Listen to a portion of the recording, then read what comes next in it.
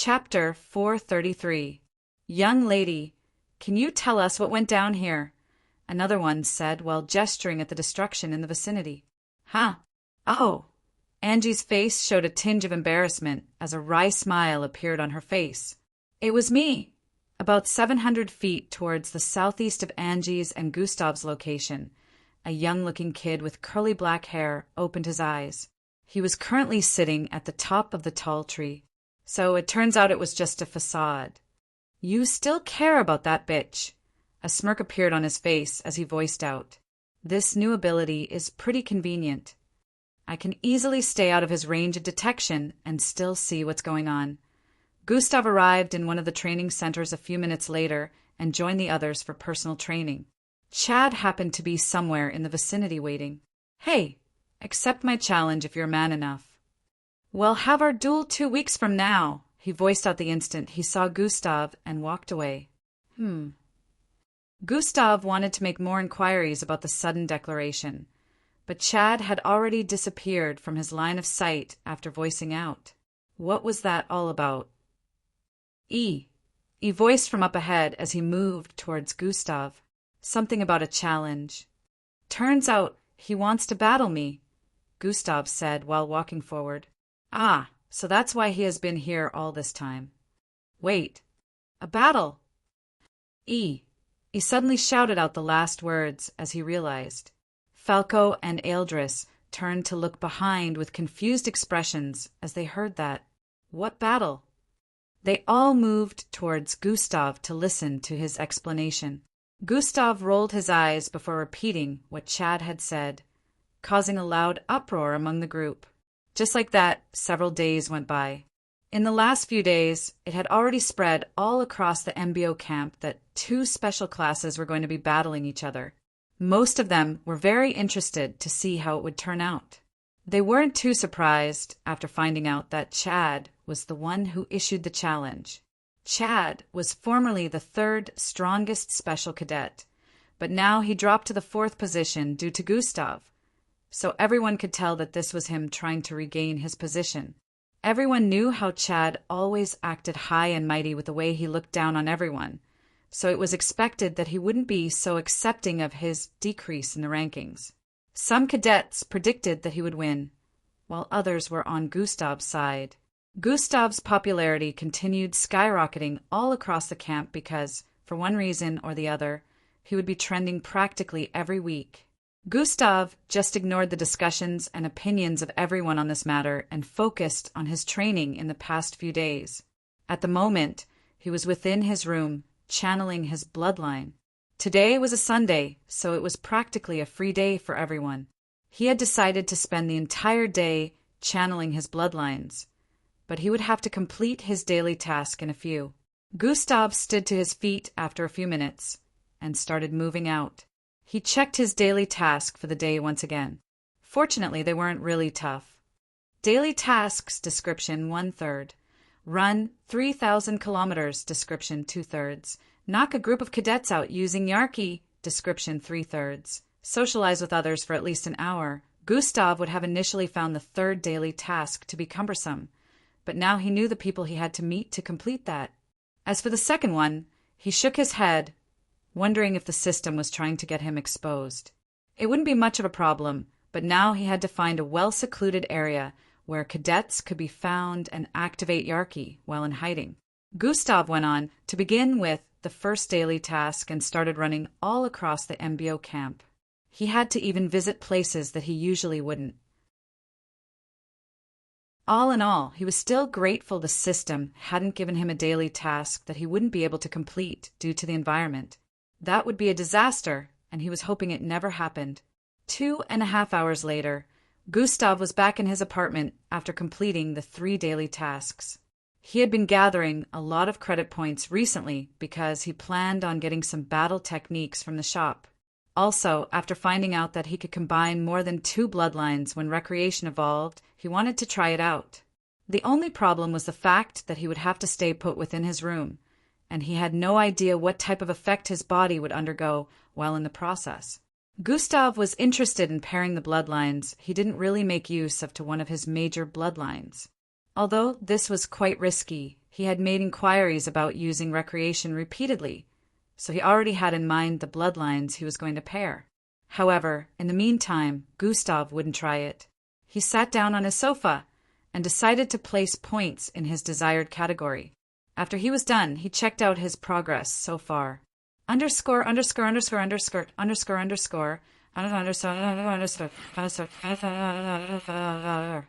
Host attributes. Name: Gustav Crimson level. 30 class. Subparallel being XP. 1-637 800/6 360,000. HP 16. 590/16,590 energy. 250/8 250 attributes. Strength 107 perception. 104 mental fortitude. 105 agility. 104 speed. 103 bravery. 103 intelligence. 103 charm. 74 defense. 106 vitality. 105 endurance. 104 attributes points. 42. He was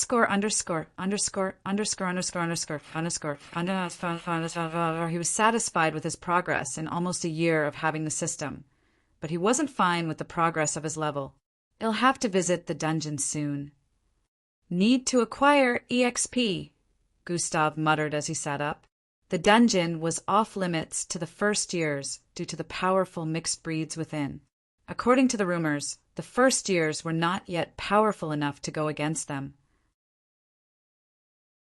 Since Gustav wasn't restricted like the others, he planned to visit here, but the problem was even he had doubts about being able to handle mixed breeds that could easily destroy Marshall Rank's mixed bloods.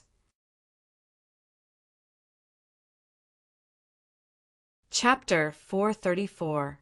Since Gustav wasn't restricted like the others, he planned to visit, but the problem was even he had doubts about being able to handle mixed breeds that could easily destroy first step Marshall rank mixed bloods. Most of the seniors who had been here for 3 years already were at the Falcon ranks. The strongest ones had already achieved Echo rank, which was why they were allowed there for training. Gustav decided to push this to the back of his mind for now, and wait till he was at the peak of Gilberk rank before deciding to visit there. Right now he was at the second step, so he calculated that he should be able to reach the peak in about 2 to 2.5 months. Normally, it would take longer, but he still had a higher bloodline channeling speed due to the effect of accumulating Serhavo. Gustav decided to continue channeling his bloodline after resting for a bit. In the next 2 hours, he opened his eyes and moved towards the living room. He made a gesture for the door to slide open. SHHHSSHH. In front of the door, he could be seen standing in place with his right hand raised up and fist tightened. It was obvious that he was just about to knock. Hey, how did you K? Before E could complete his sentence, Falco interrupted from the side. It's Gustav, of course, head no, he said while walking in. Hey, Gus! Eldris greeted from behind, also with a wave as he lowered his head slightly while walking in, so he wouldn't hit his head on the doorframe. E also walked in after that, and another round of discussion began between them. Yeah, I heard that Alevra is now a peak Gilberk rank, E voiced out. Damn, the bloodline strengthening boosted her rank that much? And am still at peak serial rank, Falco said with a look of disbelief. I barely managed to reach the Gilberk rank. E added. Eldris was close to the Gilberk rank earlier. He's definitely beyond first step, Falco stated while staring at Eldris. Just at the second step. Nothing grand, Eldris said with a dismissive look. What about you, Gus? E asked. Same, nothing grand, Gustav responded. Wait, what? You're also at the second step, Gilberk rank? EE and Falco asked at the same time. You any issues with that? Gustav asked with a suspicious gaze. Weren't you initially like second step serial ranked, or was it third? Falco said with a disbelieving look. I remember the mean-looking Dr. Levi mentioned the accumulation of Serhavo would be a boost. This was one good boost, though, E said with a look of understanding. I heard that Endrick's bloodline went through a sort of mutation after the strengthening process, and now A rumor has been going around about the possibility of a S-grade bloodline coming into existence, Falco voiced out. They're still examining his bloodline and waiting for results since the grade of his bloodline was unable to be computerized after the bloodline strengthening operation. And from what I heard, he has shown some new, remarkable abilities. E said with a contemplative expression. Gustav's eyebrows raised slightly as he heard that. The system rewards for one of the 5 years quest also mentioned an S-grade bloodline. This is a sign that it might be possible for mixed bloods with S-grade bloodlines to exist. Gustav thought this makes Endrik even more of a threat than before. I should get this over and done with as soon as I can. By the way, Gustav's battle with Chad is going to be the first special class duel. Would be totally fun to watch, E said with light laughter. This will also be my first time going against a special class. Hopefully I can go all out, Gustav said with a low tone. Even though I know I can't, Gustav sighed internally. Well, in the next 4 months, you'll be given your first mission. You can go all out on the enemies you'll be going against. Also, you only have to spend 2 years in total here, unlike many others, the system voiced internally. Gustav was about to respond when E spoke. You do know how tricky his bloodline abilities are, right? E asked. Yeah, I remember, Gustav said as he recalled some of the battles from the Special Class Cadet Challenge Day. Chad's bloodline literally deals with blood, and that makes him close to unstoppable during battles. All his opponents during the Special Class Cadet Challenge were not able to get a single hit on him regardless of how strong they were. Gustav had observed everyone's battle well enough. So if he ever found himself in a situation where he had to battle a special class, he would know how to counter effectively and wouldn't be caught in a surprising situation. On this note, Gustav already mapped out his moves in his head. He was only excited about the fact that he would be battling a special class that was relatively on the strong side. Gustav and the others kept discussing for quite some time and made plans together before everyone finally went to their various rooms after Gustav cooked them dinner. A few days earlier, he had met with Mara again, who brought him up to speed on everything that had been happening so far. Gustav recalled that she seemed a little worried when he asked about Boss Danzo.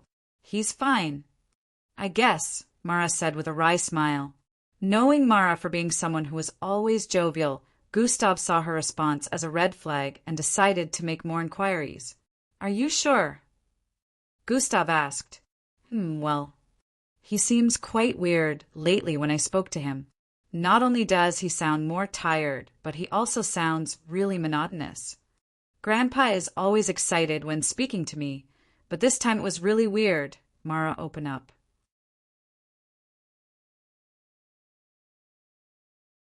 Chapter 435. Did you ask him if everything is all right over there? Gustav questioned. Yes. He said everything is fine, he's only a little tired. But still, I don't like the way he sounded. Mara responded with a slightly crestfallen look. Relax. Don't overthink things. Maybe he's just really stressed lately. Gustav comforted her. Mara brightened up as she felt Gustav's hand on her hair. H&M, she nodded with a smile. By the way, how did you manage to get in touch with him? We're unable to contact the outside world from here, if I'm not mistaken, Gustav said with a confused expression. We're the scientific research department. Our case is different from you cadets, she responded with a light laugh. How unfair, Gustav sighed after exclaiming. Ha ha ha. Within a particular part of the world, a city in ruins could be seen up ahead. Collapsed and ruined buildings with blackened grounds that spanned for thousands of miles could be seen. There was not a single intact building to be seen. Neither was there a fresh piece of soil. A beautiful lady clad in a purplish bodysuit, sporting long, ash-colored hair, walked through the middle of a former street. She kept looking around as if she was searching for something. A man in a dark, long cloak and mask that covered his entire face followed behind her. Red Shadow! She suddenly called out to him as she paused her footsteps. He stopped beside her too and gazed in the direction she was also staring at. "I can sense the same energy coming from over there," she voiced out while staring at the piles of crumbled walls a few 100 feet away. This pile was essentially larger than the others. Red Shadow held out his left hand. On his left wrist was a rectangular device attached to it. "Are you sure, Miss Amy?" "There's no reaction from the device," he said, while staring at the device. "Throw that crappy thing away." "It's useless," Miss Amy said before she resumed walking towards the pile. "Try to keep up," she added. What am I doing working with the MBO?" Red Shadow muttered underneath his breath, with a slightly frustrated tone before following after Miss Amy. "This is going to be a pain in the ass." Just like that, almost 2 weeks went by, and in camp it was almost time for Gustav and Chad battle. Only a day more was left. First-year cadets were seriously hyped up to see the first battle between two special class cadets. At the moment, it was around 2 in the afternoon. Gustav and many other cadets were currently training in the spacecraft simulation room with Officer Mag. Officer Mag had put them in a group of 4. 2 groups were to battle each other with different roles. One was as officers traveling through space on a mission, and the others were space pirates who were to launch an assault on the group of officers within the spacecraft. Gustav happened to fall into the group of assaulters meant to break into the spacecraft with his team. "The simulation looks so real," Gustav muttered as he flew across space while wearing an all-black protection suit armed with weapons. He kept looking around and checking himself out as he floated through space. "Now listen up," Gustav called out to the 100 teammates with him as he had been assigned captain. "Our objective is to take over the spacecraft, so it'll be dividing you all into 5 sub-teams, each tasked with different roles," Gustav voiced out with a commanding voice. He proceeded to put 20 each in a team and voiced out their roles. "Attack the main control room the instant you go in. Don't join the others in the main battle. Separate yourselves from us instantly. We'll give you cover. Your role is to provide rear support, sabotage 2 of the engine rooms, encirclement. You lot are with me. We'll be tanking a lot of attacks and preventing the opponents from going after the other groups. Defense. Charlie knows how to fix and mess with mechanical equipment, so I need you to make the spacecraft cease all functions when you get my signal." In a few minutes, Gustav was done bringing them up to speed about how the mission was going to be executed. He put one special class cadet in the team he was going to be leading because he found her more submissive than the others who still had complaints about his plans. After all was said, they started flying towards the massive spacecraft that happened to be moving in the distance. This suit weapon system works with Bloodline energy. "Quite convenient," Gustav said as they arrived on the east side of the spacecraft. Gustav communicated with the rest of his teammates using the suit communication system. They separated into 3 as 2 groups moved toward the west side, and the other 2 moved towards the southwest side. Only Gustav's group was left on the main side. He stretched out his right hand along with many others. The right arm of the suit started transforming into a mini cannon, and he sent his bloodline energy into it to power it up. Swooshum! A crimson beam of energy was gathering at the tip of his mini cannon. Others in his group also had similar occurrences with different colors. Gustav brought out 2 black circular objects and threw them towards the side of the spacecraft. Ting, ting, ting, ting. The others also performed this action. These black circular objects stuck to the side of the spacecraft and started beeping while glowing red light. "Now," Gustav voiced out in the comms. The instant they heard the command, they shot out the beams towards that side of the spacecraft together. Boom! A loud sound of explosion rang out as a hole was blasted through the side of the spacecraft. "Let's go," Gustav commanded while flying forward with speed. Swyish, swyish, swyish. Everyone flew forward with full force towards the opening they had just created.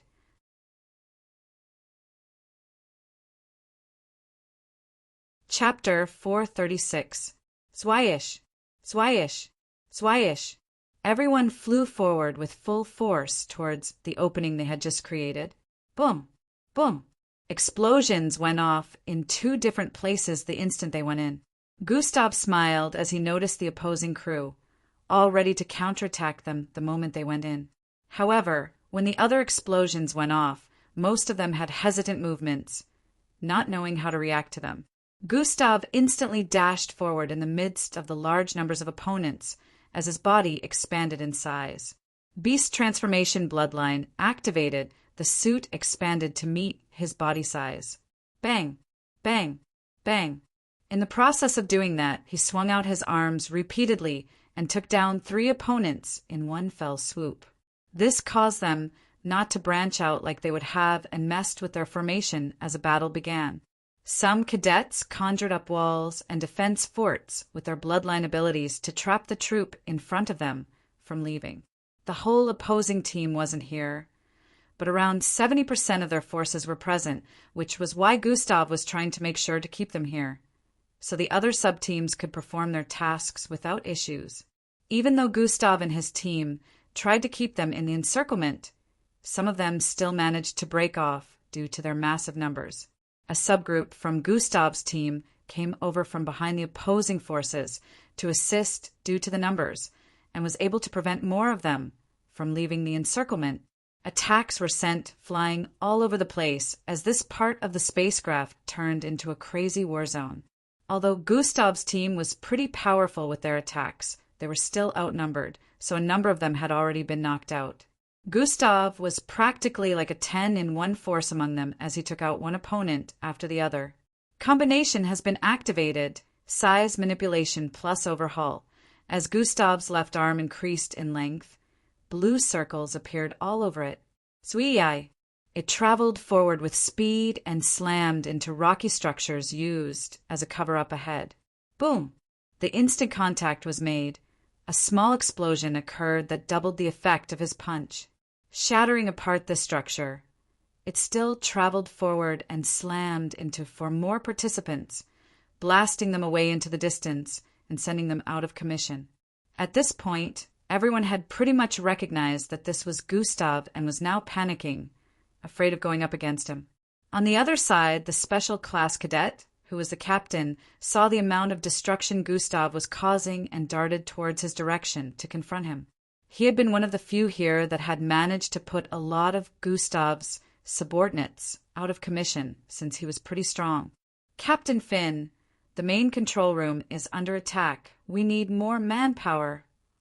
He suddenly heard that call from his comms, which put him in a dilemma. He had about 2 special class and a few more normal, powerful cadets placed in the main control room, so he was surprised that they would still call to ask for backup. All his teammates that were initially in his current location fighting with him had been taken out by Gustav and the other special class with him.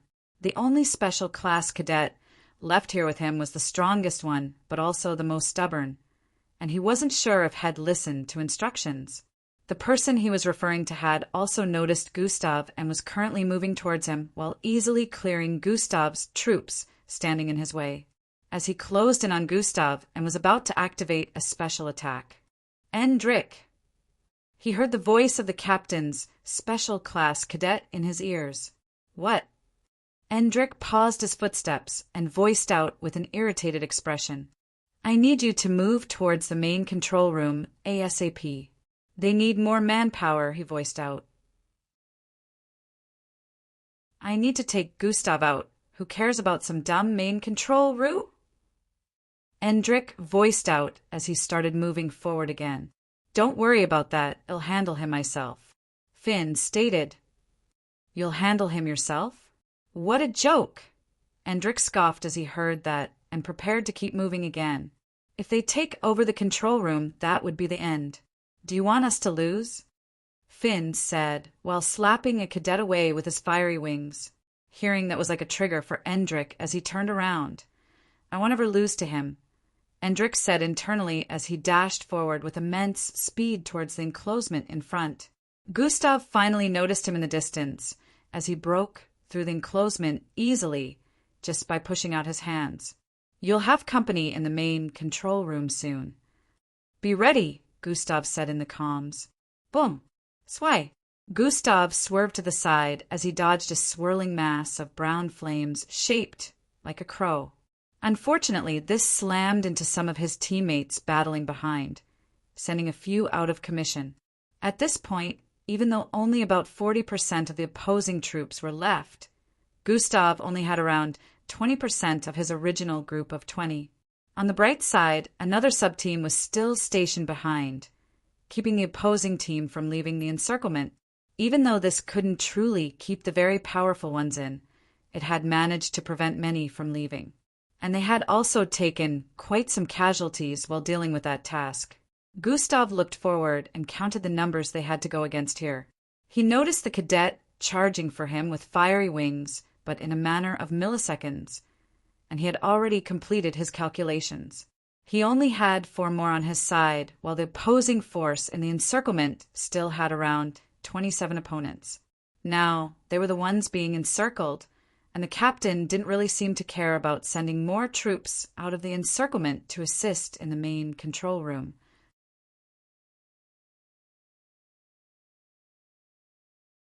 Chapter 437. Gustav guessed this was because of who he had sent out earlier. Thanks for underestimating my team and my presence. That will be your undoing, Gustav muttered as he dashed forward with speed. Sweehayai. He arrived in front of the special class cadet, throwing out his right fist, which was enlarged. Finn also reacted by sending out a swirling fist of brown flames that caused the environment's temperature to increase intensely. Bang! The instant collision was made. Gustav slid back by a few feet while Finn was sent catapulting backwards as he slammed head-on into 4 of his teammates. Bang! Bang! Bang! Gustav felt the burn internally, but his suit was okay. That was an immense heat. Gustav decided not to directly make contact again after feeling it. Finn jumped up a moment later after slamming on the side of the spacecraft. So this is the strength of a top 3? My attack barely fazed him, Finn said internally before dashing forward again. If I focus on this dude, the teammates left will be picked on until there's none left, Gustav thought before activating Sprint. Sprint has been activated, sway-ish. Gustav turned around and started dashing across the place. Instead of facing Finn, he's running? Finn wondered, but in the next moment he squatted as he noticed a body flying in his direction. Fui-ai! The body of his subordinate flew over his head and slammed onto the ground behind. Gustav was now moving quicker than before, which shocked the opponents as they realized that he increased the change speed on command. Hey, face me instead, Finn voiced out as he caught up to what Gustav was doing. Gustav totally ignored his exclamations and dashed towards another of his teammates. This one was pretty prepared and slashed his arrow tip-like tail towards Gustav's neck. Unfortunately for him, even though he was quite fast to Gustav, he was still pretty slow. Gustav moved towards the side, dodging the slash of the tail which passed his right side before reaching out. Grab!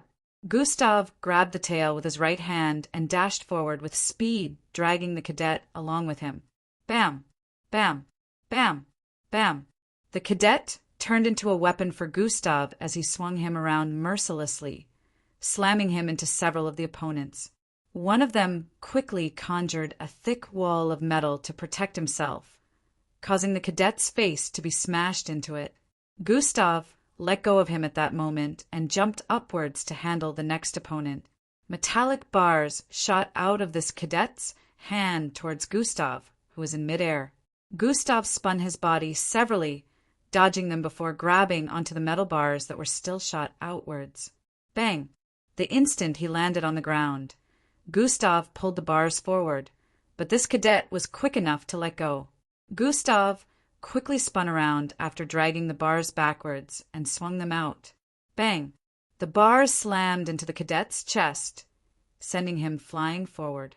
However, Gustav only heard the sound of metal hitting metal and realized that he might not have managed to cause real damage. At this point, Finn was already infuriated.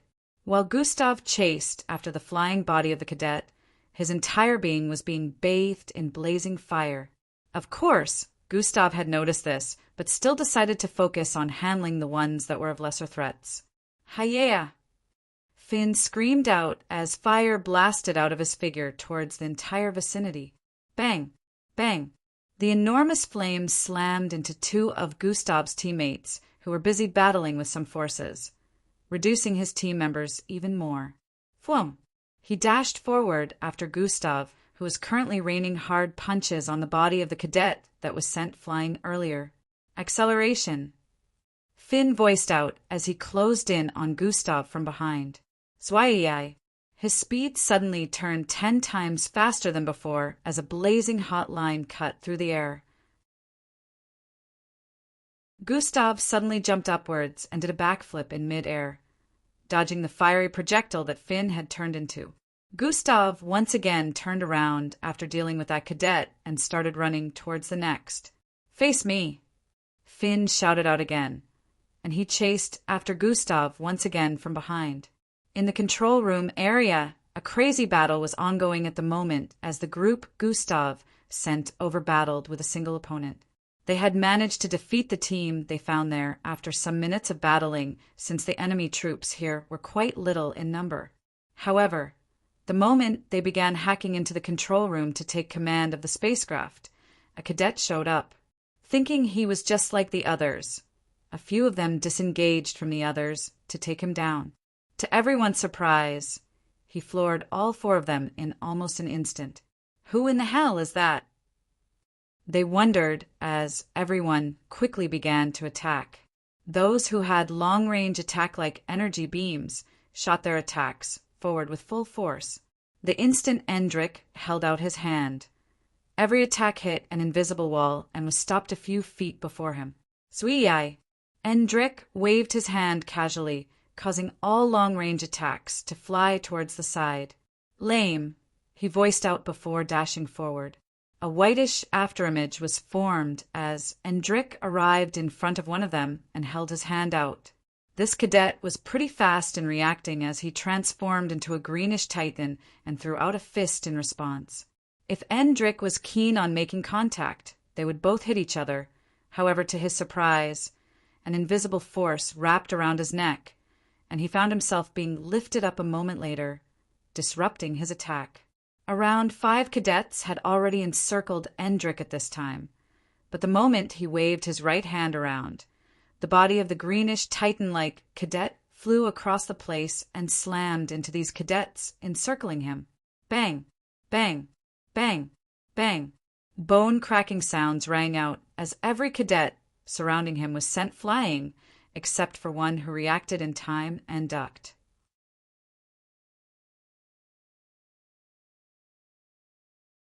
Chapter 438.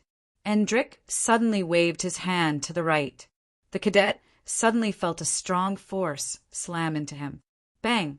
He crashed towards a metallic pillar on the side forcefully. Endrick didn't seem to be finished with him.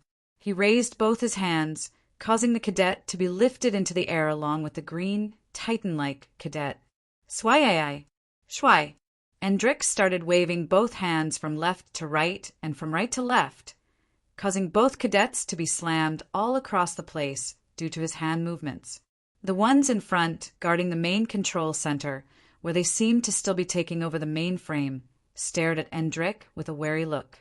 On the monitor, it displayed 57%, as it would seem that they would have to prevent any form of disruption until it got to 100% at this point. Endrick had taken out about 7 of the cadets in this sub-team in a matter of 2 minutes.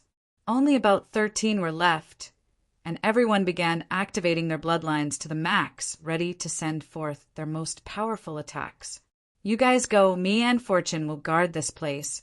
One of the special class cadets Gustav sent with this sub-team stood in front of the main control center while voicing out. The one beside him, who was close to 7 feet tall, stayed behind as it seemed like he was the one being spoken to. The rest of the 11 cadets charged forward while hurling out their most powerful attacks. Endrick looked forward with a menacing glare as he released both cadets from the power of his will before dashing forward. Back in the carriage room where Gustav and the others had burst through, it had been turned into a fiery furnace.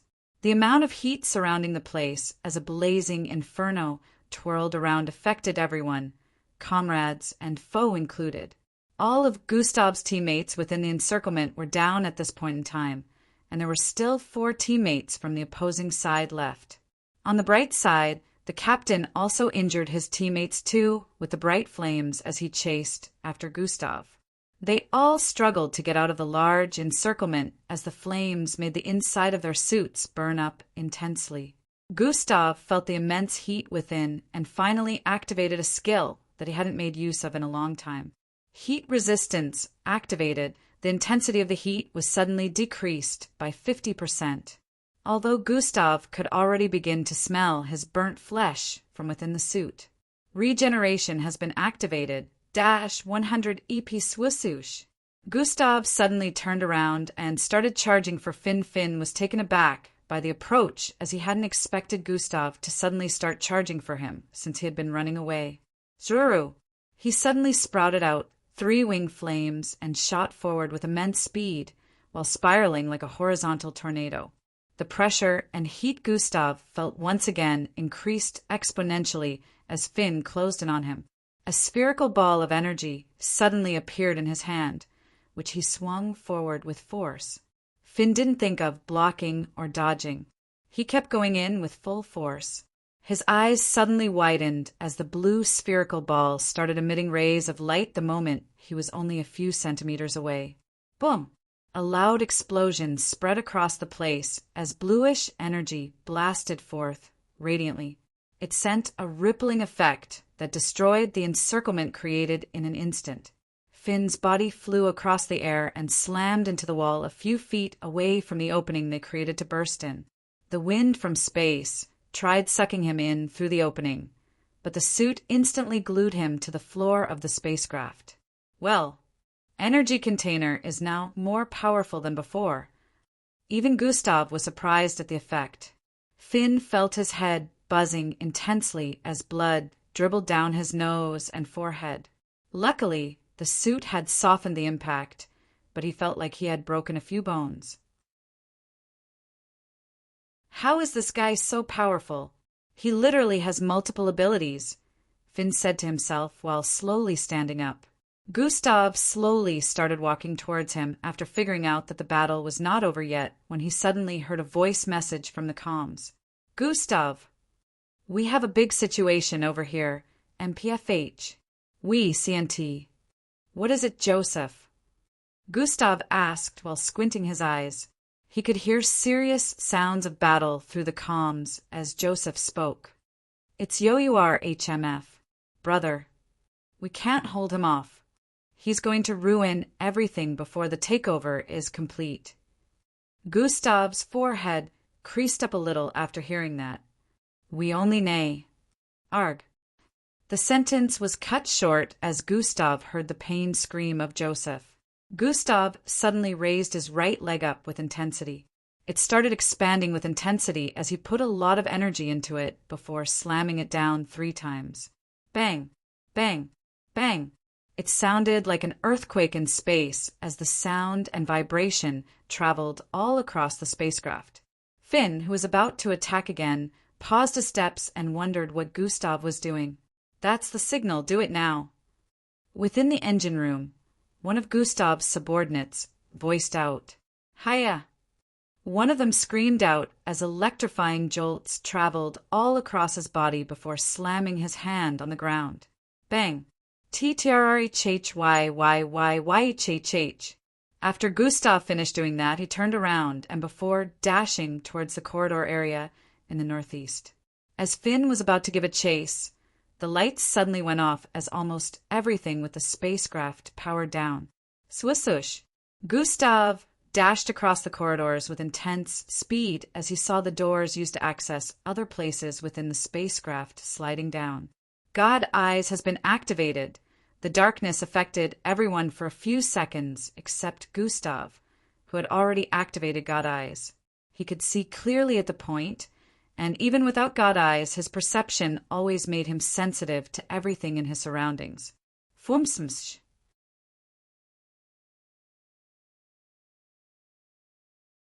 Chapter 439.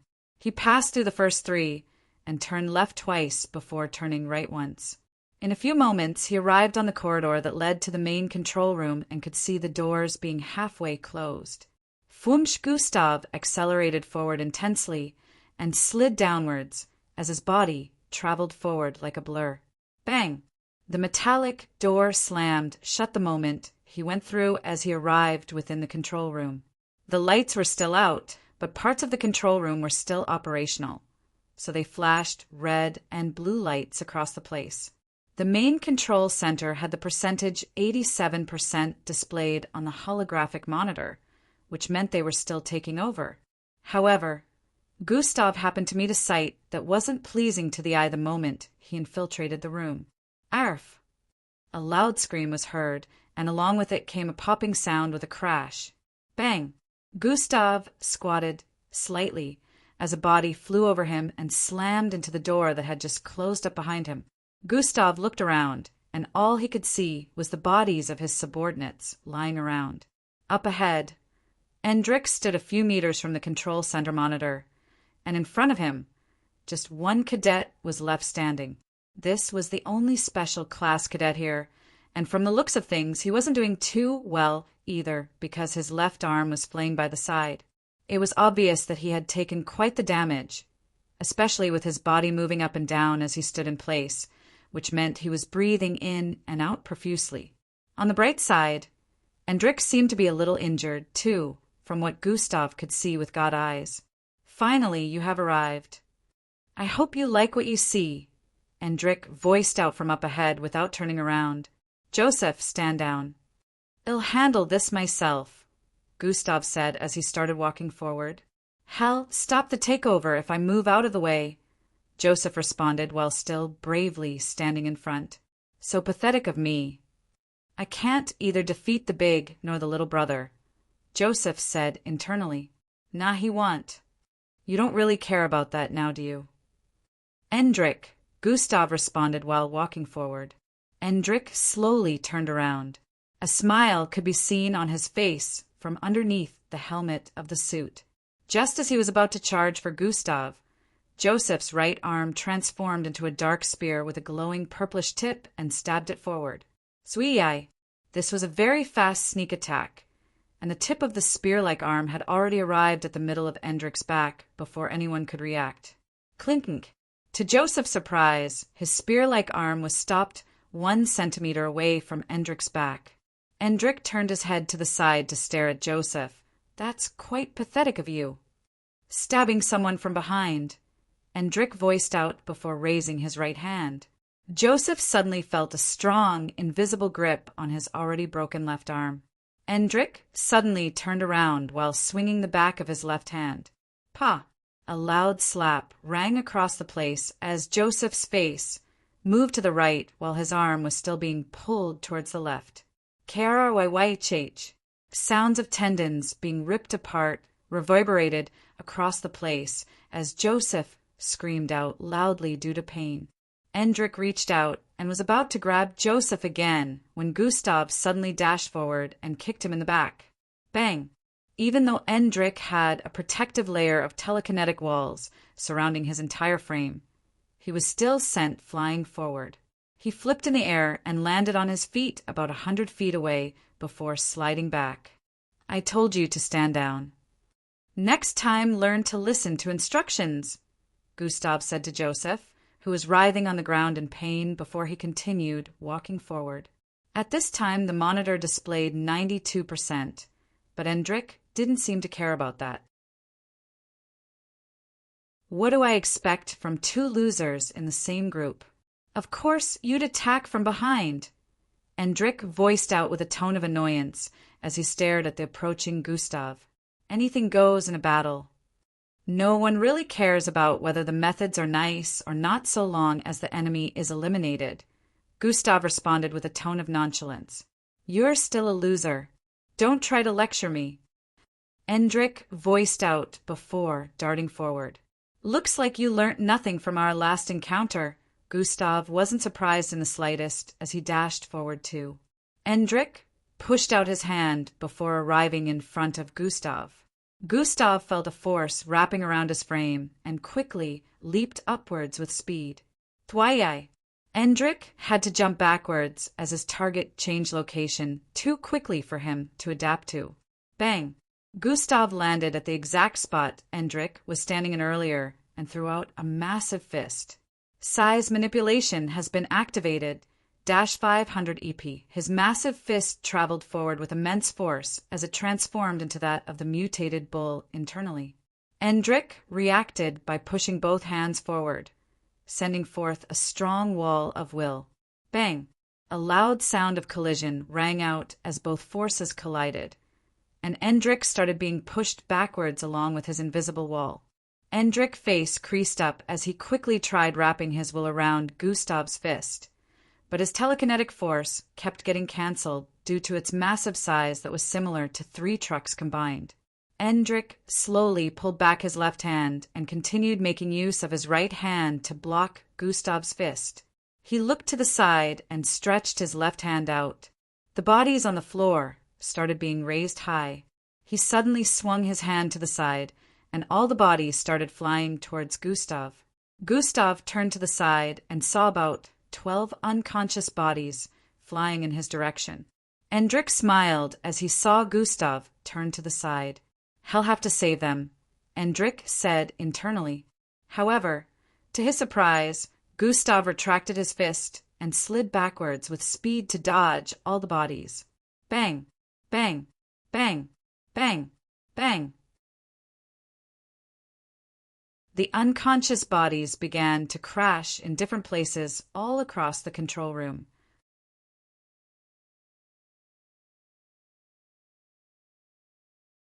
Chapter 440. Bang! Bang! Bang! Bang! Bang! The unconscious bodies began to crash in different places all across the control room. What? He didn't try to save them? Endrik said internally with a tone of surprise after Gustav evaded the bodies. Gustav deactivated size manipulation and leaped upwards with intensity. Energy discharge has been activated. The air vibrated as red energy gathered around Gustav's being while he descended from the air towards Endrik's location. Endrik looked upwards and raised his right palm with force, sending a telekinetic push towards Gustav. Bam! Bam! The energy radiating around Gustav suddenly burst forth from his being, spreading all across the place. Endrik's attack collided with the energy sent out from Gustav's body and was incinerated. It kept pushing outwards before slamming into Endrik with intensity.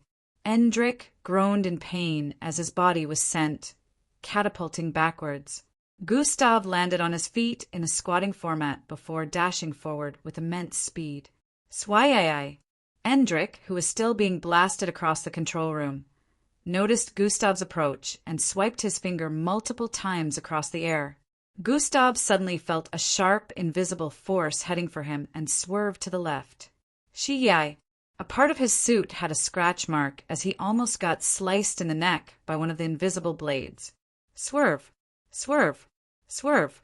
Gustav repeatedly swerved to dodge the attacks, which ended up slowing him down. Endrik landed on his feet due to this, which also gave him the opportunity to send forth another attack after balancing his footing. Bam! He slammed his right foot on the ground, causing a disruptive wave to be sent forward at Gustav.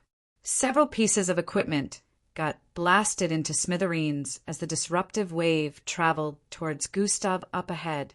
Atomic manipulation has been activated. In Gustav's hand appeared a 4-foot-long, milky-colored blade which he slashed forward at the wave. Zhihiai! Z!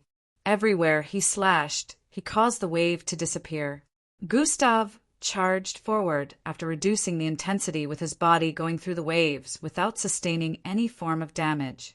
At this point, Endrik sent his will forward and wrapped it around Gustav's waist, ready to hoist him up while Gustav started transforming his lower half into that of the serpentine mixed breed. Gustav's lower body turned extremely long and scary. His legs disappeared, turning into a wide and long black, serpentine-looking type. He swung his tail forward with intensity as the suit he was wearing expanded to fit his transformation. Endrik also prepared to lift Gustav at this time using his telekinesis. However, just as both attacks were about to come to fruition, takeover complete. A loud alarm rang out along with an AI's voice. Group C wins. It came with the announcement that Gustav and his teammates had won. Gustav and Endrik paused their attacks at the very last second and turned around. On the holographic monitor, 100% was displayed. The lights began to return back to normal at this point in time.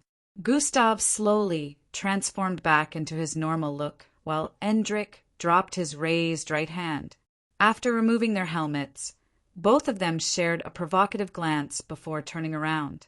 "Next time, kid," Gustav said while moving away. "Yeah, next time I won't go easy," Endrik responded. Both of them couldn't go all out in their fight here, so they wouldn't end up causing complications for the spacecraft and end up dying in space.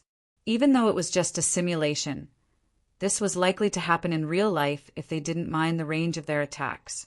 Officer Mag came in a few seconds later, and all the cadets began to gather at the main control room. "Dash, yay, we won!" "Dash, haha, there was no way we wouldn't win with Gustav being our leader." Endrik had a bitter look on his face as he heard these words from cadets in the background. The other team leader also arrived in the control room after a few moments and gave Endrik and Gustav a glare. As expected, Gustav acted nonchalantly and found somewhere to sit.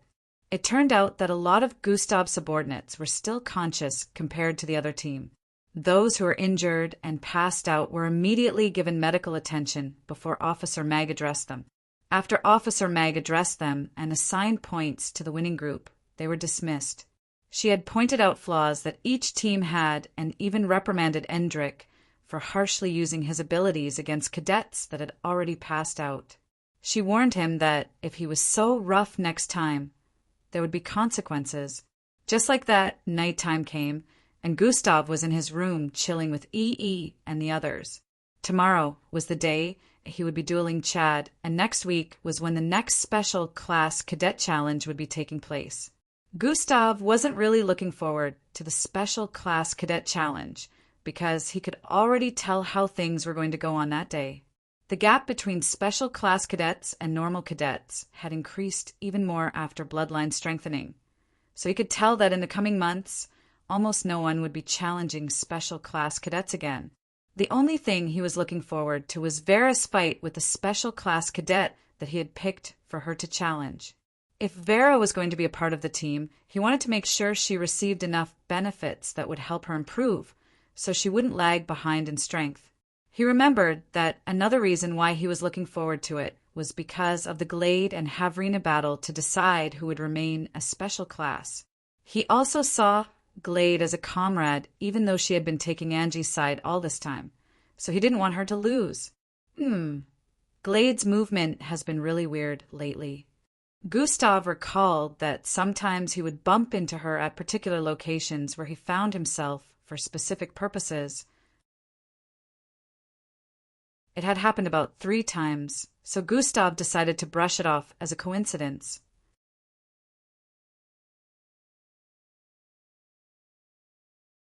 Chapter 441. His mind was only drawn to that now that he was actually thinking about her. Either way, tomorrow should be good. Maybe I should make use of more strength, Gustav thought, but decided to brush off that decision. He was still reluctant about revealing a lot of abilities and was consciously reducing the power of most of his attacks so as not to seriously injure others during training. Just like that, the night went by and the next morning came. Cadets were up early once again for the morning routine. They had practically been doing this for 2 months already, so everyone was already used to it since their normal bodies with bloodlines sealed had adapted to it. Gustav didn't have any incident related to what happened the other day, but he did notice that occasionally there would be cadets getting in his way.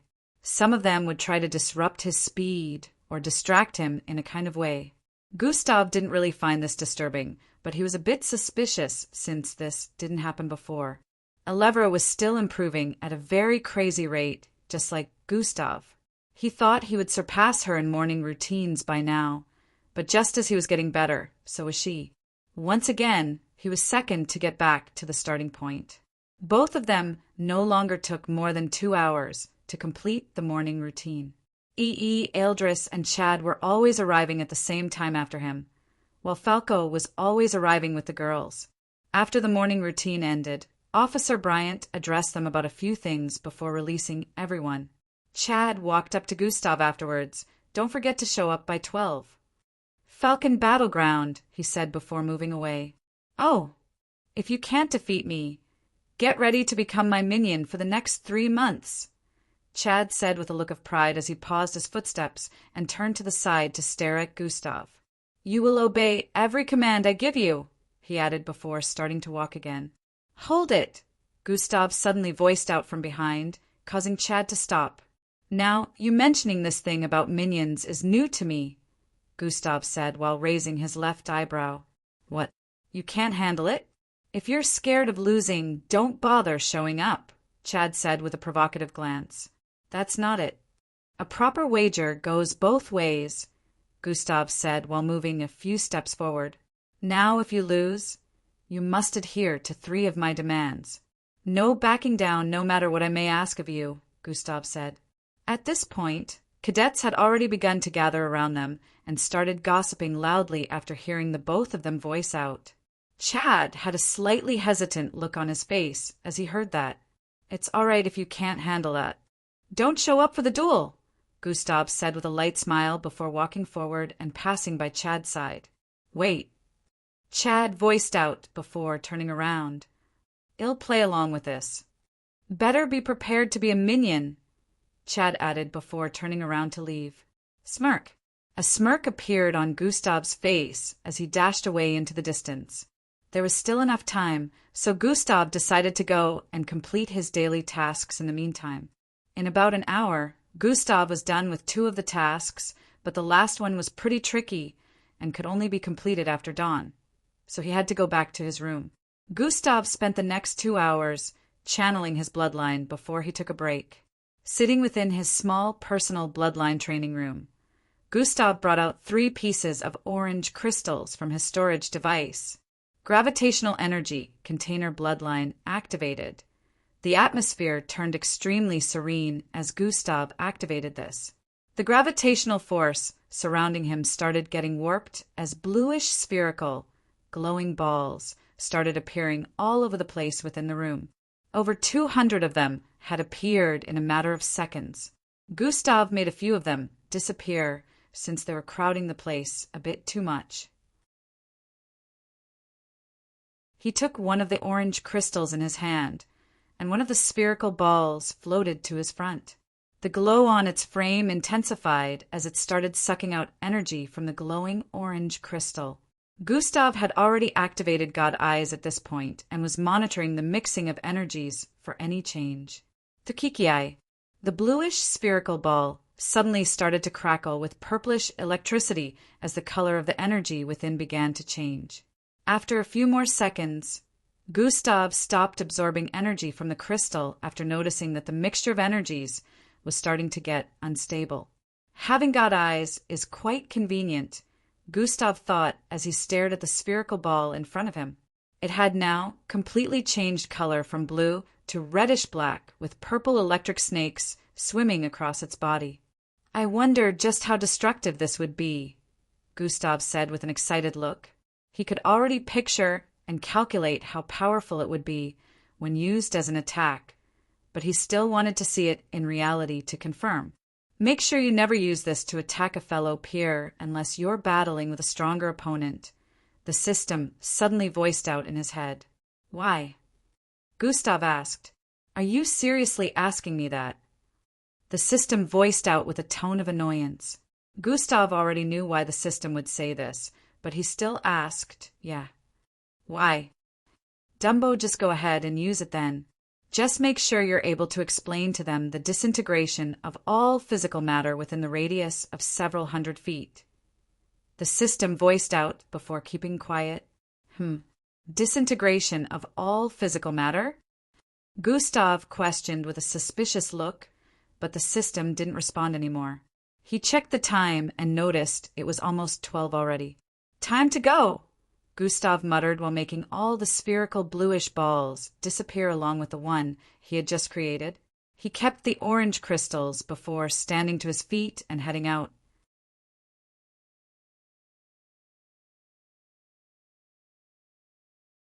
Chapter 442.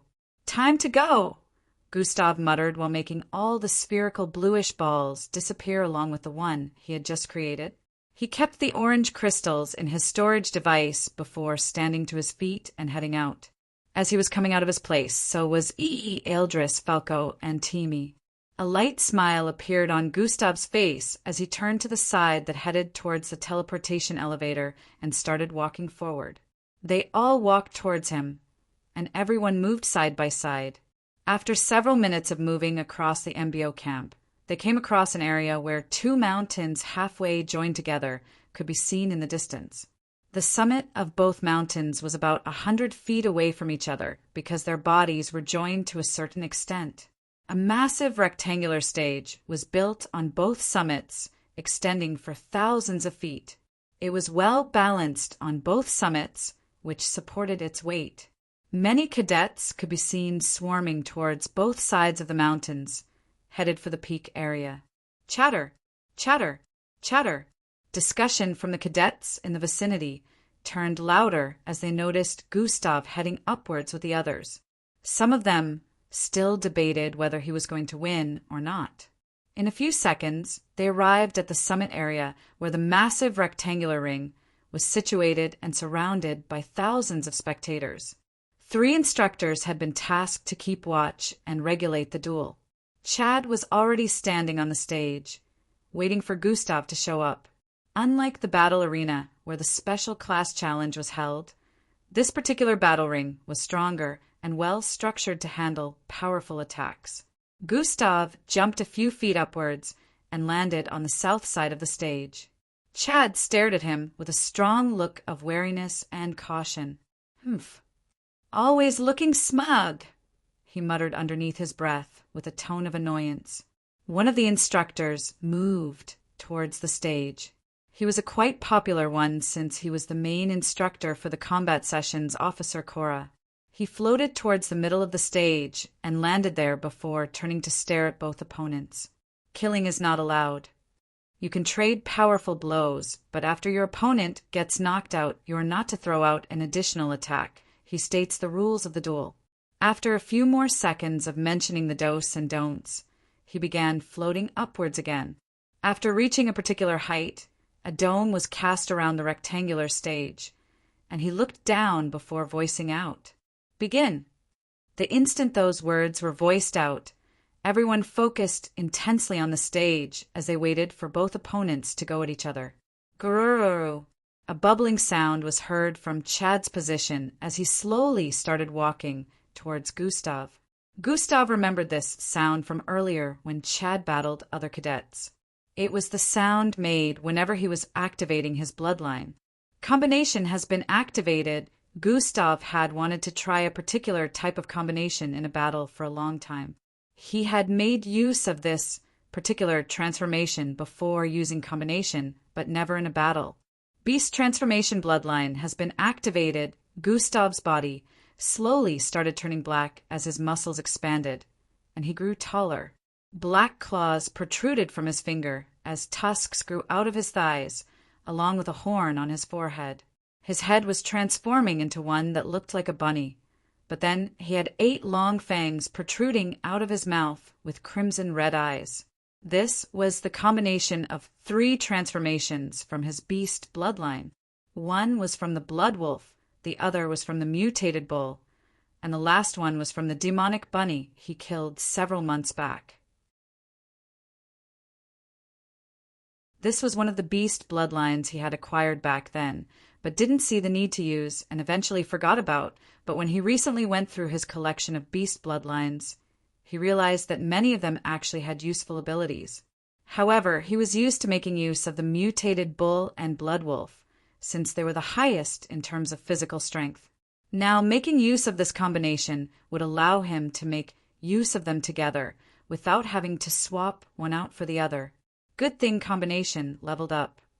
Maybe you'll be able to combine up to 5 in the future, Gustav said internally as he stared at Chad's frame from above. Chad was also close to 7 feet tall, but now Gustav was the one looking down on him after the transformation. Gasp, Dash, what in the world is that? Dash, just how many transformation can he perform? Everyone in the crowd of spectators could feel the pressure radiating from this frightening form Gustav had taken.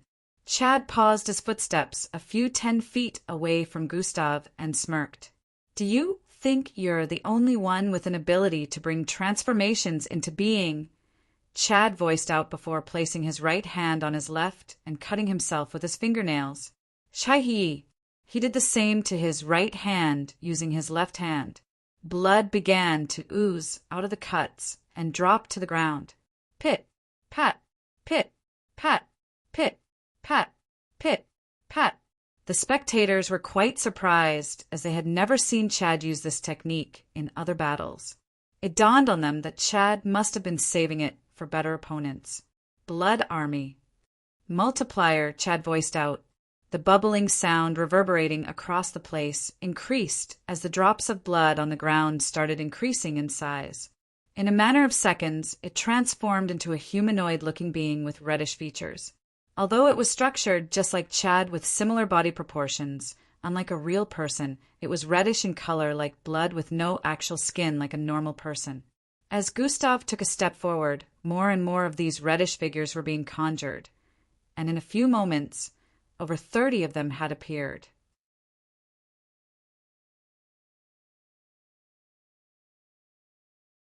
Chapter 443. A bloody reddish armor formed around Chad's real body as he dashed forward with his blood clones. Loud sounds of feet striking the ground reverberated across the place as Gustav arrived in front of the first 4 blood clones. Their arms transformed into sharp, bloody blades as they hacked towards Gustav's gigantic frame. One leapt upwards and stabbed towards Gustav's left shoulder, while another one aimed for his right abdominal area. Sui! Gustav grabbed the hand of the one who leapt upwards first, while spinning around to dodge the other 2, attacking him from the right. Fwaya! He raised the one he grabbed and flung him downwards towards the 4th one on the left. Bang! A blood mess was made as both blood clones slammed into each other, bursting into bloody goo that splattered across the place. Gustav turned towards the side and swung out his foot towards the 2 he had dodged earlier, blasting 2 holes in their chest as they flew backwards and landed on the ground once again, causing a bloody mess.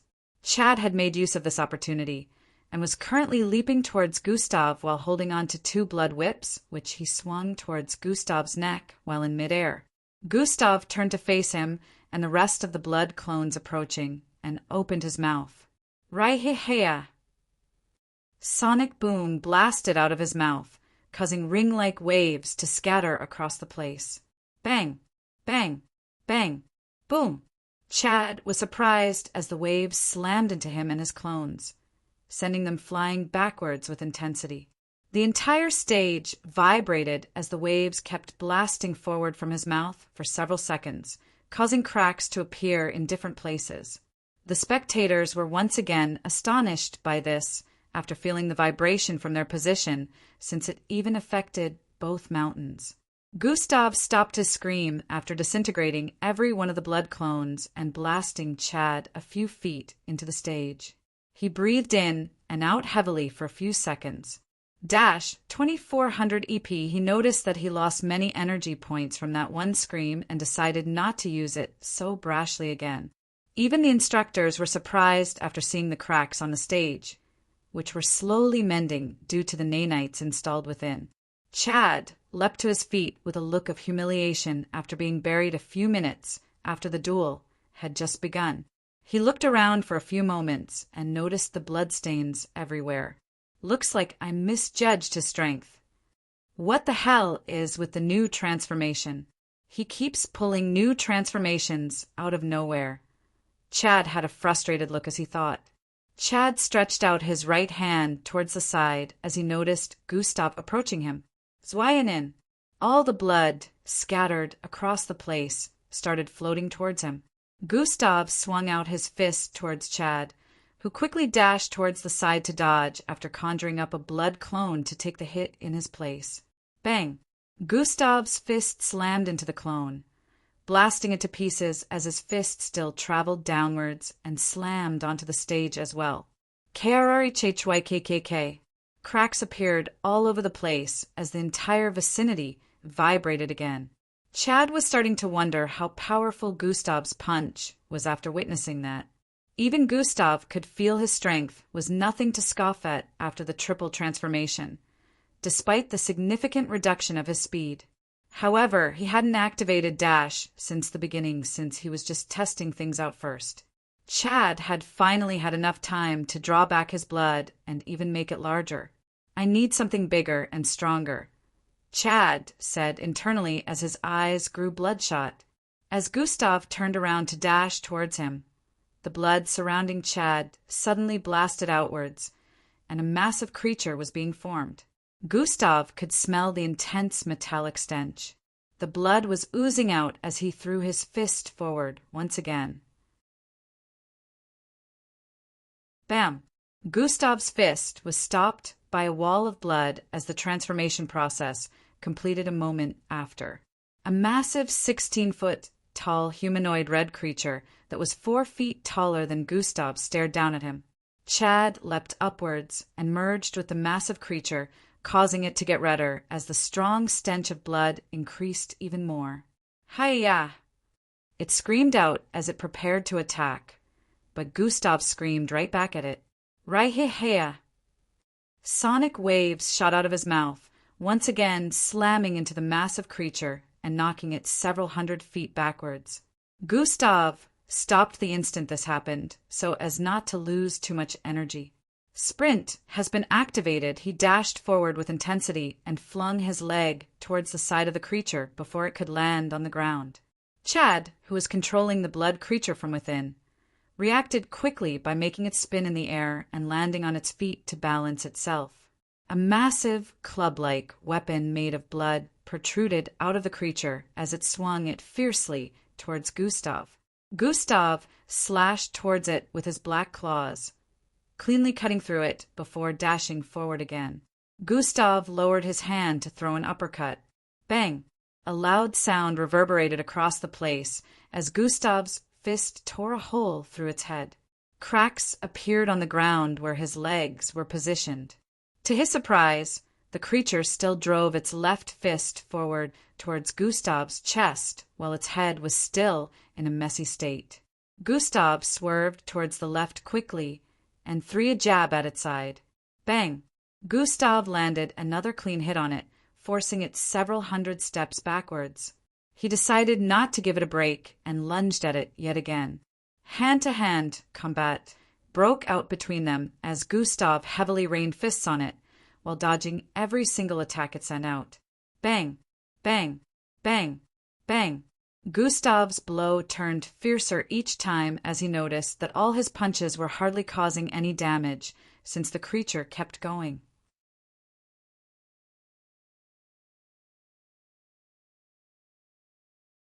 Chapter 444. Bang! Bang! Bang! Bang! Gustav's blow turned fiercer each time as he noticed that all his punches were hardly causing any damage, since the creature kept going. After landing another uppercut, Gustav opened his mouth and shot out another burst of sonic waves. Right-he-heya! Chad and his blood creature were blasted several hundred feet backwards and kept bouncing and rolling across the place after slamming into the ground repeatedly. Gustav dashed forward and made use of gravitational displacement. Gravitational displacement has been activated as Chad tried getting up along with his blood creature. He felt heavier than before, making it harder to stand. The instant Gustav arrived in front of him, he was already swinging his leg towards his face. Bang! Another powerful smash to the face sent Chad and his blood creature flying towards the end of the stage before slamming into the dome. Gustav had noticed that the redness of the blood creature faded away a little after his previous attacks. After checking it out with God eyes, he understood that his hits were truly causing damage since its energy had reduced, but it would take time since it was durable. Gustav was about to attack again when the creature screamed out loud and started turning redder than before. Gustav noticed that strains of energy had been circulated around the creature's body, which led him to believe this was the reason Chad merged with the creature. Raihehea! Gustav screamed out again, causing circular waves to charge forward immensely. The blood creature arm transformed into a massive solid triangular shield which it placed in front of itself. Bang! The waves slammed into the shield, but only caused the creature to slide back by a few feet, unlike before. It quickly spun towards the side, removing itself from the path of the destructive waves, and dashed forward with speed as a bloody weapon was shot out of its body. Swai! A massive blood whip appeared in its hand, which it quickly flung towards Gustav before he could change the direction of the sonic waves. Gustav closed his mouth and quickly swerved towards the side to dodge. However, even after the whip passed by his side, it still curved around and started heading in his direction again. Sweetie! As Gustav jumped backwards, the massive blood whip slammed to the ground, creating a dent with several cracks. The creature started waving it around intensely, causing Gustav to dodge repeatedly due to the flexibility and unpredictable movement. As Gustav jumped forward a bit, the creature charged for him, pushing its massive triangular shield forward. Suhom! Its speed was so fast that a red blur was created along with a whooshing sound which proved it carried a lot of speed and power. Gustav used the sonic scream again, but was blocked by the shield. Gustav had no choice but to push his palms forward to counter the charge, since he was literally surrounded by the fluid, swinging blood whip. Palm strike has been activated, boom. He slid back by a few feet as his palms slammed into the shield, causing the ground to give way as lines of cracks created by his feet stomping on the ground could be seen. As they wrestled for power, Gustav pushed the shield towards the side and grabbed hold of the 16-feet creature by its arms before raising it upwards. Fweweh! Before Chad could understand what was happening, he and his blood creature were headed for the ground. Bang! Gustav slammed its head forcefully into the ground, creating a small pit in which its head was stuck. Gustav arched his right arm back again with force before pushing it forward with intensity. Bang! His fist slammed into the back of the creature, catapulting it forward once again.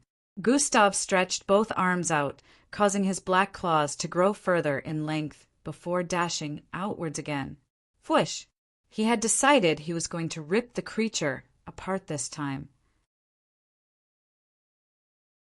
Chad noticed his approach and tried stabilizing the creature while in midair, but Gustav arrived in front of them before they could land on the ground. Gustav arched both arms back, this time with force, before stabbing his claws forward. Poochie, Poochie! His claws tore straight through the belly and chest region of the creature and came out the back. His arms inside the creature caused it to remain lifted in the same position in midair. Gustav's eyes squinted as he stared at the reaction of the creature after the attack. He fell for it, Chad said internally as he pulled himself out of the creature from the back. The instant Gustav noticed Chad, he tried pulling his arm out of the creature, but he suddenly felt the hole he created within it tightening around his hand. The body of the creature hardened and glued tightly to his arms. He tried pulling his arm out of it repeatedly, but it was to no avail. He was stuck within the 16-foot tall creature and also holding it up in midair. Chad suddenly lunged at him. Thump! Gustav opened his mouth, shot out another beam of sonic waves. Thwaiwaya! Chad dodged it by spinning towards the side, and even when Gustav kept turning his head to change direction, he could not compare his body reaction to before because of his hindered body movement. Chad conjured a massive blood club which he slammed into the side of Gustav's face, causing him to stagger backwards. Before Gustav could react, he was already swinging it towards his face again. Swerve! While carrying the creature that weighed over 1,000 kilograms, Gustav still managed to move to the side to dodge the next attack. However, when he was about to dodge the next one again, the creature his arms were currently trapped in suddenly moved and joined its massive hands together before raising them up and bringing them down on Gustav's back. Bam! As Gustav received the hit, one leg gave way, and he slammed his right knee onto the ground. Chad once again used that opportunity to attack him from behind, slamming the blood club heavily into his back. Bang! Why?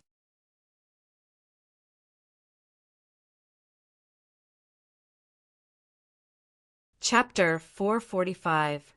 Guess who's going to be my dog for the upcoming months? He voiced out with a look of pride and delight before aiming for Gustav's left leg. Swin. Bang. Gustav's left leg gave way as the blood club slammed into it, causing him to fall to his knees. It was quite clever of him to trap me this way, Gustav said internally as he plodded away out of the predicament. He didn't want to make use of sonic waves again because it took up a lot of energy. The creature raised its hands again and flung them towards Gustav's back while Chad once again attacked from behind. Gustav raised his head up and opened his mouth widely before gnashing his teeth against the hands that were descending upon his head. His teeth fiercely bit into the hands of the blood creature, disrupting its attack while Gustav quickly stood to his feet and spun around with his leg swinging out. Bam! His left leg slammed into the blood-like club, causing Chad to slide back by a few feet. Gustav growled loudly as he tightened his teeth around the hands of the creature, biting fiercely into its body. As his fangs sunk deeply into them, he turned his head towards the side with force, yanking the arms out of the creature's body. Plop! Releasing the grip of his teeth on them, both hands fell to the ground with a thud as red blood spread across the place. At this point, Chad was already dashing forward again with intensity.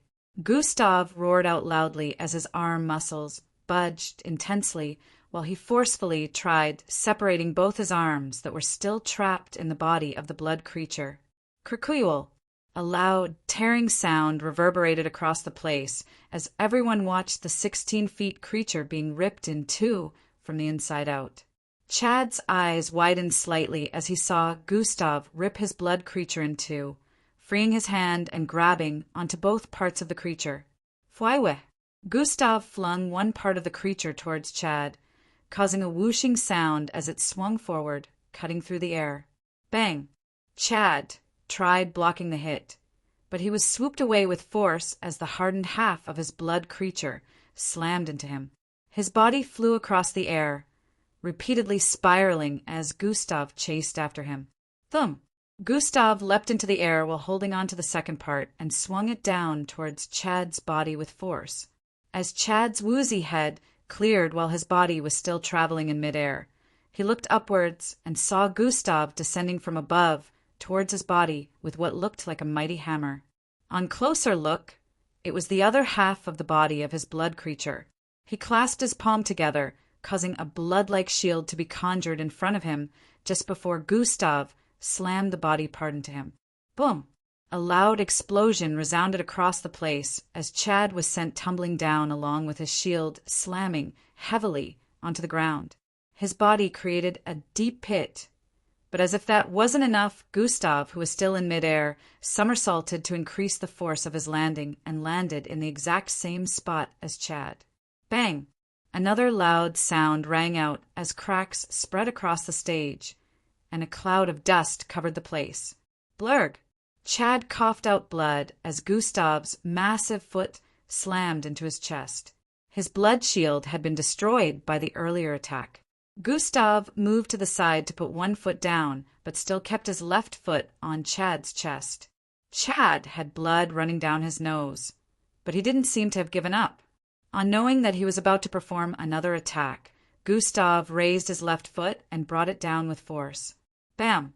Once again, the spectators heard the bone-cracking sound that reverberated across the place as Gustav's foot slammed heavily onto Chad's chest.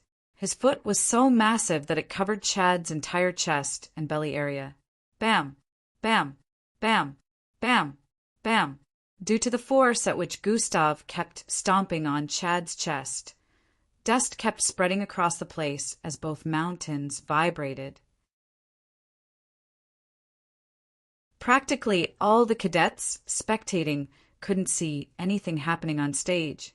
Only a few of those who had powerful visual abilities or very strong perception could outline what was going on. Dash, oh my, what's going on? Dash, the battle is over. Dash, what? Who's getting beat up like that? Dash, I can tell you that it ain't Gustav. The voices of the spectators in the background could be heard as they argued over the thudding sound. Gustav stopped after a few more minutes. At this, Chad's chest had already caved in, and his face was smeared in blood. But surprisingly, he was still conscious, even though he was barely hanging. When you wake up, you will owe me 3 requests, Gustav voiced out as he squatted down to grab Chad by the neck. Chad coughed out more specks of blood onto Gustav's hand as he tried saying something while being lifted into the air. While still squatting, his calves bulged immensely as he leapt upwards. Thump! Swooah! Gustav's body shot out of the dust while ascending into the air at super speed and arrived at a height of over 1,000 feet in a few moments. The crowd had wide-open mouths while raising their heads to look up. They had never witnessed such a high jump before. Gustav held onto the barely conscious body of Chad by the neck and pushed his head to face the ground as he descended with speed. Fwaiwai! Gasp! The crowd gasped as they understood what he was trying to do. As they arrived a few feet to the ground, Gustav pushed Chad's head down, even more, slamming his face into the ground along with the rest of his body. Boom! The ground split open even more as the cracks intensified and pieces of it blasted across the place. Gustav slowly transformed back into his normal look and started walking out of the stage.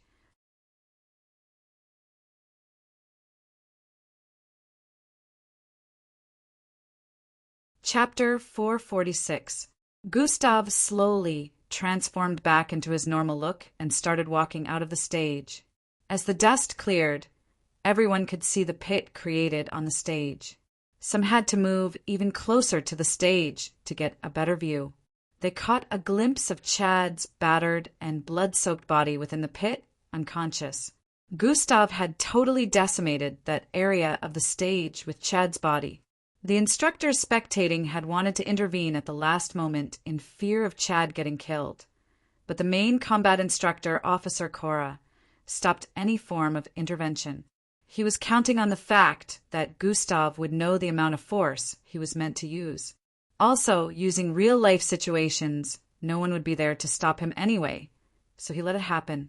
Just as expected, Gustav reduced the force he used in smashing Chad's head against the stage to prevent immediate death, knocking him out instead.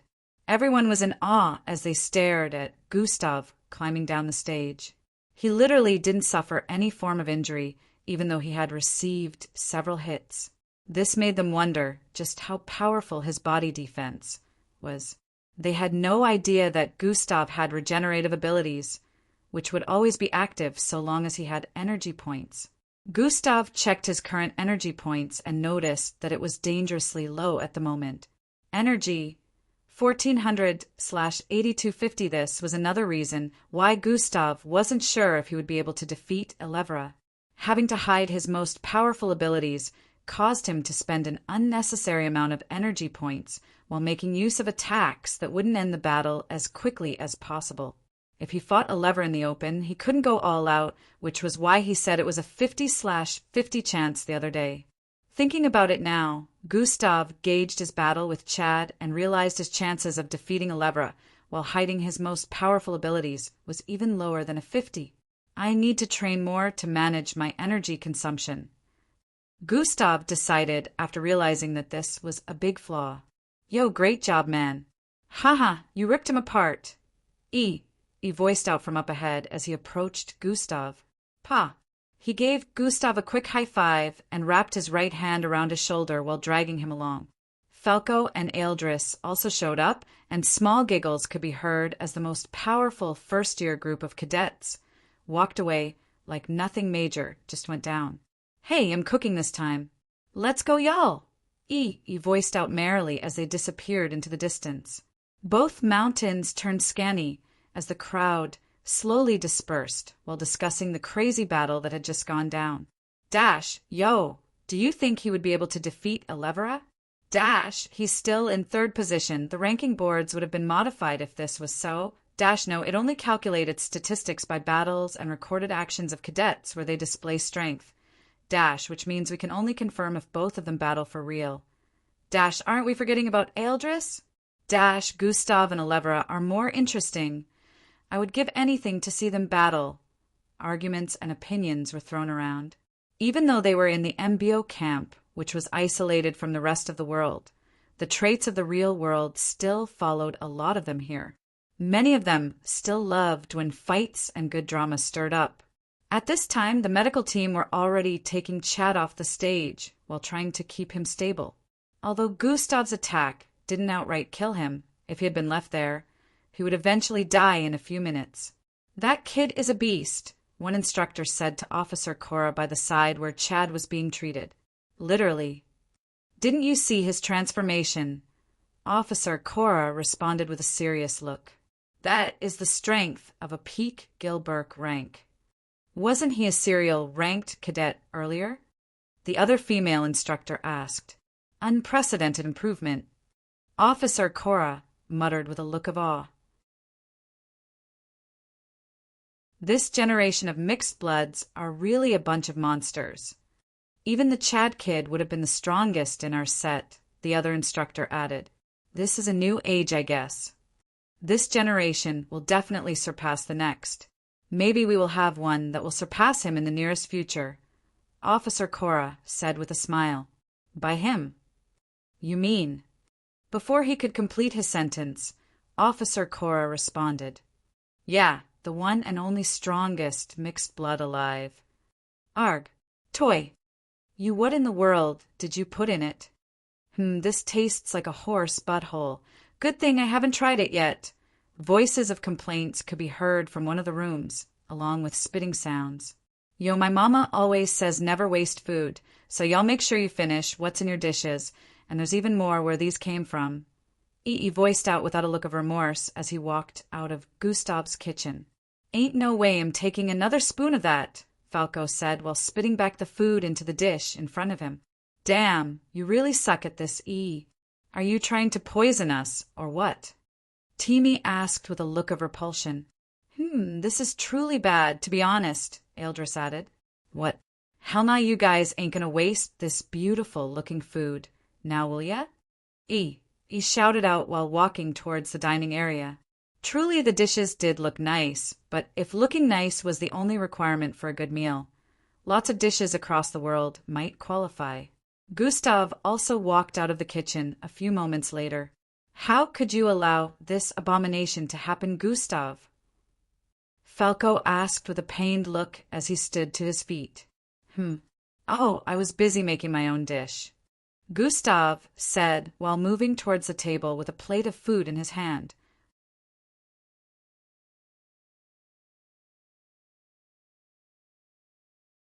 Chapter 447. The nice aroma drifted into their nostrils, making their stomach grumble in anticipation. Why are y'all not eating? Gustav asked while sitting. They are. Right, guys? E asked with a glare. No way, you can have mine, Falco. Teamy passed his plate over and moved towards Gustav's position. Hee. A wry smile appeared on his face before Dark Falco took over. You dare try to poison this lord? Get this dog shit out of my face, blind pole. He voiced out and passed it over to Eldris. This lord shall have the meal befitting of his tastes, Dark Falco said while standing up and moving towards Gustav. Eldris had 3 dishes in front of him at the moment. He stared at him with a gaze full of intention, Eldris. Waste isn't. Before he could complete his sentence, Eldris voiced out, I can't see. Can't see, can't eat, Eldris said while standing up and waving his hand in front of him like a blind person would act. Didn't you say colors speak to you? He voiced out. Colors, not food. Eldris responded, except for that one, he said while pointing at Gustav's dish. Fuck y'all. Gustav looked around him as he held his spoon. Why are y'all gathering around me? He asked with a suspicious look while they all stared at his plate like hungry demons. Dark Falco was the first to move over and try snatching the plate. Gustav quickly lifted it from the table and jumped to his feet. What the hell are you doing? He asked. Relinquish your lunch to me, Dark Falco said with a demanding tone. We will enjoy this dish together, Timmy added while also trying to grab hold. Gustav quickly moved towards the living room area as everyone chased after him for the plate. He glared at them for a few seconds and tried tasting his dish while they were chasing Gustav across the living room. Eck! His cheek bloated as a disgusted look appeared on his face. Ah, fuck it! He also grabbed a spoon and dashed towards the living room area to join in the pursuit. Just like that, a few more days went by, and the week for the Special Class Cadet Challenge arrived again, which made it 2 months that the first years arrived. Gustav and the others had the white boxes delivered to their rooms again on a Sunday. The number of normal cadets challenging each of them had decreased drastically, especially Falco and Gustav. Gustav could count only around 10 cadets who were still bold enough to request a challenge. Compared to the over 60 cadets who issued a challenge last month, this was really nothing. Falco had only around 5 normal cadets who issued challenges this time, while he only had like 3, and Eldris had just 1.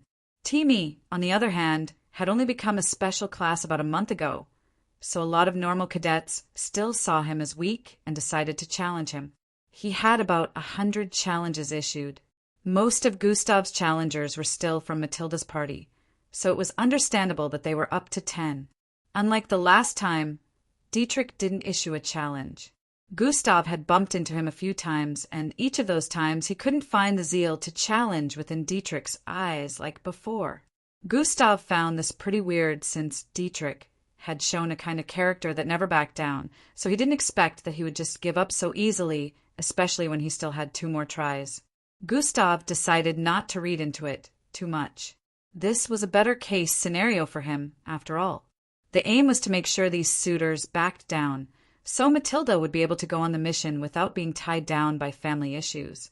He felt he owed this to her for helping him out with Boss Danzo's case, especially when he had to violate her body using another person's look.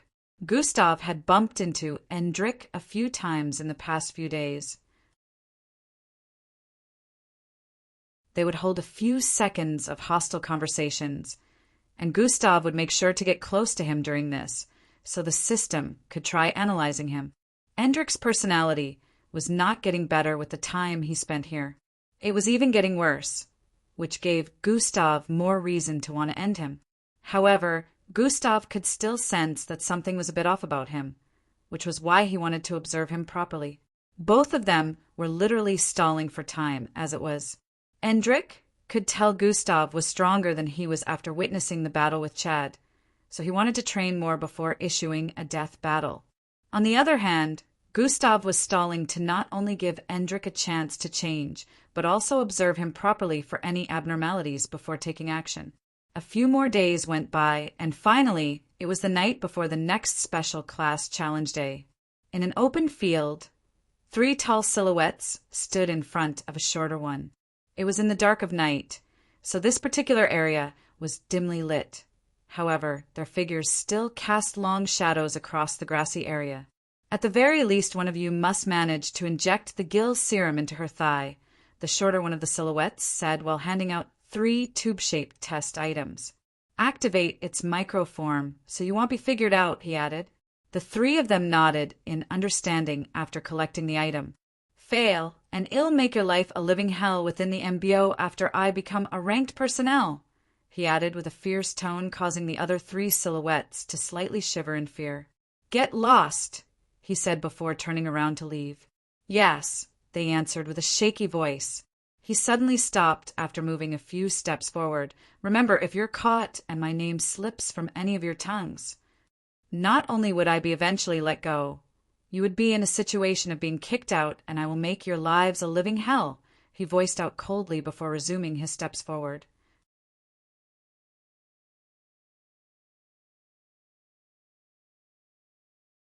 Chapter 448.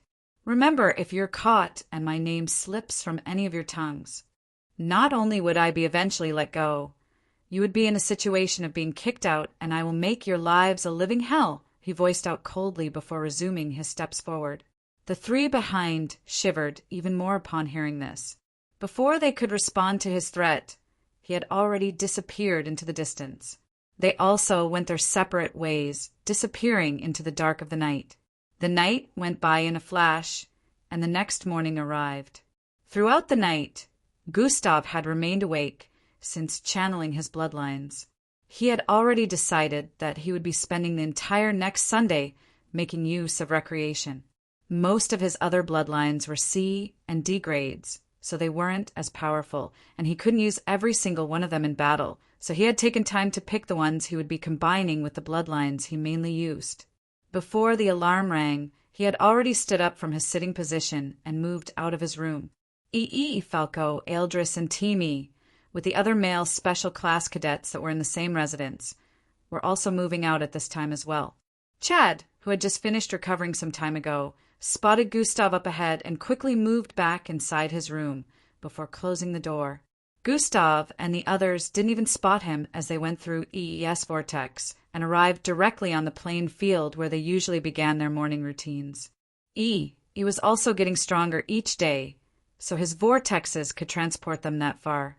As they arrived, the alarm rang out, and cadets who hadn't arrived started making their way there.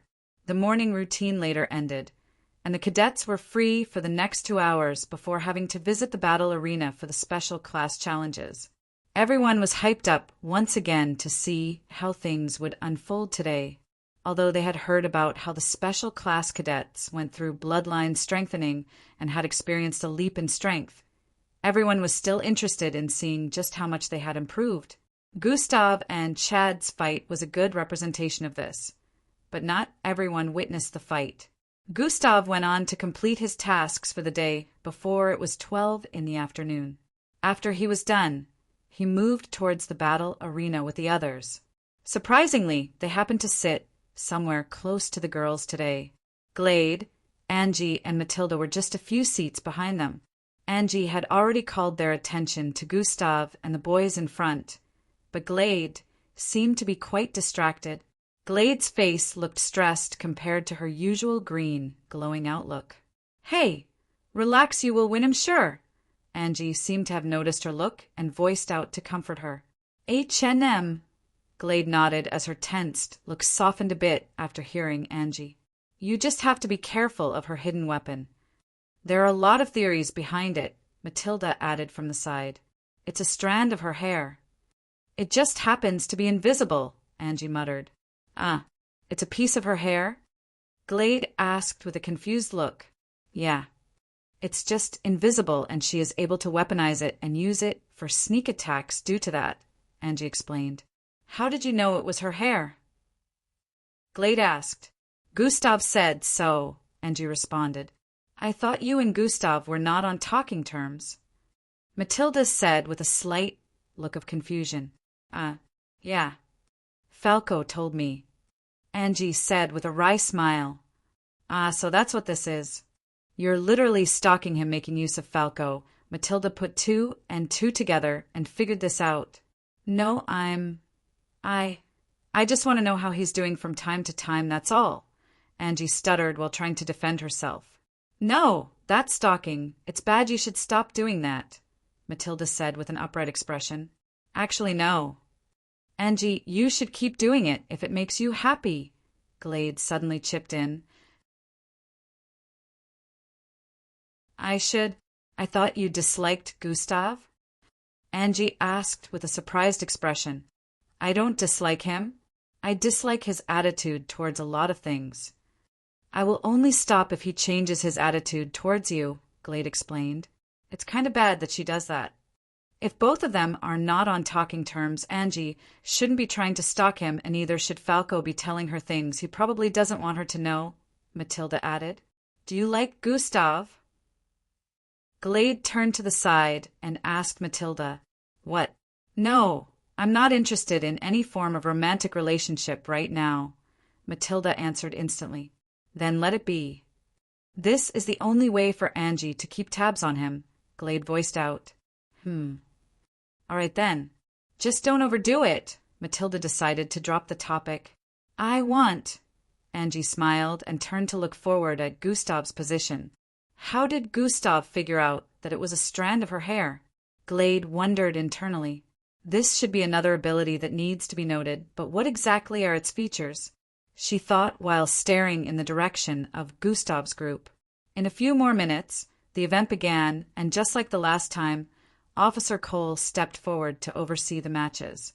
The gigantic black orb above started shuffling the cadets, once again, before picking the first turn of duels. Everyone wondered if a lever was going to have any challengers this time, just like the last one.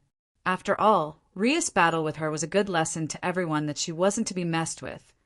But who knew if there were other masochists like him who were interested in constant pain reception?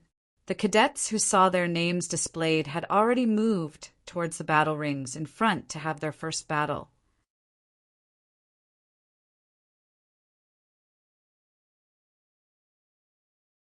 Chapter 449. In a few more moments, sounds of battle reverberated across the place as attacks were sent forth. Bang! Bang! Bang! Boom! To everyone's surprise, the battles ended in spans of 30 seconds to 1 minute. Gasped, the spectators looked across the place and could see the normal cadets who issued challenges knocked out. Some of them even had been beaten so badly they weren't even able to land a single hit.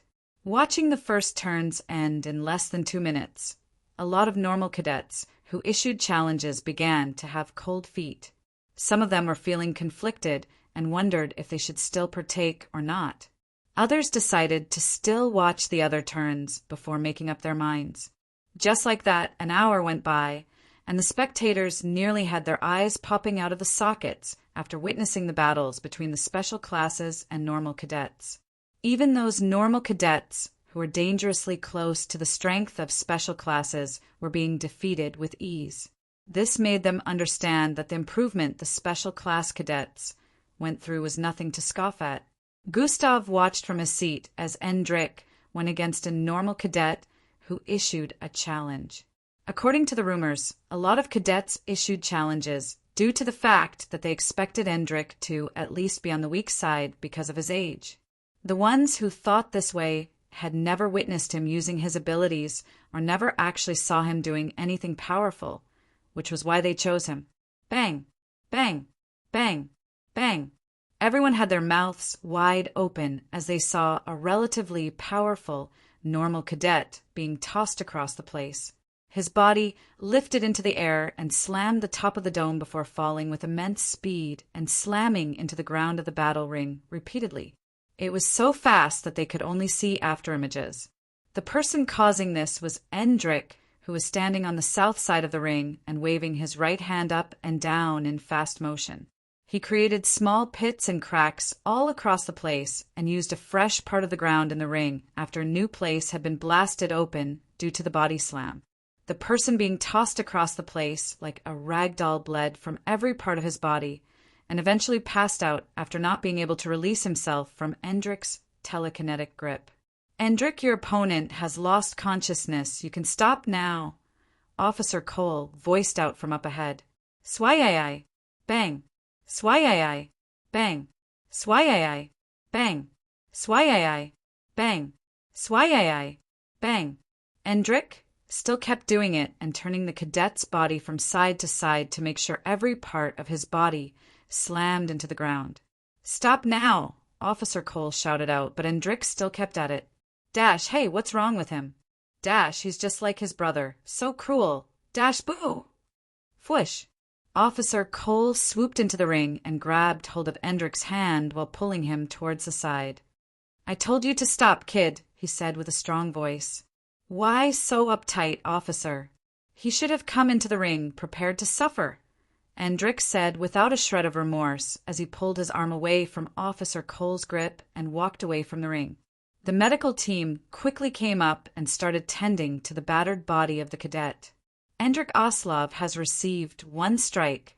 The voice of an AI rang across the place. Next time you try something like that, it will result in immediate disqualification, and your win will be reversed. Officer Cole said before leaping out of the ring. Whatever. Anyone that dares to challenge me again will be joining that guy in the medical ward, Andrick said with an unrepentant look as he walked away.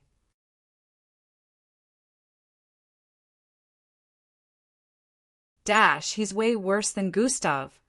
Dash, at least Gustav knows when to stop. This little bitch has no damn respect. Dash, isn't this kid 12 or was it 13? He's already acting like some big shot. Dash, the 2 brothers never cease to amaze me. One with ego the size of a plane and the other with ego the size of a planet. Andrick could hear the grumbling voices of cadets in the background as he walked back to his seat, but he remained unbothered. He even smiled because he could tell that his action had etched deep into the minds of everyone, especially the normal cadets. He was right because, at this point, those who challenged him were already thinking of forfeiting their matches if they ever got called up in the next turns. Yeah, your brother is an arse, he said to Gustav. Not my brother? Did you forget? Gustav voiced out with a disapproving look. Oh yeah. You still didn't tell me the story behind that, although I do understand that blood relations sometimes don't bring about real connection. He said with a look of curiosity. The apple doesn't fall too far from the tree. Why? Big brother an arse, little brother a bigger arse. Someone voiced out 3 rows in front while standing up. Hey, take that back, he shouted out in response while pointing at the cadet, the part about the big brother. For the little brother, you're absolutely correct, he added, causing Gustav, Eldris, and Falco besides him to burst out in laughter. An argument was about to break out, even though Gustav didn't really care about their thoughts. He finally stopped dragging the matter back and forth with the cadet and took his seat as this particular turn ended. The orb floating shuffled once again for the next turn, and Angie happened to find herself among the next batch. She quickly moved towards the battle ring a few moments later to duel with her first opponent. Her opponent was a girl with a scar on the left side of her face, wearing a purplish vest.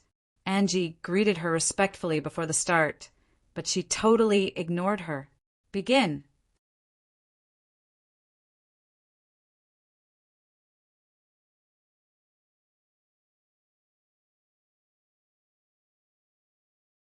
Chapter 450. Angie greeted her respectfully before the start, but she totally ignored her. Begin. The instant the go-ahead was given for the both of them to begin the battle. Angie's opponent lunged at her as chain-like metallic objects shot out of her body. Swoosh! Angie dashed across the place, dodging the 6 chain-like hands trying to slam into her, which she found quite easy to dodge due to her high speed. Gai! Giai! The chain-like metallic objects could extend and lessen at her will to a particular length. Swerve! Swerve! Swerve! Angie refrained from making contact as she looked for an opening within the swings and shooting out of the extending chain-like objects. As she found an opening towards the opponent's northeast side, she dashed forward quickly towards that place while swinging her leg forward. The opponent, who was still sending out attacks, quickly was unable to follow Angie's speed, as all she could barely see were silver streaks as she swung the 6 chains around. However, the instant Angie dashed forward towards the opening, she pushed her fist forward towards the exact position Angie seemed to be swinging her foot from. It's still in micro form, no one would notice, the girl said internally as she reached out towards Angie's outstretched right leg. This counterattack seemed to have come out of nowhere, appearing exactly when Angie was only moments away from landing a hit. However, the movement of the opponent's hand still seemed a bit slow to Angie, so she quickly spun around at the last moment while swinging her left leg instead. Bam! A loud sound rang out as Angie's foot crashed into the face of the cadet. sending her flying backwards with fast speed as blood shot out of her nose. Angie dashed forward again and leapt upwards while sending out her foot again. Shhrrhh. Her speed allowed her body to shoot through the chain-like objects wrapped around the body of the opponents while she was spiraling across the air, successfully pushing them aside. Her feet once again crashed into the body of the opponent, this time on the chest, causing a loud bone cracking sound to ring out. Bang! Her opponent slammed into the west side of the dome and passed out instantly. It was a relatively easy battle for Angie, and she felt like she didn't even need to struggle too much to win. However, seeing the blood made her feel nauseous again, but she put pressure on her belly region, hardening it and forcing herself to stare at the state of the opponent without passing out. After a few seconds of staring, she walked off the ring with sweat rolling down her forehead. On the other sides of the rings, the other special classes were also concluding their battles, as off now. One ring was empty due to the fact that the opponent of the special class cadet decided to forfeit, and this had already happened quite a few times. Gustav had watched Angie's battle from beginning to end, nodding in satisfaction after seeing her improvement. On another side of the ring, Endrik watched with a slightly disappointed expression. Of course, she failed. Good thing there's still Rahim and Gull, he said internally while watching Angie. His eyes followed her as she walked towards her seat. He took his vision a bit forward and noticed Gustav staring at her as well. Gotcha, Endrik said internally as he squinted his eyes in a suspicious manner. Glare. All of a sudden, Gustav's eyes changed direction as he turned to stare straight at Endrik. Huh. Endrik was stiff in place as Gustav's cold eyes looked straight into his like he was staring at his soul. Smirk. A smirk appeared on Gustav's face for a few moments before he changed the direction of his eyes back to stare at the platform beneath. What was that look? Endrik wondered as cold sweat ran down his back. It can't be. Does he know? Endrik wondered as he looked around the place. It's impossible, there's no way he could.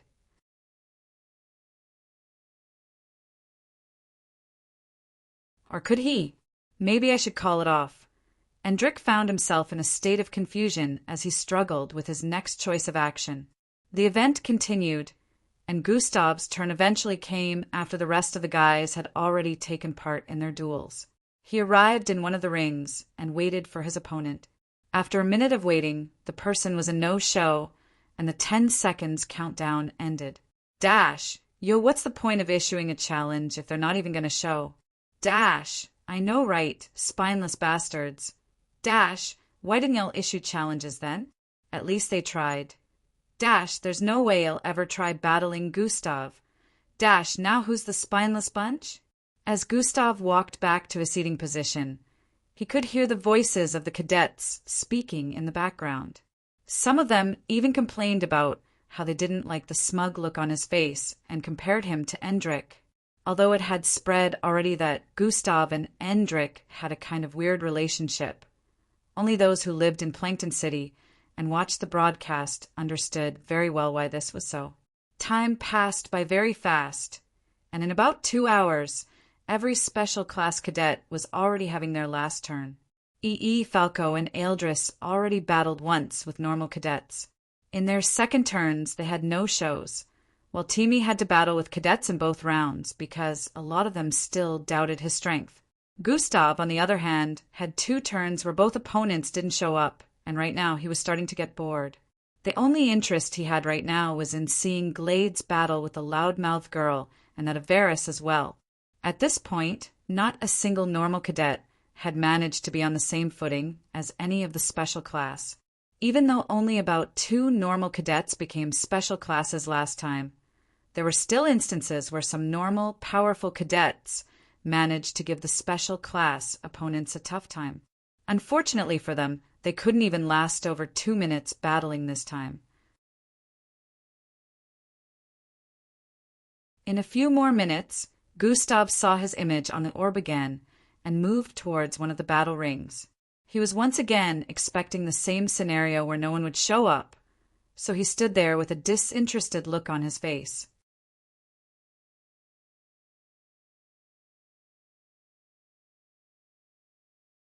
Chapter 451. Gustav Crimson, I am your opponent this time. A small male voice could be heard from up ahead as a short cadet with slanted eyes and bald head walked in. Gustav stared at him and nodded slightly in response. At least someone showed up, Gustav said as he analyzed the opponent in front of him. I am Kim, please guide me. I only wish to exchange a few pointers with you, Kim voiced out respectfully. Gustav was a bit taken back by this request because it was the first time he was coming across such a respectful opponent without any form of haughtiness in their eyes. Begin. As the go-ahead was given for the battle to begin, Gustav remained in position. Come at me with everything you've got, Gustav voiced out. To many who were specifically focused on his match, he sounded really cocky with the statement. But Gustav only said this to analyze Kim's battle pattern. Kim crouched a bit as he raised his right arm above his left and pulled it back before dashing forward. His arms transformed into a bluish color as he arrived in front of Gustav and thrust out his fingers towards his neck.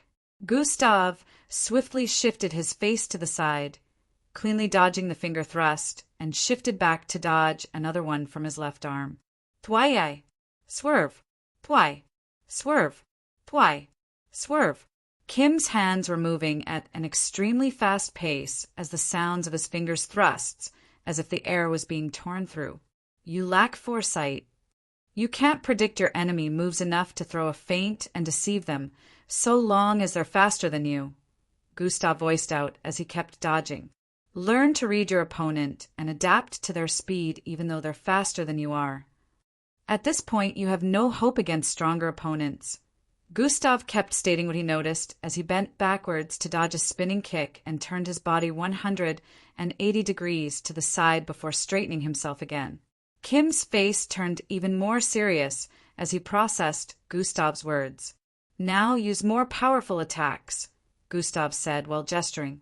Kim jogged forward again as his palm glowed even brighter, and he shot out a bright beam after arriving in front of Gustav. Gustav moved to the side, causing his hair to be blown upwards by the wind generated from the blue beam. Kim attacked severally, shooting out the same beams in different ways, but Gustav was still able to dodge each of them. Don't be so basic with your attacks. Experiment more with different types of unpredictable movements, Gustav advised as his body swayed in a kind of zigzag way, dodging both Kim's thrusts once again. He turned to the side while sending out the back of his palm. Bam! His palm slammed into Kim's chest, causing him to slide several 10 feet backwards. Kim breathed in and out heavily. You're in a whole different league, so I doubt anything I tried would work, Kim said with a crestfallen expression. No, you're just too predictable. Although you don't use any excess movement, there are times when excess movements are necessary to fool your opponents, Gustav said while daunting an encouraging tone. I'll never be able to win against you, Kim said with a defeated expression. I never said you would. But at least try putting up a fight. I'm sure you don't want to look pathetic in the midst of this crowd, so come on, show me what you've got, Gustav said while gesturing towards Kim again. Kim looked around for a bit before focusing on Gustav. A newfound look of determination appeared on his face before he adopted a battle stance and dashed forward once again. He started attacking a lot more aggressively than before as he jumped upwards and slammed his leg downwards towards Gustav's head. Gustav once again moved to the side, but Kim seemed to have predicted this as he suddenly spun in midair, swinging his left leg towards Gustav's current position as he descended. Grab! Gustav grabbed hold of the leg a few inches from his face and smiled. Now that's more like it, he voiced out before flinging Kim away. Kim flipped in the air repeatedly and shot out another bluish beam after finding his balance in midair. Swoosh! Bang! Bang! Fwum! Their battle continued to be dragged on for about 10 minutes more before Gustav landed another hit on Kim while telling him what he did wrong. Dash, is he training him? Dash, what the hell? I was expecting a good fight. What is this?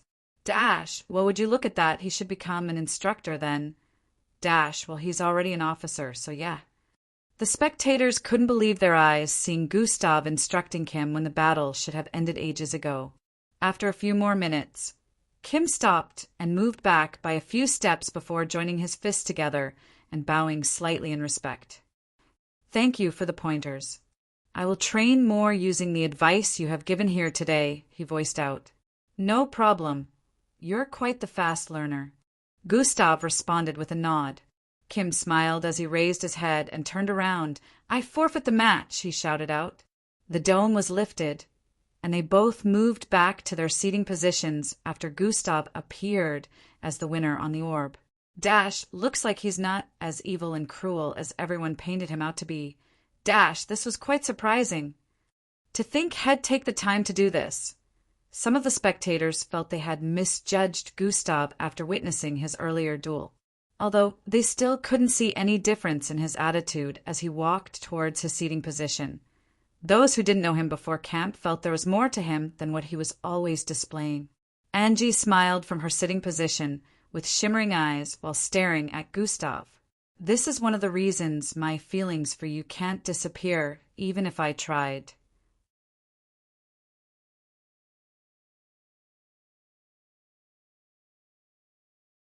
Chapter 452. Angie smiled from her sitting position with shimmering eyes while staring at Gustav.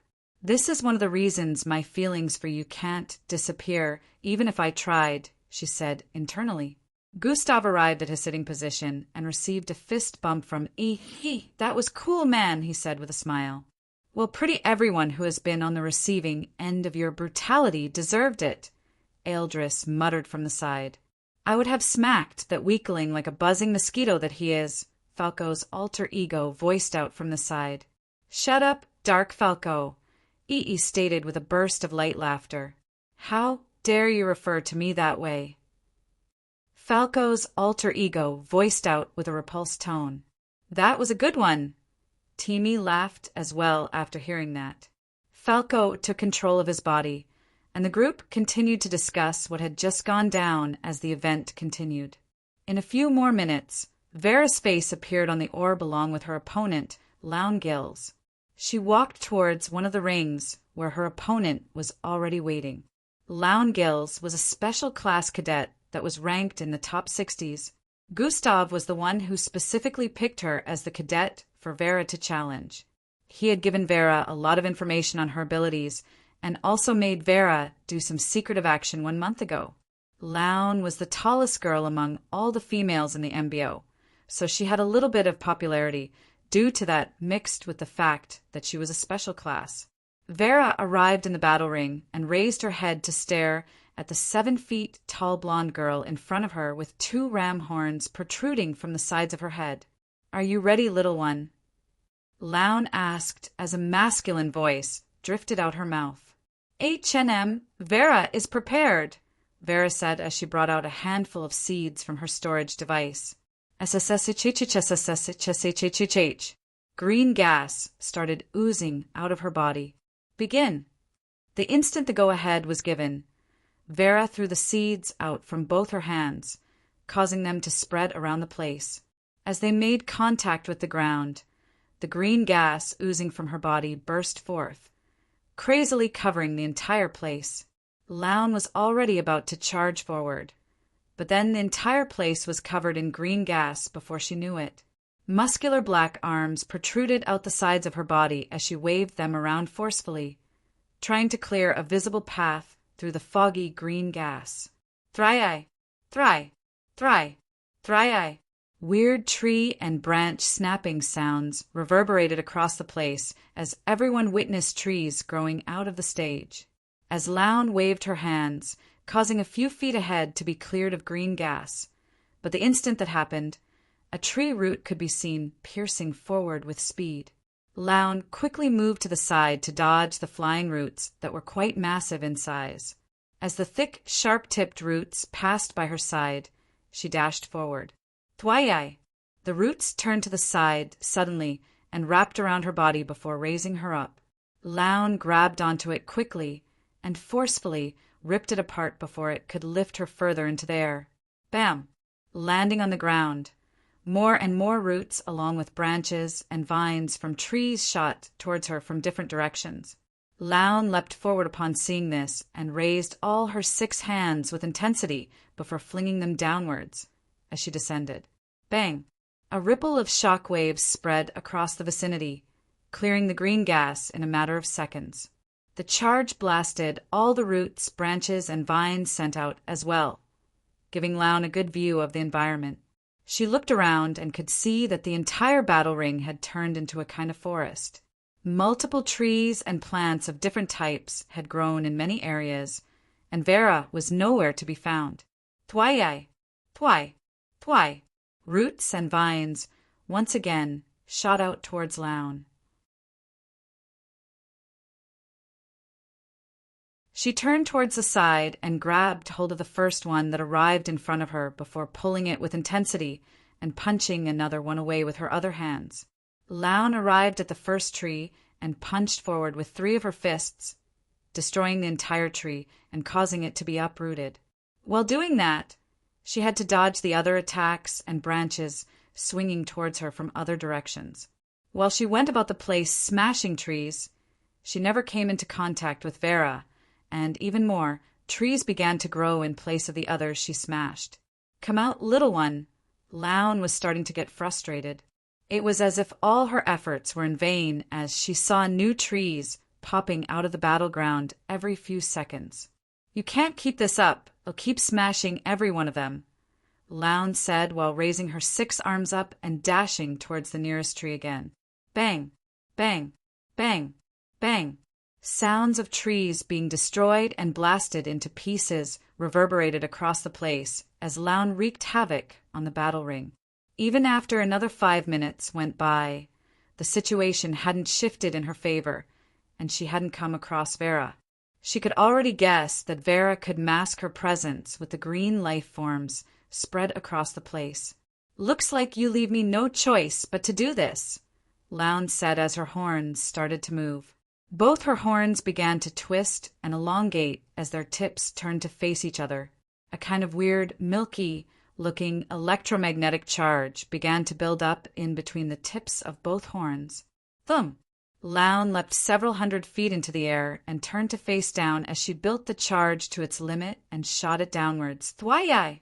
Boom! A loud blast rang out as shockwaves of destruction spread across the entire battle ring.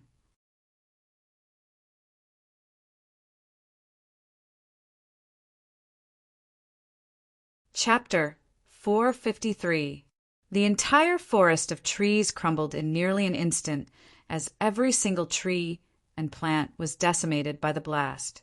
Vera was affected by the shock waves and sent flying backwards, even though she had already wrapped herself in layers of vines and multiple tree branches for protection.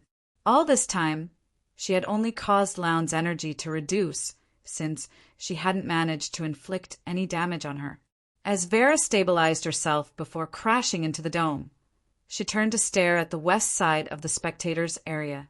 Her eyes locked onto a very attractive-looking dirty blonde male who nodded gently in her direction. Vera pushed herself upwards and quickly rolled to the side. Fwaya! Bang! Loun landed from the air directly on her initial position and quickly swung out 2 of her right arms towards Vera while turning towards the side. Vera, who hadn't managed to get away completely, was swatted towards the side like a housefly after Loun's arms slammed into her. Vera waved her hands while in midair, causing a nearly dried-off branch to shoot out and wrapped around her. Fwai! It quickly pulled her towards the side while helping her dodge another one of Loun's attacks directed towards her figure. Vera quickly brought out more seeds from her storage device and swung them out. SSHHHHSSSHHH. Once again, green mist oozed out of her figure. Not this time, Loun shouted out as she dashed towards Vera's direction. Spreading all her 6 arms apart, Loun's arms bulged intensely as she clapped her palms together. Pa! Pa! Pa! As all 6 palms clasped one another, a massive wind spread across the place, which instantly cleared out the green gas, exposing Vera's position within. "Gotcha," Loun said with a smirk as she charged towards her. "Fwaya." Vera's face showed panic as Loun approached her, but the instant Loun arrived in front of her. Smirk. A smirk suddenly appeared on her face. "Gotcha." Vera repeated the exact same words Loun said. The instant Loun heard those words, a chilling feeling suddenly crept down her spine. However, before she could react to it, purplish roots suddenly shot out of the ground as her right leg stomped on it. These roots were 4 in number, each as thick as 5 grown men standing side by side. They surrounded Loun from all sides and wrapped around her figure like snakes, completely covering her body in the blink of an eye. Surprisingly, these roots had some kind of red eyes on them, too, making them look even more hideous than they already did. Dash, what are those?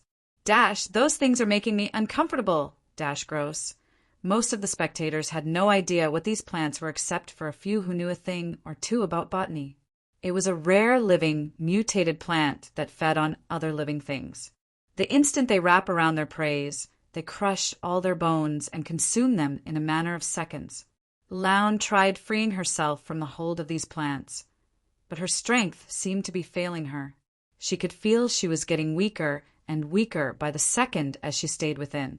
As seconds went by, the spectators could see the roots quivering and understood that Loun was fighting for her freedom within. HNNNGGH. A loud growl was heard a few seconds later as a bright light shot out from within the wraps of these purplish roots. Bang! The roots were suddenly blasted aside as Loun emerged from within with her horns glowing a bright milky light. She breathed in and out profusely as she headed for Vera's position again. Those who knew about these plants knew just how rare they were, so they reckoned that Vera would definitely not have more of those seeds in her possession. So they automatically saw this as the end of the battle and Vera's loss. As Loun's face squeezed up with a dissatisfied look, she dashed towards Vera with intensity. Vera's face showed a crazy smirk again, which caused Loun to stop her movement a few 100 feet away. She had a look of wariness as she looked around for any more hidden traps, but after not seeing any, she decided to end this once and for all. As she took a step forward to move, she suddenly felt her muscles constricting. WHOTS happened. Her voice cracked as her hand movement stopped. Her body vibrated a little before she lost connection to different other parts of her body. The spectators were in shock as they saw Loun standing in place, unable to move. Vera waved her hand, causing other vines to shoot forward and wrap around Loun's body. She controlled it so that Loun was lifted into the air and swung around before being slammed heavily into the ground. Bang! Vera didn't stop there. She continued repeatedly slamming Loun from place to place all across the grounds of the battle ring. Bang! Bang! Bang! Bang! After a few more seconds, Officer Cole announced that Loun had passed out and instructed Vera to stop. The entire crowd were still in shock as they wondered what had just happened and why Loun had suddenly stopped moving. More especially, the place was in an uproar because this meant there was finally a special class cadet, and someone had lost theirs. As Vera walked away from the stage, she stared at Gustav's position. Gustav smiled at her and nodded with a look of satisfaction. A bright smile appeared on Vera's face in reaction to Gustav's action. She slowly returned to her seat amidst the shocked and disbelieving faces of everyone. Later it spread around that the plant that wrapped around Loun had a paralysis toxin which caused such an effect. Everyone now had looks of understanding and realized that they may have looked down on plant-based bloodline abilities too much. Seeing this made them change their perspectives. Only Gustav and Vera truly knew what had gone down and how Loun wouldn't really be affected to that extent by the toxin due to her current level of strength. First step accomplished. A smirk appeared on Gustav's face as he thought.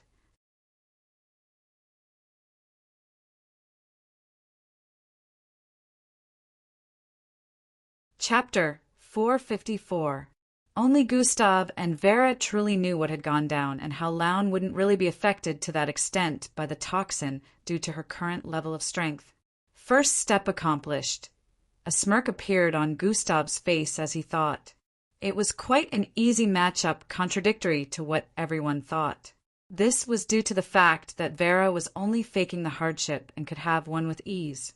Not that she was physically stronger or anything, but Vera had already infected Loun with her parasite 1 month back. She could have easily made use of it from the start, allowing Loun to lose easily, but that would have been suspicious, which was why Gustav came up with the battle plan for her to act out. The weakening when she was trapped by the plant and the paralysis were actually Vera's doing. Now that this was over and done with, the only other battle Gustav was interested in was the one with Glade and Havrina. Havrina had approached him a few times during the past month for them to have a duel, but Gustav actively avoided her.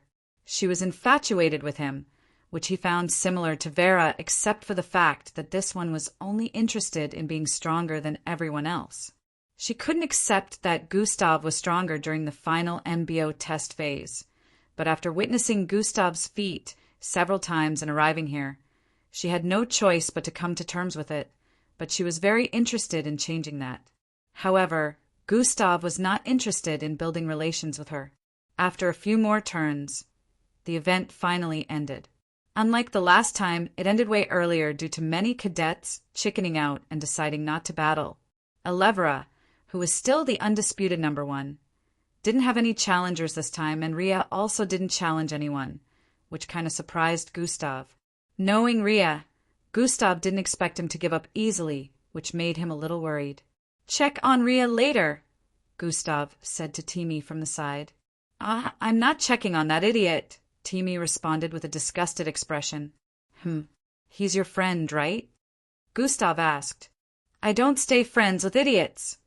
Timmy blew out a small breeze from his mouth after saying, "At least that idiot has drive. Although he's an idiot, he is way better than many others who cower and hide when they see a stronger opponent," Gustav said with a profound tone. "Sounds like I'm contradicting myself, but he does have a trait that is needed for improvement if he works on his stupidity, that is," Gustav added with a thoughtful look. Timmy chuckled a bit after hearing that and nodded his head. At the moment, Officer Cole was addressing the cadets as he spoke on today's event. The moment that many cadets had been waiting for finally arrived. The black orb floating above displayed the 2 special class cadets that would be battling today, which were Glade and Havrina. Now that the event had ended, it was time to see who would remain a special class and who would go back to being a normal class.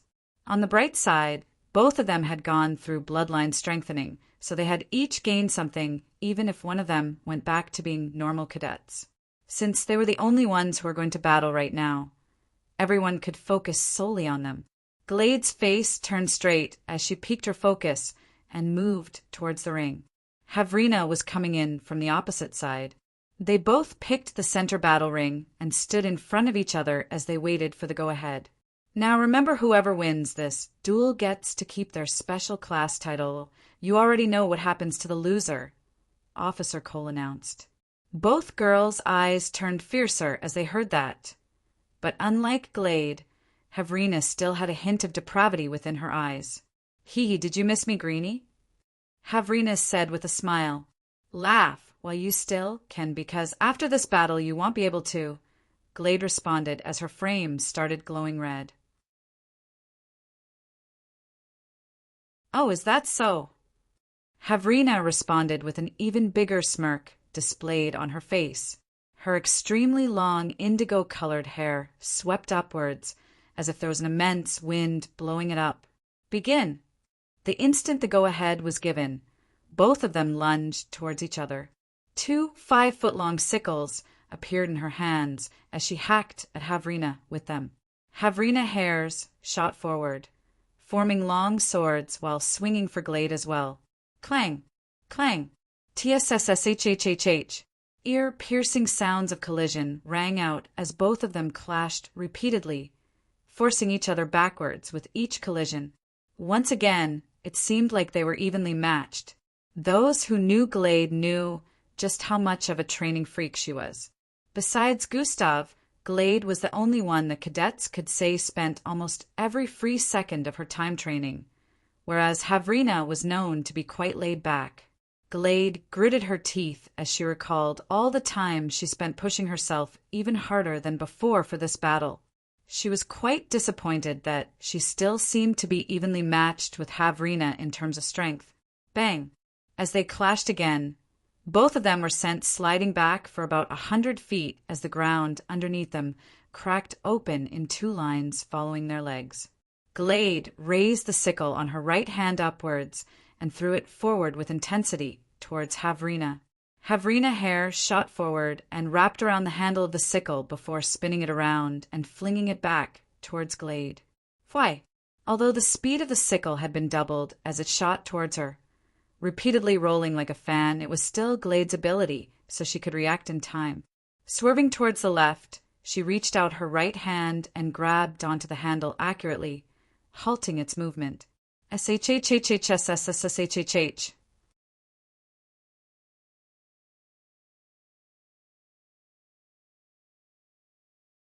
Chapter 455. SHHHHSSSHHH. Due to the high speed, she still slid backwards a little after grabbing it. Havrina dashed forward at this time and currently hacked at Glade again with her hair from above in a bid to slash her in half. Glade reacted by rolling over to the side as the hair blade slammed into the ground, causing a 200 feet long split. Glade leapt towards the side after standing up, repeatedly spinning while swinging out the sickles in her grasp. Clang! Clang! Clang! Havrina's hair once again countered all attacks, parrying them at super speed.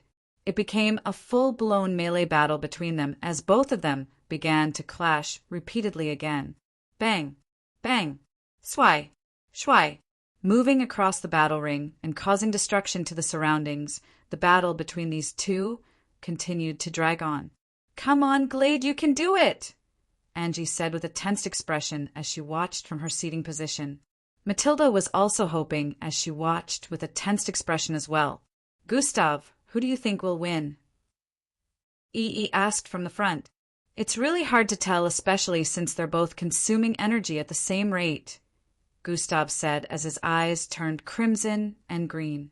They also haven't made use of their most powerful attacks yet because they seem to be reserving energy for the perfect time, Eldris added. Does that mean whoever uses their most powerful attack first is likely to lose? Timi asked with a thoughtful gaze. No. Using their most powerful first doesn't guarantee a win or a lose. Like Eldris said, right timing is what is necessary, which is what they're both waiting for. The right opportunity, Gustav analyzed. But Havrina seems to have the upper hand compared to Glade. Gustav added. The four of them on his sides had slightly opened eyes as they wondered why he would say that. Why does she have the upper hand? Falco asked. Higher endurance. She's like a machine that doesn't feel pain, Gustav added.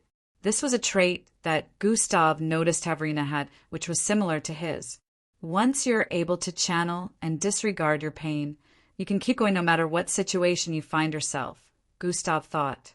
Pain is like a receptor that limits a person, and everyone is a slave to it except for a few people like himself and Havrina. The last time Havrina was so injured, but she kept laughing and fighting like a psychopath. As the battle continued, both of them had inflicted injuries on each other a few times, and now they were coming to realize that one could not overpower the other without using higher force. Glade had received several injuries from the invisible strand of hair, but none was fatal, whereas Havrina had fallen to several of Glade's trick attacks. In terms of combat skills, she was better, but Havrina seemed to still hold an advantage over her due to her unique Bloodline's abilities. Activating their most powerful attacks, both of them charged at each other once again. A massive cylindrical-shaped red structure, the size of 2 trucks, had been created. It floated in mid-air behind Glade as she raised her hand up in a manner that depicted that the structure was under her control. At this moment, too, Havrina was also prepared to use one of her most powerful attacks as her hair multiplied and increased in length crazily, taking the form of a massive spear. It shot forward immensely, ripping through the air like a shooting star. Glade also swung her hand forward, causing the structure she created behind to move forward with speed, causing a kind of immense pressure to descend upon the place. Even before both attacks collided, ripples of shockwaves were already being sent across the place as cracks appeared all across the ground. The spectators were in awe once again because just last month, both attacks were not as massive, neither carried a lot of pressure, causing the kind of effect that was happening now. Boom! As both attacks collided, a destructive ripple spread across the place, blasting both of them backwards as a 30-foot crater was created within the battle ring. Gasp! Dash! What in the world? Dash! Such destructiveness! Dash! These two are definitely special class material. Too bad only one of them can retain the title. The spectators voiced out with surprised expressions as they both slammed into opposite sides of the dome. Their eyes turned blurry as a buzzing sound rang in their ears. All they could see around them as their eyes cleared up was a cloud of dust and debris scattered all across the place. Fortunately, this time both of them didn't pass out. As the dust settled, they both stood to their feet and slowly began to take steps forward. Their clothing looked quite tattered at this point, and injuries could be seen on multiple parts of their bodies. Hee, is that all you got, Greenie? Havrina said with a provocative expression while laughing. There was blood rolling down the side of her head, but she seemed to not be disturbed by that as she moved forward. Glade, right hand, vibrated as she tried to raise it up. The immense pain coming from her shoulder area was so crippling. My attack had more effect than hers, but she seems to be in better condition than I am. Is she a monster? Glade had a look of disbelief as she thought. You are finished, Havrina said with a smile while moving forward as her hair swung from side to side. Glade gritted her teeth and clasped her left shoulder. Here goes, she said internally before raising her hand. Zoom! She suddenly glowed up with red light again. Ah. Havrina paused her steps and stared at her with a surprised look. Glade was conjuring the same attack she had used earlier. Hey, what are you doing? Are you trying to kill yourself? Havrina asked. It was common knowledge that completely running out of bloodline energy and even pushing the limits of a mixed blood body to make use of the reserves that were meant for keeping the body functional could lead to death. Glade disregarded Havrina's words and continued. Currently ill, so I might not be able to upload a second chapter today.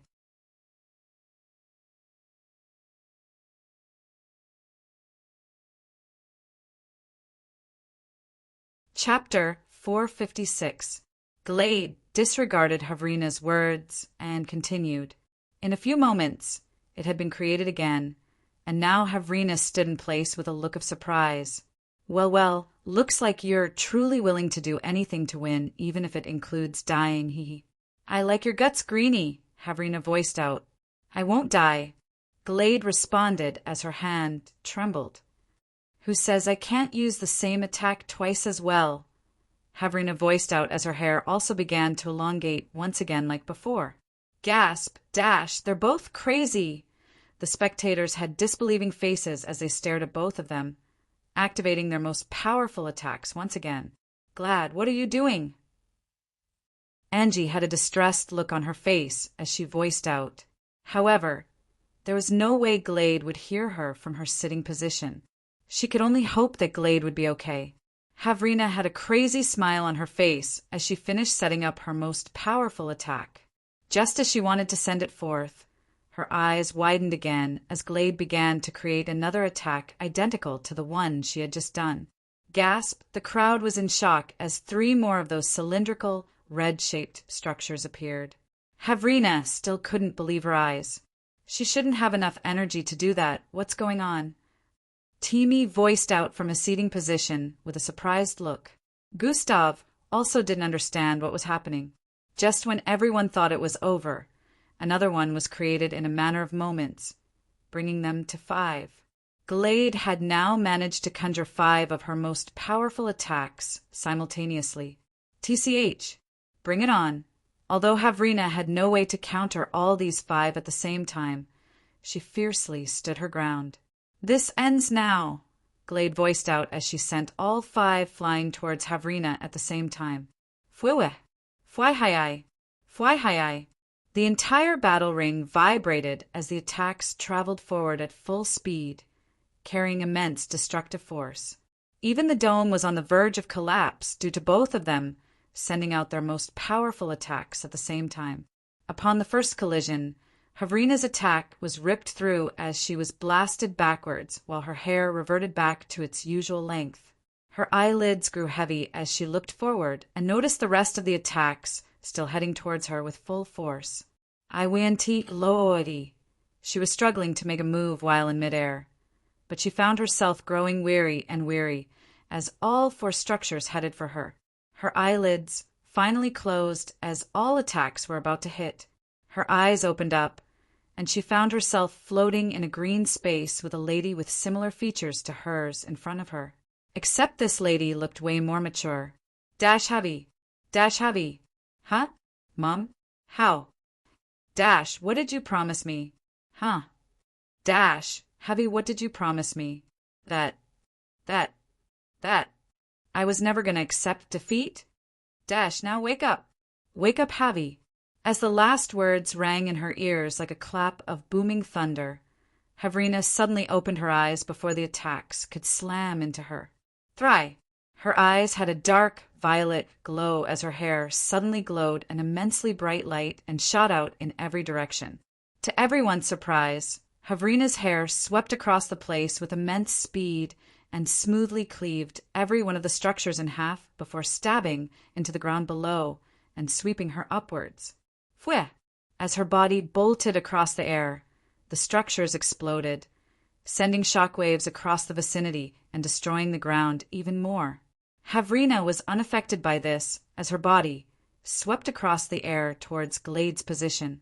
Not only Glade, but everyone was extremely surprised at this point, wondering how she was doing this. Her being was shining forth with indigo light like a divine presence due to her hair covering her figure. Shroom! Her hair shot towards Glade, slamming heavily into her and sending her flying backwards. Havrina's body flew forward and descended on Glade's chest with her feet, causing her to spiral downwards and slam into the ground below. Bang! A small cloud of dust was created as Glade's body was pushed several feet into the ground, and she passed out instantly. Havrina stepped away from Glade's unconscious body, and her eyes slowly began to dim down along with her hair. The AI announced her as the winner as the orb above displayed her face. Huh, what happened? Havrina muttered as she looked around and could only see destruction. As she spotted Glade's unconscious body in front of her, she understood what went down. How? These were the last words she muttered before her eyes turned listless, and she passed out as well. Dash, what the hell was that? Dash! How did she suddenly become so powerful at the last second? Dash, it was as if I was in the presence of a powerful being. The spectating cadets felt their eyes were deceiving them.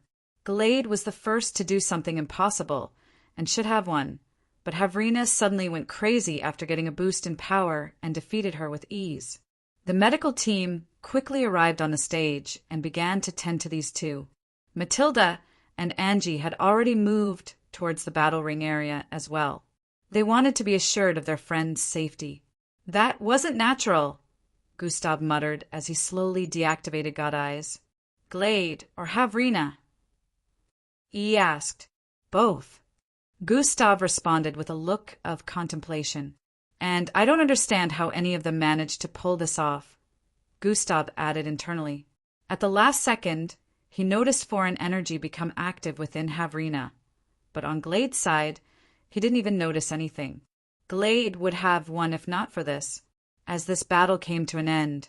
So did Glade's special class title. Havrina was still recorded as the winner even though she passed out afterwards due to the fact that Glade passed out first. Still sick.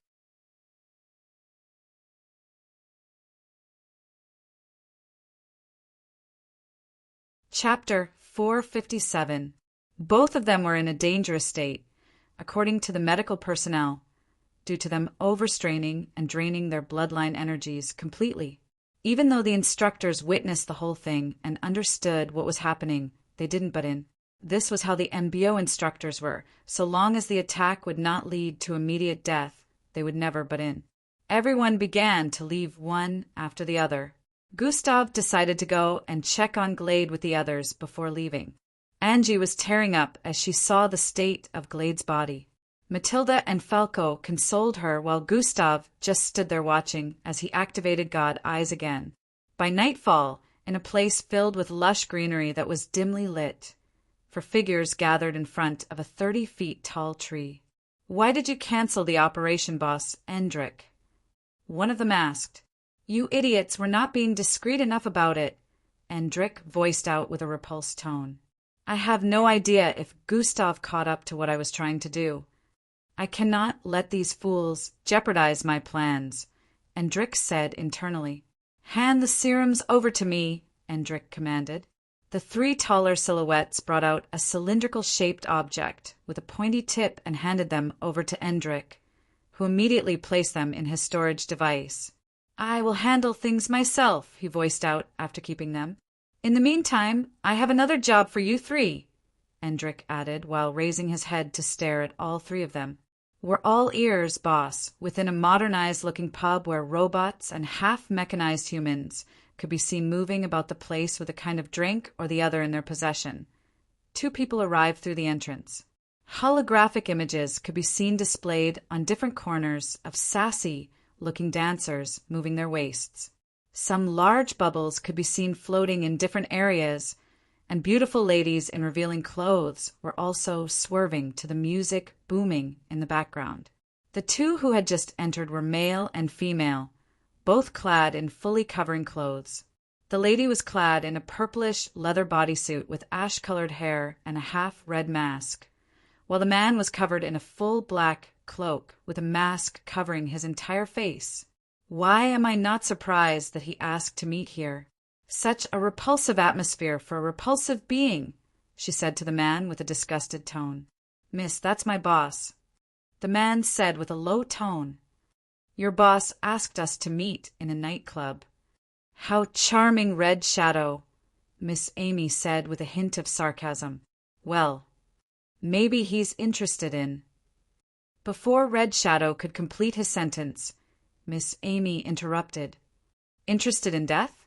Yet I'd be happy to grant him that if he tries anything stupid," Miss Amy said while walking forward to find a place to seat.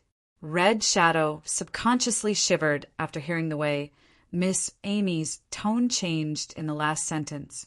He quickly followed after her, and they found somewhere to sit at a secluded spot. Weish! A puff of smoke suddenly appeared in front of both of them and transformed into a man wearing a dark suit.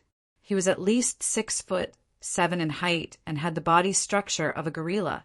"Welcome, young miss. I am Darkgroom." "Please follow me. Boss VL will see you now," he said, while gesturing at them to follow him. Miss Amy and Red Shadow followed the large man to a side of the pub where there seemed to be a dead end. But then the walls suddenly shifted inside, creating an opening for them to go through. They found themselves in a secluded and luxurious-looking living room, where several CCTV projections that displayed different places within the pub could be seen.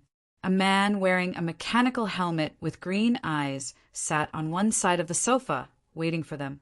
When they arrived, he stood to his feet and greeted Miss Amy with respect, while Red Shadow bowed slightly in respect after seeing the man.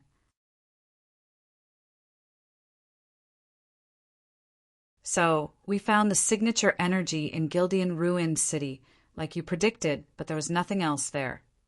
No evidence, no leads, nothing. We only wasted time going there." Miss Amy got down to business the instant she took her seat. Well, this is most certainly troubling." "This means someone got there before we did," Boss VL said with a disturbed tone. "I hope the infected city didn't harm you in any way," Boss VL asked with a concerned tone which was quite surprising to Red Shadow and Darkgroom, who was standing in the corner. "That is nothing of concern to you."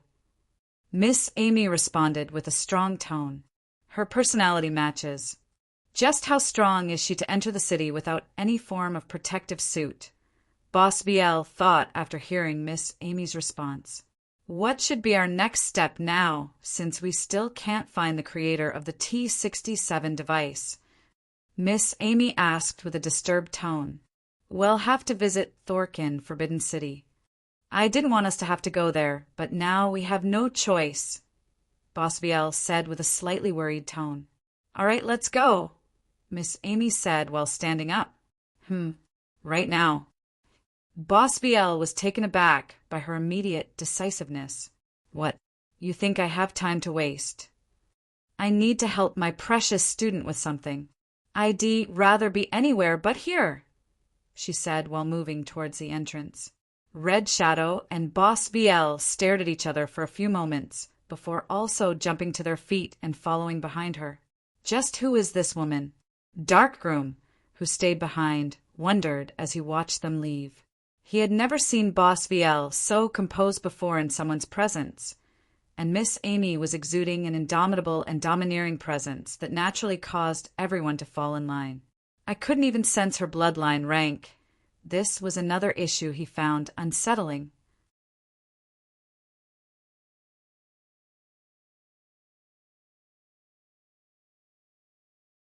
Chapter 458. I couldn't even sense her bloodline rank. This was another issue he found rather unsettling. Within the camp, time passed very quickly. Both Glade and Havrina healed up after a few days, but they were still drained, so they had to skip a couple of more training sessions. Glade was crestfallen after losing her special class title and shut herself from everyone, including Angie. This made Angie grow restless day by day, and she couldn't stop herself from setting another meeting with Gustav. Gustav assured her that everything would be fine, and Glade could still challenge a weaker special class by the end of the month and become a special class cadet again. So it was only a matter of time. Angie met with Endrick secretly after he asked to see her.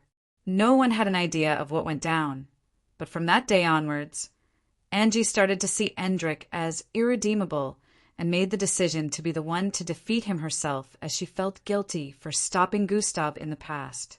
Endrick got into more trouble within the camp due to repeated bullying and unnecessary brutality during duels.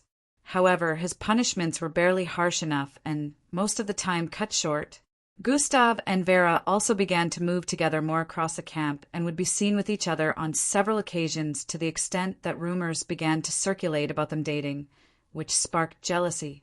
Gustav ignored rumors and background talks and concentrated on becoming stronger. After some time, he finally reached the peak of Gilberk rank and started to visit the dungeon area day by day to mostly increase his EXP and also secretly train, making use of Yarki. 2.5 months later, within a massive tunnel underground, a 200 feet dark worm with a body full of purplish poisonous spikes shot out of the ground, heading for a dirty blonde-haired kid who was seated in a cross-legged format in front. The tunnelway was so wide and large, so even with the massive body of the mixed breed worm, it was only covered a small space. Teeth charare chechararkkk. The spikes protruding out of the massive dark worm's body began to spin as it shot forward while it made a weird shrieking sound while opening its mouth wide in a bid to swallow the dirty blonde kid whole. The youngster, who seemed to be closing his eyes at the time, suddenly sprang them open the moment the creature's wide-open mouth was about to devour him from behind. Swivov! A pinkish force blasted forth from his being, spreading into the surroundings like a wave and disappearing the next instant. The moment it made contact with the creature, it found itself unable to move an inch further. Gustav, who happened to be the blonde-haired person, slowly stood to his feet and turned around. His gaze was so sharp and piercing that the instant the worm sensed his stare, it subconsciously shrank back, even though it was currently under the hold of Yarki. A level 27 dark venom worm, Gustav analyzed. Just the head of the creature in front of him was at least 5 times bigger than his entire body. Although it wasn't as large or as powerful as the serpentine mixed breed, he had an encounter with within the border back then. However, it was still quite a fearsome-looking mixed breed. "I should be able to hold it for about 30 seconds more," Gustav said as he moved towards the left body area and stood in front of one of the massive purplish spikes protruding from it. Gustav brought out a small red syringe-like equipment and gently stabbed it into the tip of the purplish spike, taking a small portion of toxin. "This should be enough for Mara," he muttered before pulling out and keeping it back in his storage device. 20 seconds left. Gustav counted the time as he moved back to the front of the creature. "I won't waste my time battling with you, so it's best I end you in the easiest way possible right now," Gustav muttered as he raised his hand. "Open!" As he mouthed that, the massive creature opened up its mouth. Gustav proceeded to walk into it while activating God Eyes. His eyes were looking a bit different upon activation this time. Not only was there scarlet and green color, but now there was a mysterious yellow glint within. Gustav walked on the salve-filled tongue area as he moved towards the side. "Not here, not here." Gustav seemed to be searching for a particular spot within its massive, dark mouth. 10 more seconds, he mouthed just before he got to the middle part of the tongue area and looked up at the mouth ceiling. "Found it," Gustav said as he crouched. A weird aura surrounded his being before he suddenly leaped up, throwing his right fist towards the ceiling of the mouth as he ascended. Milky glow covered all of Gustav's figure, especially his right fist, which was thrown upwards, reaching the ceiling of the mouth before the rest of his body. Bang! Three! A loud sound reverberated across the place as Gustav tore through the mouth area of the mixed breed towards its brain before bursting through, tearing out of its head. Fly! Fly! Fly! Fly! Brain matter and blood scattered across the entire place as Gustav landed back in front of the creature. His body wasn't drenched by its body matter even after going through all that, but the environment was currently stained with greenish blood and goo. "Time up!" The instant Gustav muttered under his breath. Thuum! The mixed breed, massive body plopped to the ground as it lay lifeless in place. Gustav slowly deactivated God Eyes and stared with a slightly satisfied look on his face. "The new ability of God Eyes sure comes in handy," he said while turning around. "I've been here for close to 24 hours already. It's time to go," Gustav said while turning around. "Level 16 is the lowest I can go in the meantime. Anything beyond that is asking for death," Gustav analyzed as he moved forward. Scattered piles of torn-up corpses of mixed breeds could be seen all over the place as he moved forward. He was currently within the MBO camp dungeon, which was for exclusive training on battling mixed breeds. "Feeling better now. Thank you all for the concern. I'll try to keep the updates to 2 chapters per day and do a mass release next week."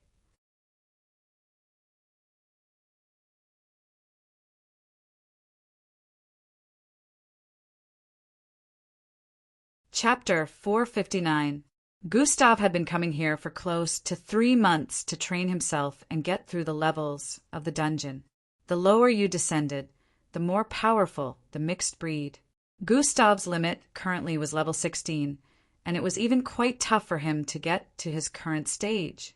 He couldn't defeat the creatures in level 16 using normal means, which was why, when he wanted to kill the dark venom worm, he had to get into it so he could attack from within. Even with that, he had to make use of God Eyes to spot the weaker section of the creature's mouth area so he could end it before he ran out of time. Normally, the senior cadets formed 4 teams before heading in if they were going without any supervision from instructors. But Gustav had been coming here himself since day 1. The officers guarding the dungeon entrance advised against it on his first day here, since they couldn't do anything to restrict him due to his title. However, Gustav totally disregarded their advice, saying he wanted to explore on his own. Most of the senior cadets who had witnessed his exchange secretly openly called him a fool, while also mentioning he was going to get himself killed because of pride. According to them, several cadets had also lost their lives here because they were too prideful and didn't want to be a part of any team. To Gustav's expectations, they were right. He left the dungeon on that day with numerous injuries after making it through the first 4 levels in several hours. What they didn't know was Gustav was purposely pushing himself to this point to see where it would get him on his first try, but they mistook it for pride.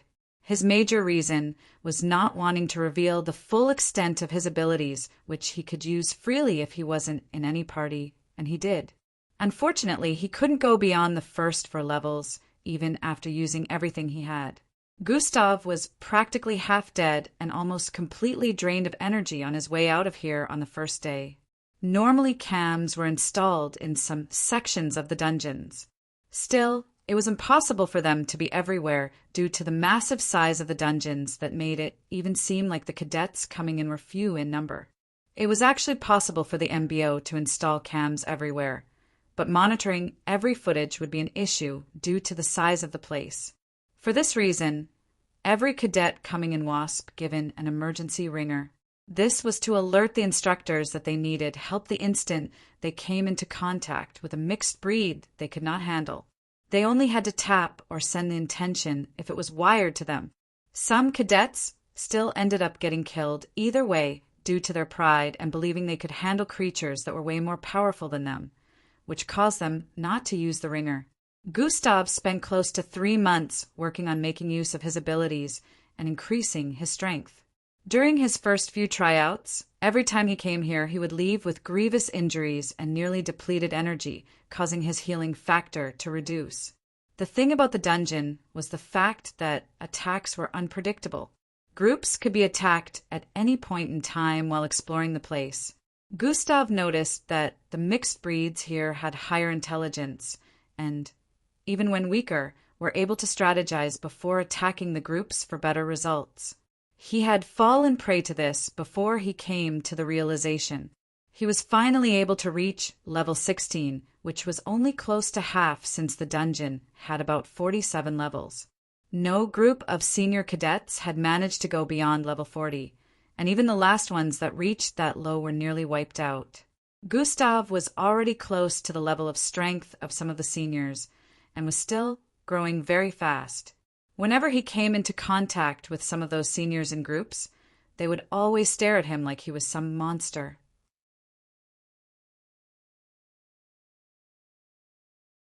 I guess this is why he's already an officer. Most of them had these thoughts in mind, as some were fascinated about him more than Alevra. Bang, bang, bang, boom. Gustav once again engaged a group of man-looking lizard mixed breeds as he made his way up the dungeon. Bang! He slammed the head of the last one into the wall, causing it to burst apart like a war hammer slammed into a watermelon. Gustav continued moving towards the top and out of this particular section. In about 10 more minutes, he finally arrived at the entrance of the dungeon. His uniform was once again soaked in blood as usual, but it wasn't his blood. The officers guarding the entrance greeted him as he handed over the emergency ringer to them and left. At this time, it was already around 9 in the night, and today happened to be a Sunday, which was why Gustav was able to spend a lot of time here. Less than 2 months left. I should really make sure I increase my strength properly before my next mission, Gustav muttered on his way back to his room. Swoosh! His hair blew back as he bolted across the camp at a very high speed. Minutes later, Gustav was back in his apartment preparing something to eat.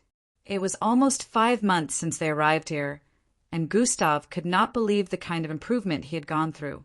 He was currently at the martial rank, which was a rank many mixed bloods across the world were stuck in. He had also noticed that channeling his bloodline at this stage was now slower than before, so he wasn't too sure about getting to the next rank before he went on his first mission.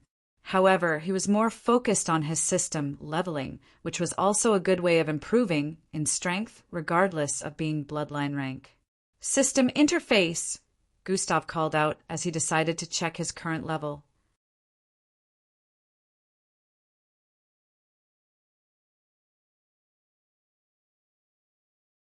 Chapter 460. System interface, Gustav called out as he decided to check his current level. After opening the system interface, he went on to check his current attributes. underscore underscore underscore underscore underscore underscore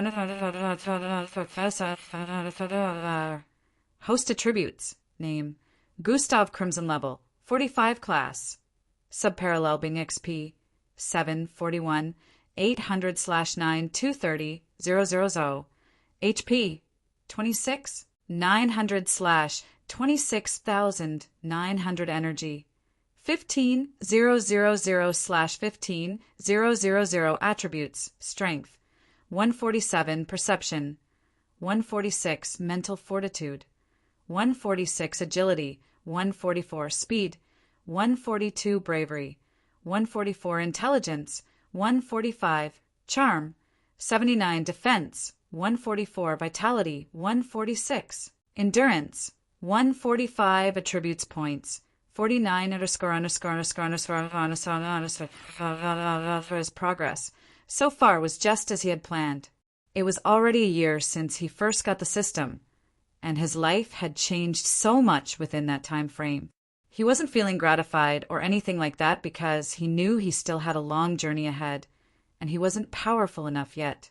His strength now was at a level where he could easily lift something weighing up to 30,000 pounds, 13,600 kilograms, without activating any bloodline. Gustav was the strongest in camp, and no one doubted his strength. However, they still weren't sure if he was as powerful as a Lebra, because strength wasn't the only requirement to winning a battle. His speed and agility, too, were now one of the best, while perception was on a whole different level. Gustav could sense what was happening 200 feet away and give a detailed explanation of the scenario like he was present.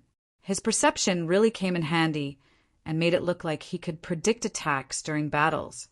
The last 2 special class cadet challenge that went by were boring for him since there was no one to challenge. On the bright side, he was glad Glade made her way back to being a special class by defeating one of the lower-ranked special class. Gustav went on to check on his bloodlines after closing the host attributes panel.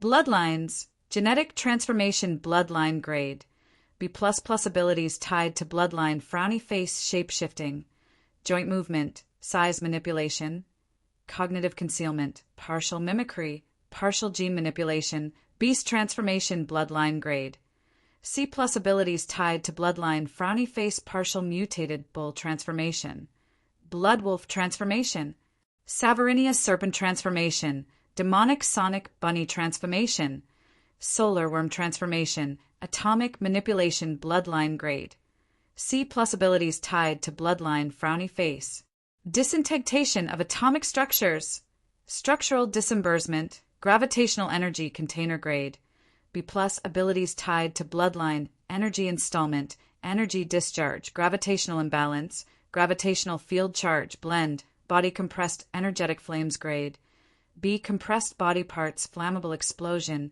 ticking erosion, compressed energy charge, nuclear discharge. There were still many other bloodlines on the list, but Gustav was more interested in checking the one he had just experimented on today. Gustav had made use of the upgraded recreation to join 3 bloodlines together. This was what he was busy within the dungeon before the worm attacked. Fortunately, he had just finished up in time to activate his hierarchy. This wasn't the first time he was making use of recreation to combine 3 bloodlines. He already did it twice before this, making this his 3rd successful operation. 9 bloodlines had been made into 3, helping him increase the slots of bloodlines and making these ones more useful than they used to be. He had been careful with the combinations so far, so he wouldn't end up creating an unstable bloodline. At the very least, now he had 3 more bloodlines that were almost on par with the main bloodlines he made use of during battles. His main bloodline was still the most important to him, but Gustav was finding it hard to understand the new abilities he got after the process of bloodline strengthening. He had tried partial mimicry, which had been extremely hard to pull off since he automatically transformed back to himself when his body made contact with anything. Partial mimicry enabled him to transform to any non-living thing for a particular time limit. But even before the time limit was reached, Gustav always found himself transforming back to normal. A small touch, and he was back to being Gustav. He couldn't let his thoughts wander for even a second because it required immense concentration. Gustav had always seen himself as someone with a high amount of concentration, but this one was quite beyond him, unlike he expected. The other ability, which was partial gene manipulation, was even harder because he didn't even know how to activate it. He had asked the system for help several times. Still, as expected, he was ignored because the system wanted him to figure it out himself, especially since it was his original bloodline. Gustav didn't relent and had been working on this as well throughout the past few months. He only made progress in partial mimicry, but not so much for partial gene manipulation. Gustav closed the system interface after checking out the abilities of the new bloodline he created. Nuclear discharge seems like it could be a pretty powerful ability. I'll try making use of it in the dungeon tomorrow, Gustav decided. He went on to check the state of his Yarki, sending his senses into his body. Gustav's senses lingered on it and compared it to the size a few months ago. It had increased almost twice its initial size. The pinkish, fiery-like existence within him swayed beautifully, giving off an enchanting vibe. Currently, Gustav Yarki was at the point where it could be controlled better and more effectively without Gustav having to expose himself. If he wanted to use it on a smaller and less powerful scale, where the entire vicinity would not be affected, he could direct it towards an opponent now. Gustav had been initially worried about using his Yarki in public because of recognition, but with him learning how to control it more, it was only a matter of time before he came up with a way to use it without being noticed. Gustav later went to his bed after a few more minutes and laid on it while plotting his next moves. "It's about time I dealt with Endrik," he said internally, but then a series of memories drifted into his mind. He's been acting a bit different lately. Less aggressive. Gustav never thought he'd even say such words internally, but this was what had been truly happening. He noticed that Endrik was becoming less and less of a brute each day. Gustav initially wasn't in any way bothered by this, neither did he think anything much of it since he just assumed Endrik was up to something shady again. He already knew Endrik was responsible for the rope cut during the field test, even though he didn't do it personally. Gustav wasn't that stupid that he wouldn't get to the bottom of such a matter, but he had decided to play it cool and hold everything off for the right time when he was ready to get rid of Endrik once and for all. He acted like he knew nothing of Endrik plotting in secret because, in the end, he planned to get rid of Endrik. But as time passed, he noticed Endrik was getting less and less aggressive, and he was starting to believe it wasn't an act anymore. Gustav thought about it and felt there must have been a kind of catalyst somewhere. Ever since he started personal training with Instructor Mag, he's been changing. Gustav came to this realization. Endrik was given punishment for roughness during one of the exercises 2 months back, and Instructor Mag happened to be given the task to properly punish him. She decided to start training him personally in his free time, preventing him from barely having any kinds of breaks. Gustav didn't even see this as anything at that time, but now he felt there was more to it. I'll watch him for the entire week before making any plans, Gustav decided. I also need to ask Vera if the parasitic strain inside him has become fertile, he added internally before closing his eyes.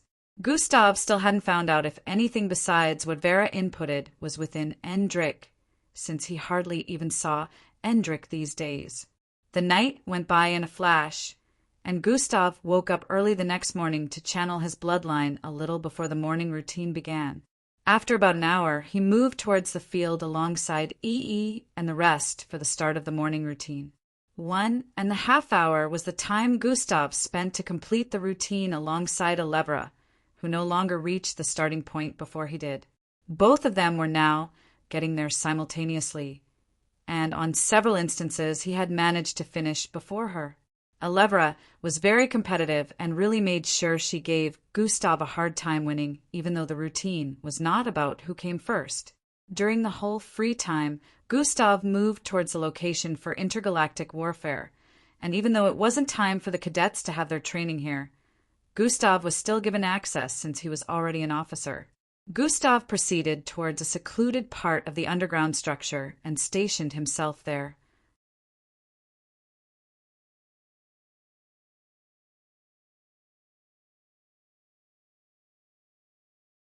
Chapter 461.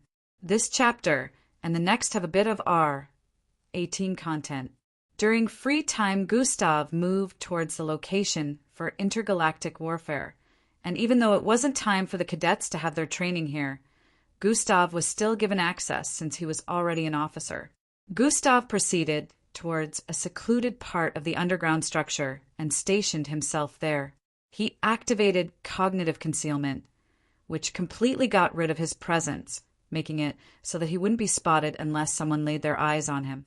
The simulation chamber wasn't too far from where he was situated, so his perception was able to travel towards the room, and he could already sense two figures within. Still making use of perception, Gustav was able to make a mental outline of their body sizes, and already could tell that these were Instructor Mag and Endrik.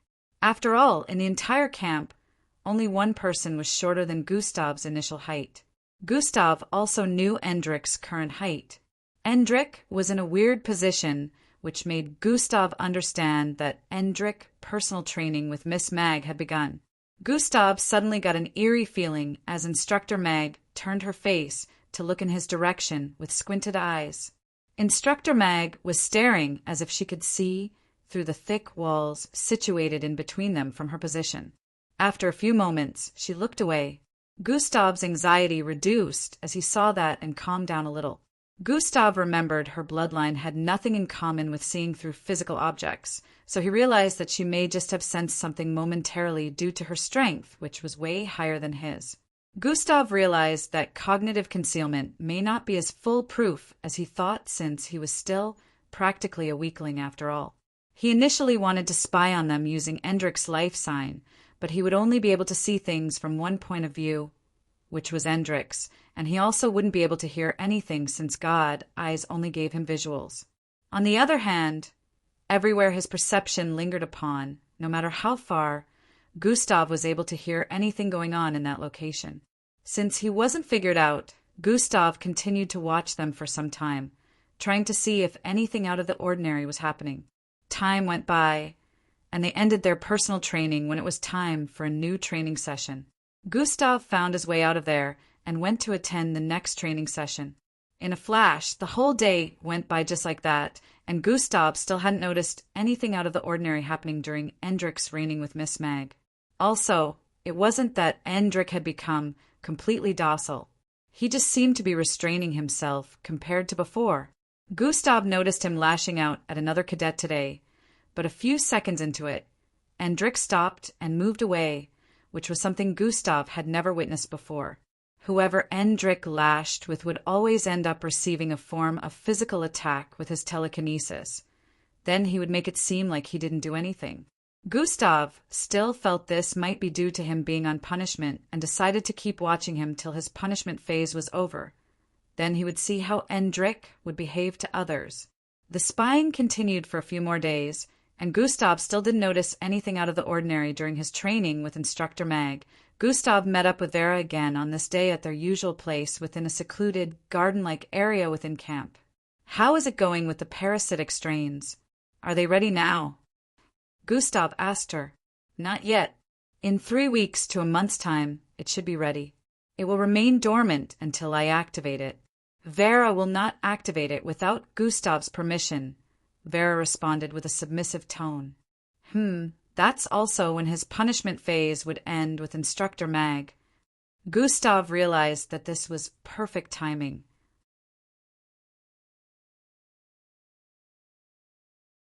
He would also be able to observe Endrik after this to see if he would return to his usual pompous self. "All right, keep me posted," Gustav responded with a smile before rubbing Vera's head like she was a little kid. "Good job," he added, causing a delightful smile to appear on her face. "Now we really need to make sure you're ABI." Before Gustav could complete his sentence, a weird sound drifted into both of their ears. Gustav had a slightly confused look on his face as he and Vera turned to the side to stare in the direction where the sound was coming from. Pa, pa, pa, pa, pa. Slapping sounds reverberated across the place. Initially, one would think a battle was going on somewhere, and maybe someone was getting slapped on the face. But the voices that came along with them discarded any thoughts of this being a battle. MHHMM, arg, yes, give it to me. Anahem, you're so tight down there. Yes, take it, you little bitch. Pa, pa, pa, pa. Well, in a way, it was a battle between two opposite sects, but this was a different kind of battle. Gustav's perception and eyes traveled towards the source of the sound. His eyes widened as he noticed what was going on behind a tall pile of the bush towards the west. Two cadets, one male and the other female, could be seen in compromising positions. The female had her back arched in a crouching position. The male was positioned behind her, pulling her hair as he thrust his hips back and forth towards her buttocks, which perked out in front of him. They were both stark naked. This was the first time Gustav was witnessing such a scene. They doing? He voiced out with a slightly croaky voice as blood rushed to a particular part of his body. He knew exactly what was going on, but he just couldn't believe that had witnessed such a scene. Haha, being a virgin shouldn't make you this dumb. Did you forget about biology? As you can see, they're performing exercises needed for procreation. The system responded in his head with a burst of laughter.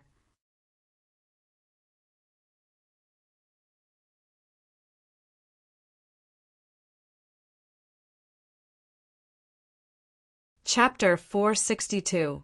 Pa, pa, pa, Gustav. The sounds were still as loud as ever. You're free to properly look at it. You are going to need the lesson. You don't want to disappoint your future partner, now do you? The system kept teasing. Shut up. Who says I don't know how it's done? Gustav responded internally with an annoyed tone. Oh, you do. You earthlings have a funny way of naming things and tend to name even things that don't make sense, so tell me, what is the name of the style they're currently engaging in? The system asked with a light chuckle. It's called. You know what? Just shut up, no one cares. Gustav responded with a tone of embarrassment. Huh. You are a mixture of retarded and robotic. To top it all, you're a virgin. Among all your researches, you never thought to try and check this out? Gustav. While the system was verbally destroying Gustav internally, Vera was in her own world of thoughts. It's going in and coming out. So this is how it is done.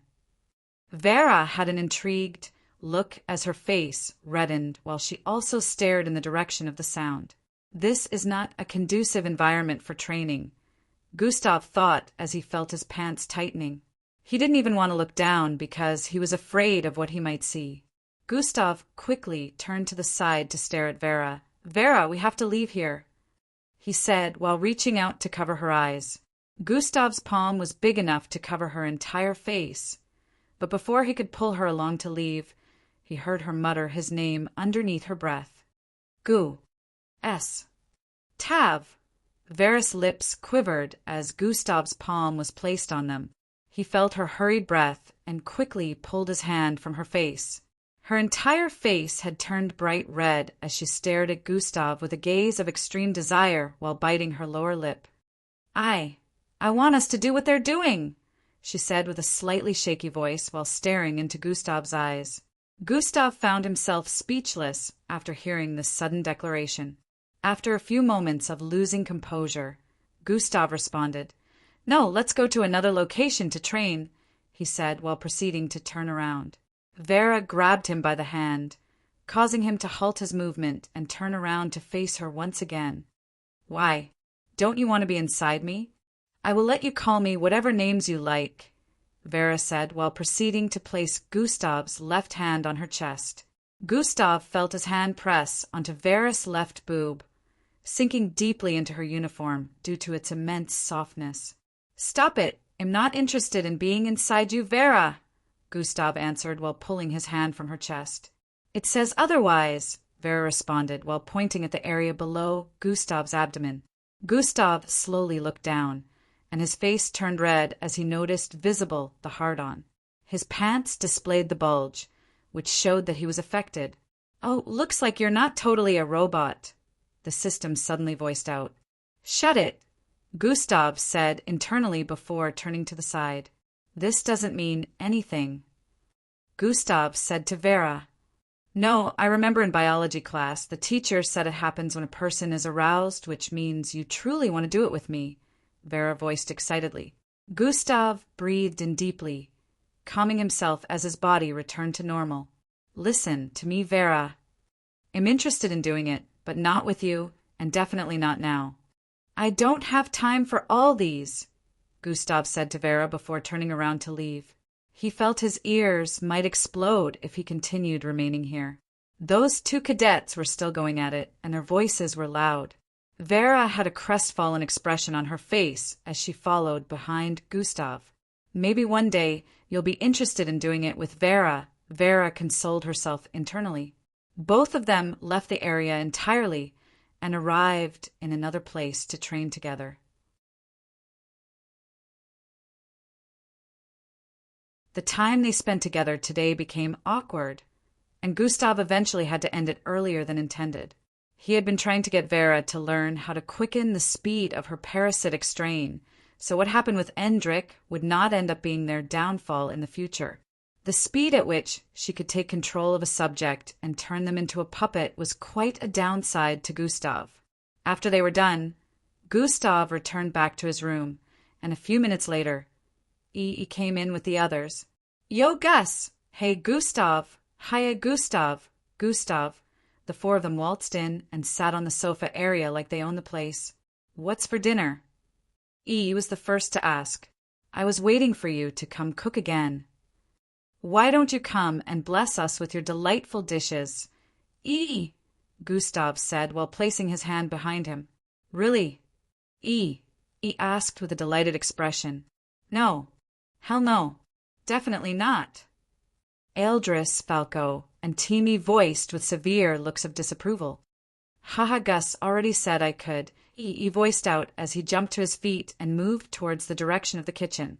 Falco and Timmy quickly jumped forward as well, blocking his path.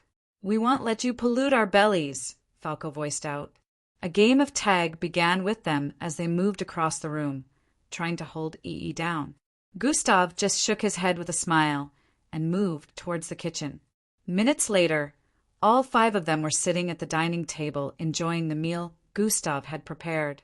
"So, Gus, are you finally ready to tell me why you hate your little brother so much?" Suddenly voiced out.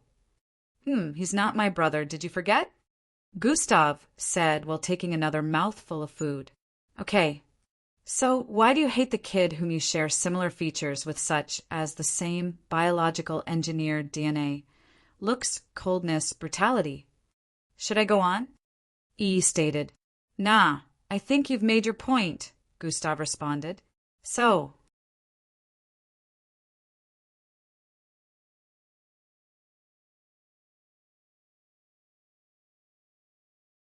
Chapter 463. Nah. "I think you've made your point," Gustav responded. "So." He voiced out one more time before waiting for Gustav to explain. Gustav took a few more bites from his plate before he started speaking.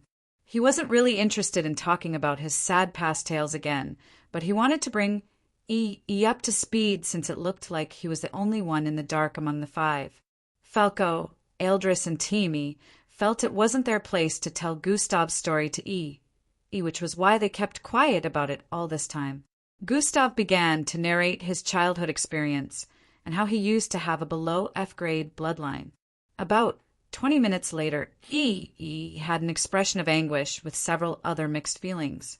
He had listened to Gustav's narration and didn't understand how people could put a person through such. He came from an entirely different place where there was no condemnation regardless of bloodline grade. So he couldn't relate, but he knew that there were no lies in everything Gustav had narrated. Now he understood why Gustav had such a personality. After all, experience shapes the kind of person you become. It also brings forth the attitude you portray to certain situations and reaction to certain situations. So, whatever happened to your birth parents? E asked. Oh, I don't care about them. Would have killed them, but there's no fun in that. It's better for them to live their miserable lives seeing me at the top and full of regrets, knowing we share no ties to one another. Gustav responded with an unbothered expression. That's just too much, man. There's no amount of apologies or words that can be said to wash away the scars from those experiences, so I won't bother saying sorry, but I'm here for you anytime, man. He said, while placing his hand on Gustav's left shoulder. Eldris, Falco, and Timmy also stood to their feet, and all of them placed their hands on Gustav's shoulders with a look of comfort on their faces. We're here for you too, Gus, Eldris said with a smile, while Timmy and Falco nodded in response. An unblemished smile appeared on Gustav's face. Yeah. I'm good now. Thanks, guys, he responded. Did you join the MBO because of this? You have plans of doing something about the situation of the world, right? Because I know it's quite common for such to happen in many places, Falco asked. I'm no hero. I joined the MBO for myself. I want to become powerful enough so I will never be at the mercy of anyone ever again. Every other plan is secondary, Gustav responded with a small laugher, except for the 5-year quests. Those are very important too, Gustav added internally. Haha, that's totally you, Gustav. I would be worried if you said you wanted to become some kind of hero. I am that guy, not you. He laughed out loud while responding to Gustav's answer. But then, you still have plans of changing things, don't you? Eldris seemed to have picked a hint from Gustav's response, so he questioned. That's a goal that is very far away since there are still many things I need to do first, like destroying my brother, so he doesn't become a thorn in my flesh in the future. Gustav responded with a thoughtful gaze. Oh, and Eldris voiced out at the same time. Isn't he still like 12? Timmy asked. Yeah, doesn't mean he's not dangerous, Gustav responded. Timmy wanted to respond to that, but after thinking about it, he couldn't find the right words. I kinda see what you mean. No one can say Endrik isn't the most talented cadet in the first years, even though he's currently not the strongest. If he is allowed to keep growing, he can become one of the most powerful officers to ever exist within the MBO.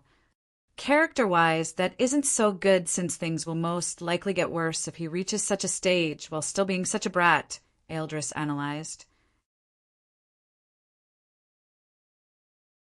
This was the first time everyone was seeing Eldris analyze someone so much besides Alevra, who he was related to. Everyone understood from this point that Eldris really disliked Endrik. I don't know, I'm kinda on the fence about this one. He spoke before Gustav could respond. From what you said earlier, you've given him several chances to change, and even came close to killing him once if not for Angie's interruption, which caused you both to drift apart afterwards. He paused at this point as his face displayed a contemplative expression. We're still in the MBO camp undergoing training. Why don't you give it time and see if he would change? From my point of view, no matter how much stronger he becomes, so long as he doesn't leave the campgrounds, he can't harm nobody, so there's still enough time to study him and end him when it's necessary. At that point, we will be sure that there's no redemption for him whatsoever. You're Gustav, so you'll always overpower any first year, and that includes Alevra, he stated with a profound tone and smiled when he got to the end of the sentence. Are you going to claim the first position on the ranking soon? He asked afterwards. Not yet, but before I leave for my first mission, in 1 month time, I definitely will be taking that first spot, Gustav said with a confident tone. Haha, don't worry, I'll watch over Angie for you while you're away, he added with a burst of laughter. Who said anything about Angie? Gustav retorted with a dismissive look. Yeah, keep acting like you don't care. We all know you do, Sandra-chan. He jested. Shut it, Gustav voiced out. Everyone began to laugh at this point, making the atmosphere less tense than before. Our first mission will most likely be in a 6 to 7 months' time, so we're going to rot in here. Don't forget your brothers when you're out there, E said with a smile.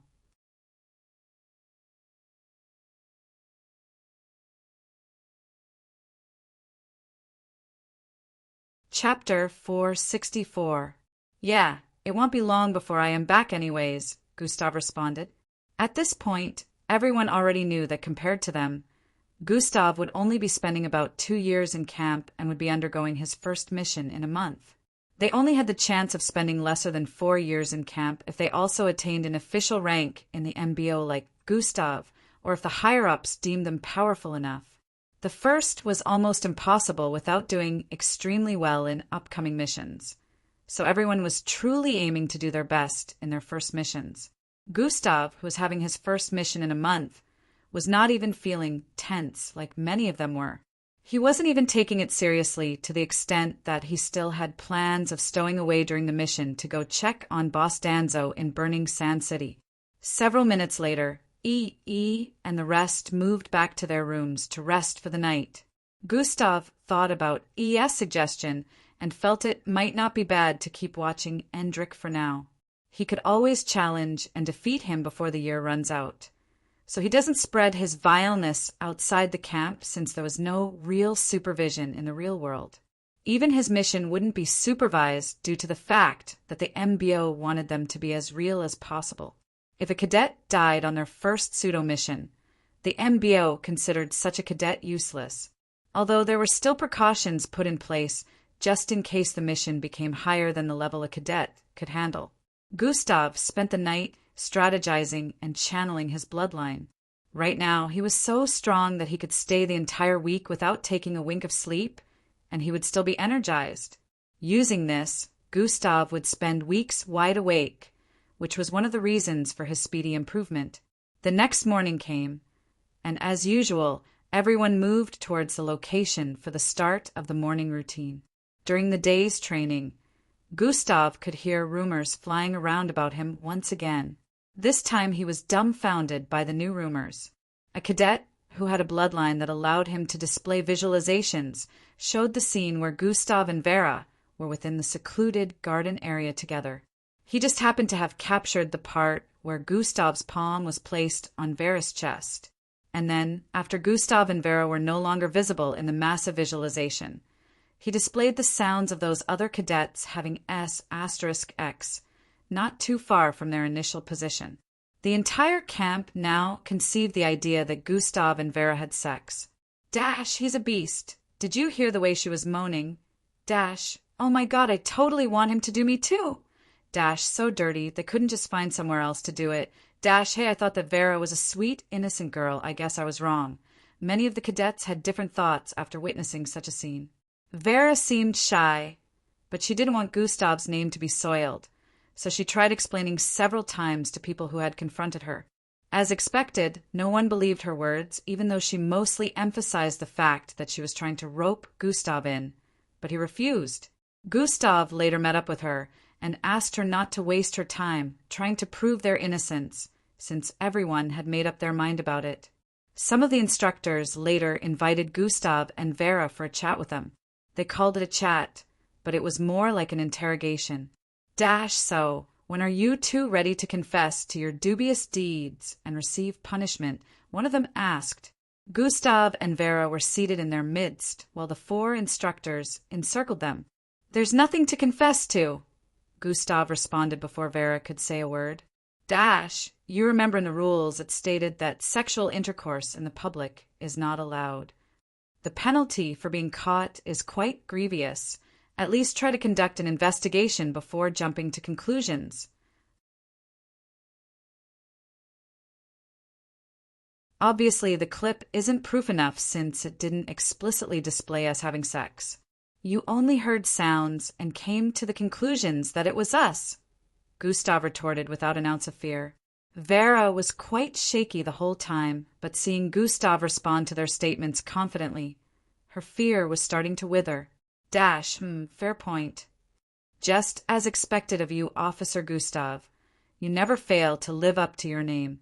One of the instructors smiled as he spoke. The instructors already saw this, but still decided to interrogate them as part of a test to see how they would respond.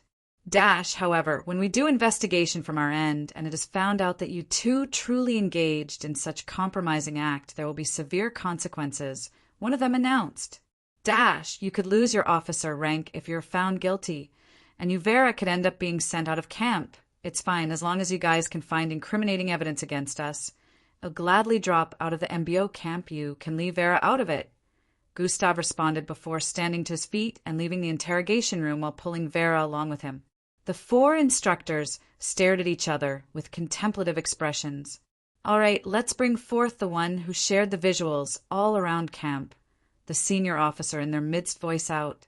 As they walked back to their residences, Vera kept staring at Gustav occasionally.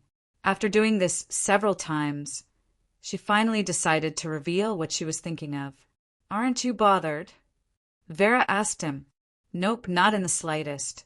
If the MBO can't even get their facts right, they don't deserve me, Gustav answered confidently. Vera's eyes shimmered as she heard that. Gustav was even looking more attractive to her now. But I will get to the bottom of this. Whoever is responsible for such expensive joke will answer to me, Gustav responded with a cold tone before he resumed walking.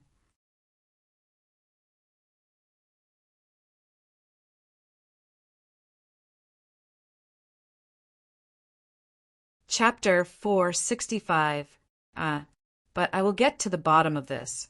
Whoever is responsible for such expensive joke will answer to me, Gustav responded with a cold tone before he resumed walking. Gustav met up with E, who was waiting not too far away from the location of the place where they were interrogated. It should only take a few minutes, Gustav said to him, and E nodded in response. Why is he? What are you? Vera was a bit confused as she stared at both of them while voicing out. You can go, Vera. I'll handle things from here, Gustav instructed. All right, Vera complied and started walking away while Gustav and E moved to the side to wait behind a tree. Both of them waited for several minutes before a male cadet wearing glasses with a buzz cut walked out of the facility ahead. Gustav and E remained in their positions and watched him walk across the path. After he was hundreds of feet away from the tree, they started following him from behind. Gustav and E tailed the youngster until they arrived at a particular part of the camp that was slightly secluded. Gremlin, how about we have a little chat? Gustav voiced out from behind, causing the youngster to halt his steps. The moment he heard Gustav's voice, he turned around with a wary expression written on his face. Before he could even say a word, Gustav had already dashed forward as E conjured a vortex behind Gremlin. THHRKKK. Swisush. Gustav's body traveled so fast, arriving before Gremlin in almost an instant as he reached out his hand and grabbed Gremlin by the throat before pulling him into the vortex along with himself. Swoof. The vortex closed up the instant E also jumped inside. They appeared at a high mountaintop that was literally poking the clouds. Gustav held Gremlin by the neck while standing on the ledge with his arm outstretched forward. Gremlin was only hanging from the top with Gustav's grip on his neck. Beneath him, there was no solid ground beside the one that was thousands of feet down. All he could see was the fog and the ledge, which he couldn't reach because of Gustav's tight grip on his neck. Let go! Gremlin tried clawing and kicking as he yelled for Gustav to let go of him. But no matter what he did, it was to no avail. This brought him to the realization that he really couldn't do anything against Gustav's strength. E stood behind Gustav and looked around the massive mountain range. This is quite this scary place. If you didn't bring me here, I probably wouldn't have known that such a place existed. E voiced out. Yeah, it's a good place to hide a corpse. Good thing only the senior years are permitted to come here, and they don't use this place often, Gustav said with a devilish smirk.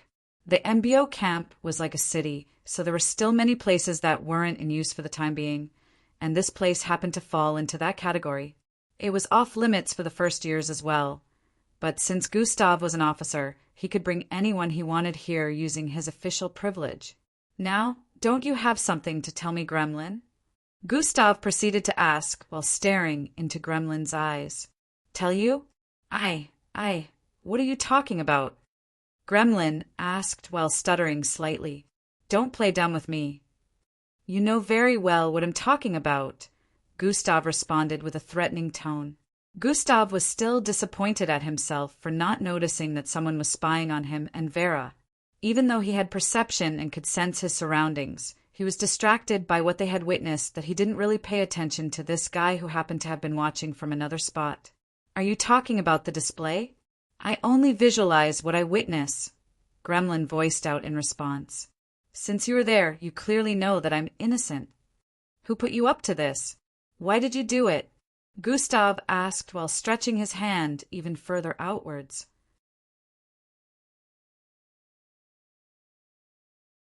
Size manipulation has been activated. Gustav's right arm lengthened further by 3 feet. Whoosh!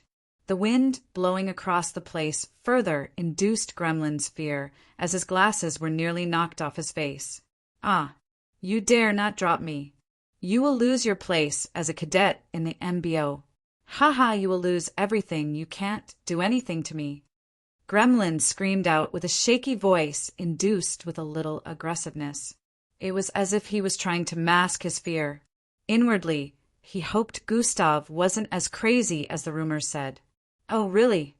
Maybe I have to remind you that, as it stands, I already have a chance of losing everything. Wouldn't it be better to just seal my fate? Gustav smirked as he slowly loosened his grip from Gremlin's neck. Ah, don't let go. Don't let go. Gremlin screamed out in fear as he held onto Gustav's arm to prevent himself from falling. Even if I am cast out, at the very least I get to end you. Even the MBO can't bring a dead person back to life. Also, you aren't even worth the trouble, even if they could, Gustav added with a small chuckle.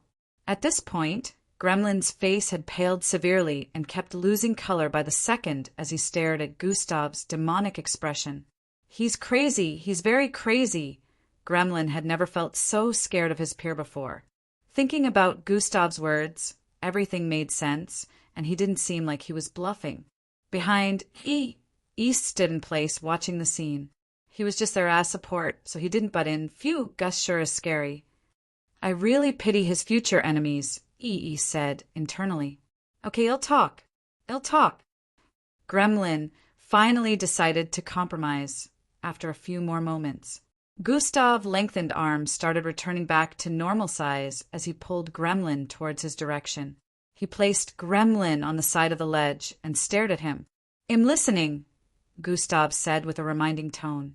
How can you guarantee my safety if I tell you the truth? I don't want to mess with such people, Gremlin said with a scared tone.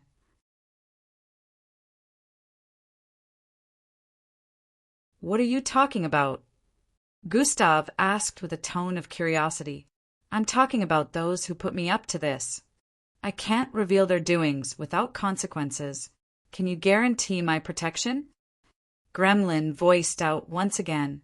Your protection is already secured within the MBO. Why would you be scared of this group? Asked from behind. Oh, yeah, my protection is so secure that you too can bring me out here in the middle of nowhere and end my life. Although you wouldn't go scot-free with such act, that doesn't mean my protection is secure, Gremlin voiced out with a tone of sarcasm. Well, that makes sense. E responded with a thoughtful gaze, and Gustav agreed with that statement. What if they were dealing with people who didn't really care about the consequences of their actions like him? Although it was almost impossible since everyone was here with the purpose of becoming an MBO officer. No one would want to throw that opportunity away, logically speaking. But Gustav still felt something was amiss in this whole situation. Tell me what we're dealing with first, Gustav proposed. Can you or can you not guarantee my safety?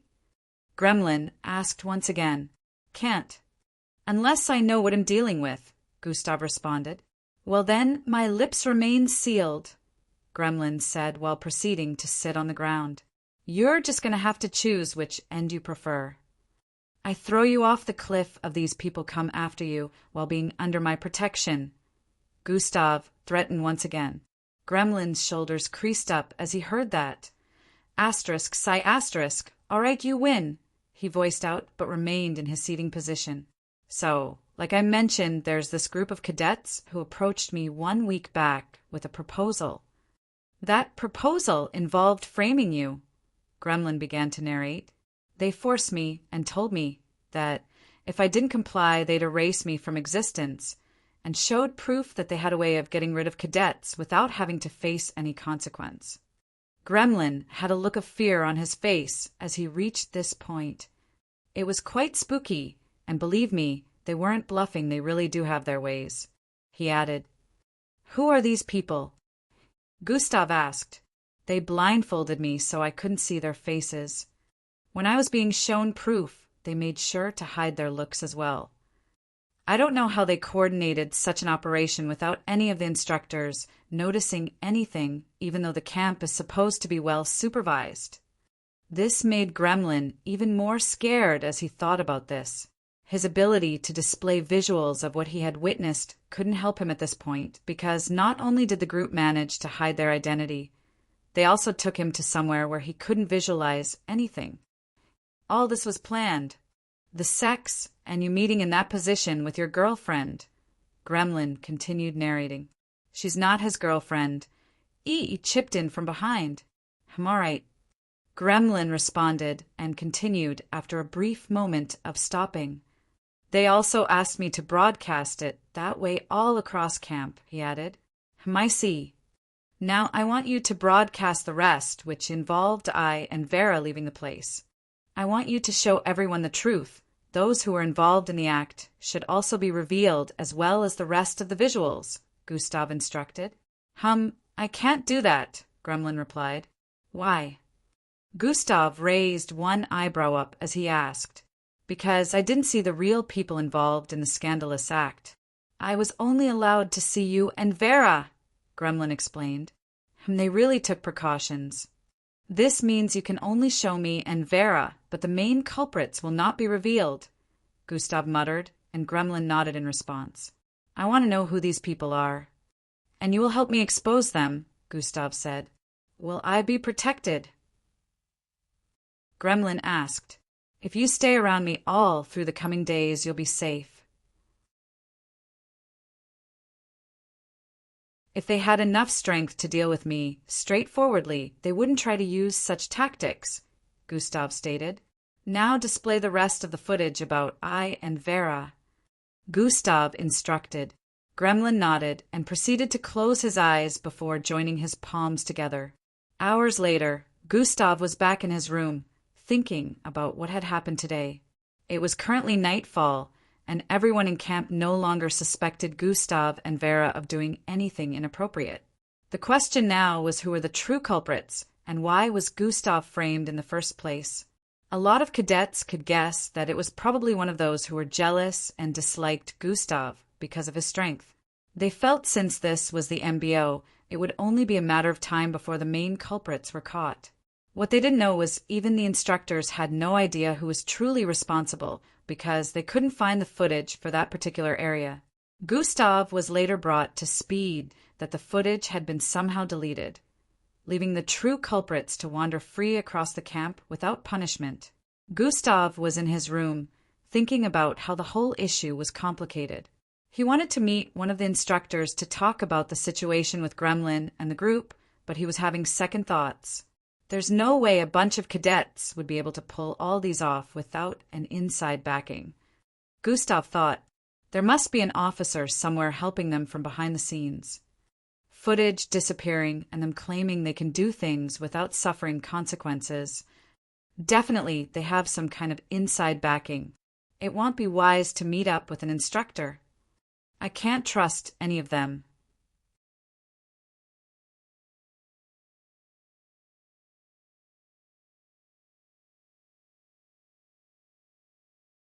Chapter 466. They definitely have inside backing. It won't be wise to meet up with an instructor. I can't trust any of them, Gustav said internally as he scanned for the images of instructors internally. He happened to picture Officer Meg in his mind for a few seconds and was already having second thoughts. This was due to the fact that compared to other instructors, Officer Mag seemed detached and was more likely to remain by herself, not engaging in friendly fellowship like other instructors. After a few more seconds of thinking, Gustav decided to brush her off as he recalled another person. There's her too. Commander Cilia. Gustav remembered the main commanding officer in camp who addressed them on their second day of arrival. Gustav recalled that she originally reported to Commander Cheyenne, which means she was put in her current position by the great commanders. Thinking more about it, Gustav figured there was no way she'd be involved in such a scheme like that, since it would mean the great commanders didn't have good judgment in selecting the head of this place. The only problem now was her appearance was quite scarce. Since the first day, Gustav and the others had only seen her once. It seemed like she was always leaving and coming back to camp due to her position, which made her quite busy.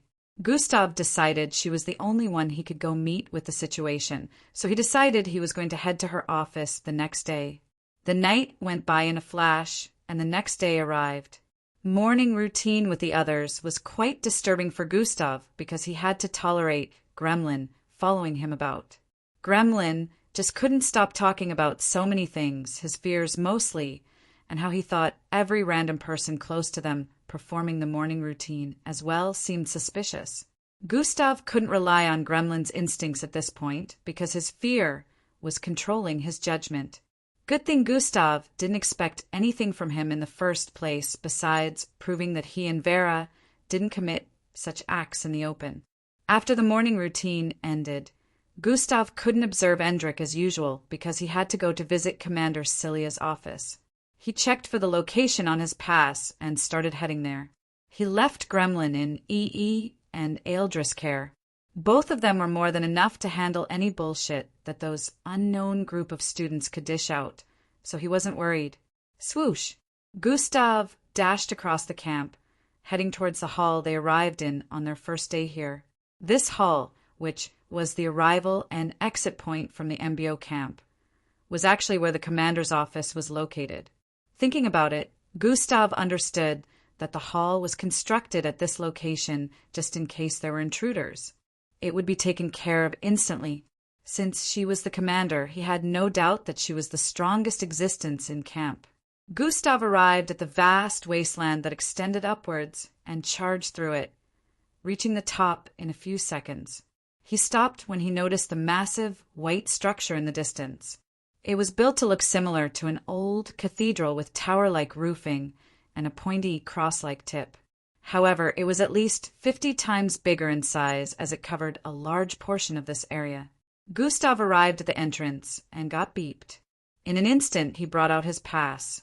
Arriving in, several other cadets could also be seen moving across the place, heading for and also coming out of the 3 massive mirrors standing in the middle of the hall. These 3 mirrors displayed 3 different locations of the outside world, so it was obvious that those going in were heading for missions while those coming out of any of them were back from missions. These were senior cadets. An instructor who was heading out of the hall noticed Gustav. "Officer Gustav, what are you doing here?" he asked with a slightly surprised look.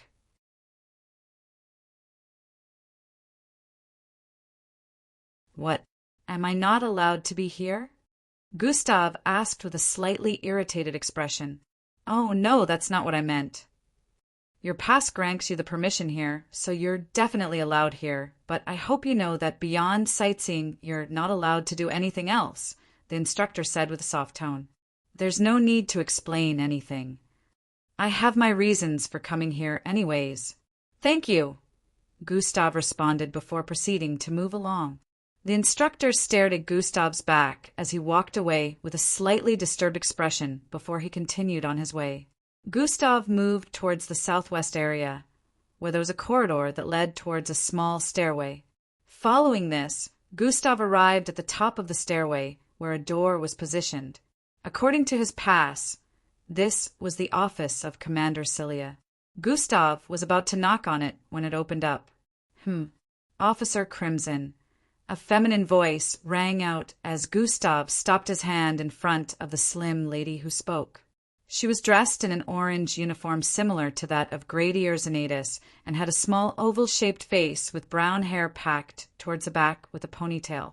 "Commander Cilia," Gustav voiced out as his hand descended. "I'm here to see you," he added.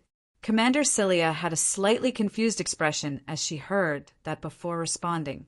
"I still have a few minutes to spare. Let's go in," she said before turning around. Gustav followed her in. Moments later, Gustav was narrating what had gone down recently within Commander Cilia's office. In a minute, he had given a quick breakdown of the whole situation. "Such a thing went down, and I wasn't informed." Commander Cilia was surprised by the revelation. "I haven't met anyone about the group." "I don't trust any instructor," Gustav explained. "Oh, I see. Why?" she asked. "Such a group can't delete a footage without the help of someone on the inside. They're being assisted by an officer." Gustav voiced out his speculation.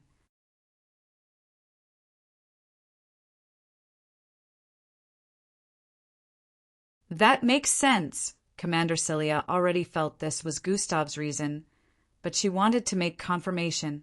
She proceeded to touch the side of her forehead while closing her eyes. "Mag, I need you in my office ASAP," she voiced out. Mag. The image of a short female instructor phased into his mind as he heard Commander Cilia call out this name. "I need to uncover these bastards before they cause any real damage. They failed this time because I was the one target. If it was a weaker and more gullible cadet, they'd probably have their way with the backing they have. That would mean that you, Commander Cilia, are not capable enough to protect the cadets here," Gustav stated. "Relax, Gustav," she said with a smile. "Everything will be taken care of," she added just before a weird sound was heard. Zhhhhhhh. The door opened up and Instructor Mag walked in. Her short frame looked the opposite of menacing, but her glare was something else. "Did you just say Big Sis was incapable?" she voiced out as she moved towards Gustav. "If she isn't able to protect the cadets, even from themselves, then yes." "Wait, did you just say Big Sis?" Gustav voiced out the last part with a look of surprise. He stared at both of them, repeatedly, trying to make comparisons. "Oh, I see it now." Gustav said internally as he noticed their similar head shape and eye structure. These two were the type of siblings that you wouldn't know were related to each other unless you looked hard enough. "She's more capable than anyone in this place," Officer Mag said with a cold glare. "I will only believe that after I see the group exposed," Gustav responded with an unbothered expression. "It's all right, you two." Commander Cilia stopped them before they could go any further with their words. "Mag, I have an important business to attend to at the moment, so I won't be able to deal with the current issue at hand, and this is why I have called you here," she added before calling out to Officer Mag. "Come over." Officer Mag did as instructed and walked over. Commander Cilia placed her index finger on Officer Mag's forehead. "Zuin." The instant she withdrew her hand, Officer Mag had been brought up to speed about the whole situation.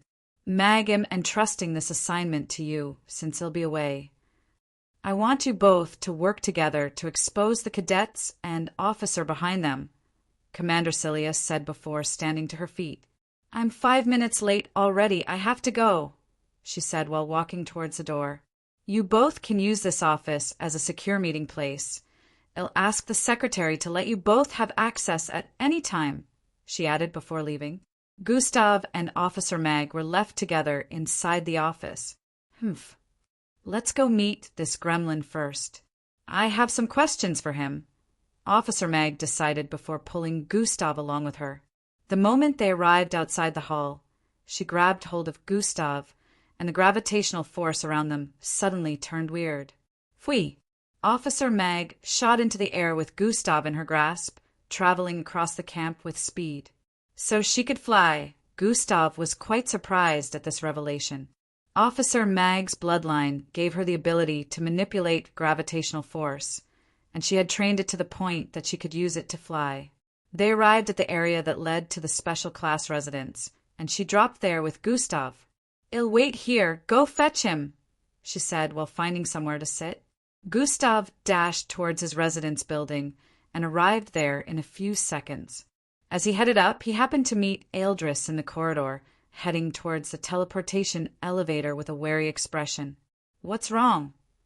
The moment Gustav laid his eyes on him, he figured that something was out of place. "Gremlin has gone missing," Eldris answered instantly. "What? How?" Gustav voiced out with an expression of disbelief. "He left."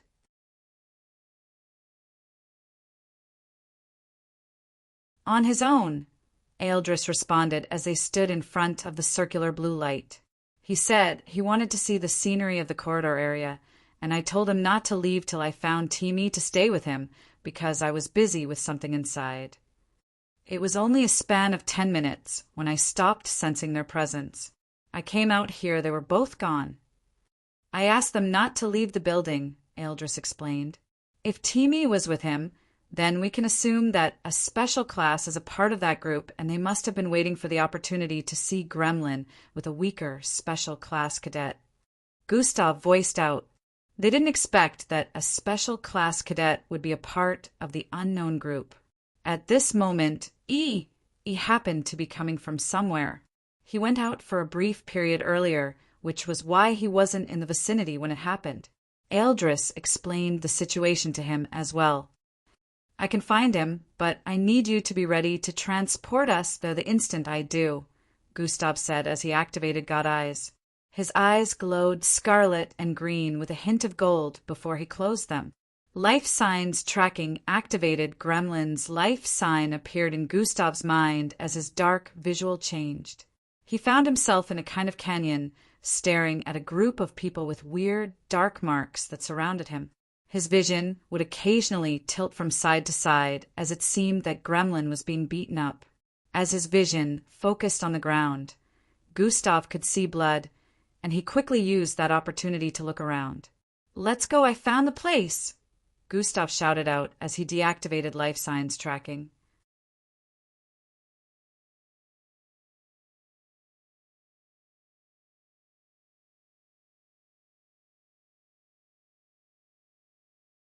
Chapter 467. This area was in between two tall mountains' walls, leaving a long dark path at the bottom with flowing water. At the moment, they were on the left side beside the flowing water. This area was pretty dark. "Let's go."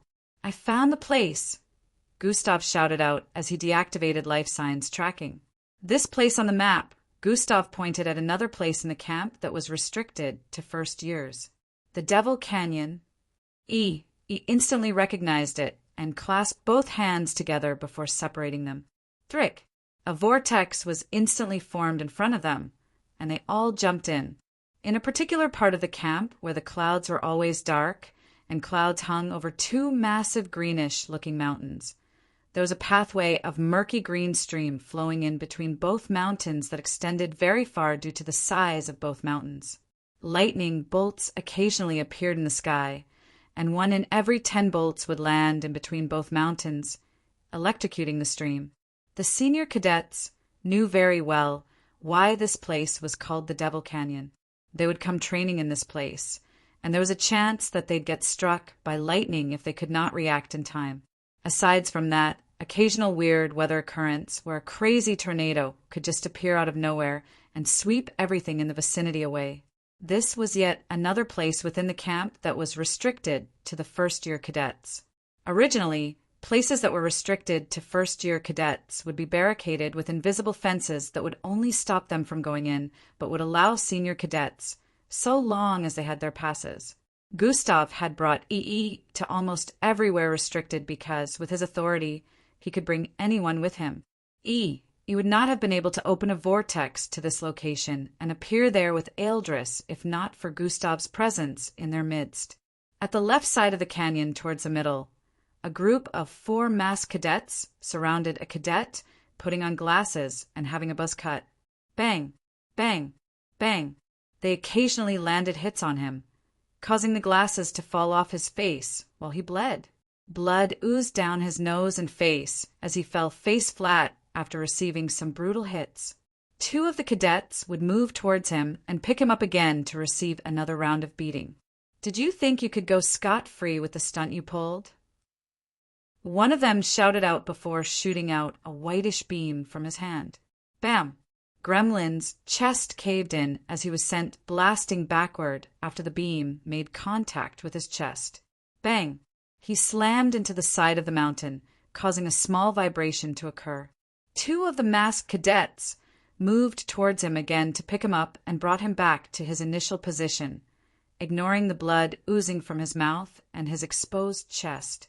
TWOTS! As Gremlin coughed out blood, he voiced out, "You thought we couldn't do anything to you, so long as you were with Gustav Crimson, right?" The other one on the left voiced out as she walked forward. From her stature and voice, it was obvious that it was a female. "I'll tell you now that we have someone better than Gustav Crimson on our side, so you were never safe from the start," she voiced out as a weird red circle appeared around her right arm. "Such foolish action will lead to your demise," she voiced out as more red circles began to appear behind her. Twy, twy, twy.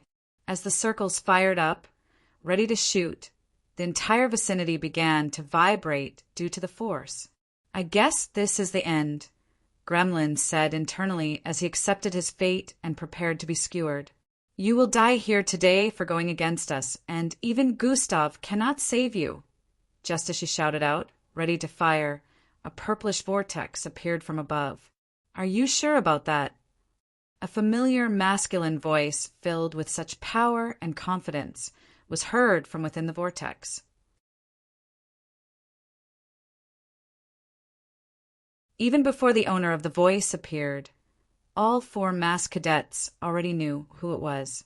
Gustav Crimson. They all voiced out in shocked tones, just as Gustav and E, along with Eldris, landed on the ground behind them. Thump! The female cadet who was about to fire earlier shot out the energy by mistake due to shock after seeing Gustav. Several red beams traveled forward with intensity towards Gremlin, who is still in a kneeling position. Combination has been activated. Sprint plus dash swoosh. Before anyone could even react, Gustav had already swooped forward at a speed that made everyone around him look like they weren't moving. The beams that were traveling at very high speed were now similar to kids running from Gustav's point of view. Gustav arrived in front of Gremlin before the beams could, but there wasn't enough time to get him out of the way, so he stretched out his palm. Bang! A loud sound of collision rang out as the beams collided with Gustav's palm, causing the ground to crack apart from the impact. Gasp! Although it was impossible to see their faces through the mask, it was obvious that the four cadets had their mouths open after witnessing what had just happened. Gustav was standing in place with his hand stretched out, and parts of his uniform had holes on them due to some of the beams slamming into his body. However, even with all this, there was not a single scratch to be found on his body. He didn't move an inch backward, neither was there any blood. He just stood there like a solid rock. Even the mountain on the side would take damage at the point of such powerful impact. Gustav! Gremlin had teary eyes as he noticed Gustav standing in front of him. "Are you okay?" Gustav said as he slowly lowered his arm. Smoke was still erupting from his palm and other affected body parts, but he remained unscathed. "I'm fine," Gremlin said before coughing out more blood. Gustav turned around and picked him up by the collar with one hand before flinging him like a weightless sack towards Eldris and E. He caught him and dropped him in their midst. "Keep him safe. I don't want to be disturbed," Gustav said to both of them as he ripped his uniform apart, displaying his well-chiseled and moderately ripped upper half. "It's been some time since I fought like this." "You lots have truly angered me," Gustav voiced out, causing the four cadets to stare at him with visible fear in their eyes.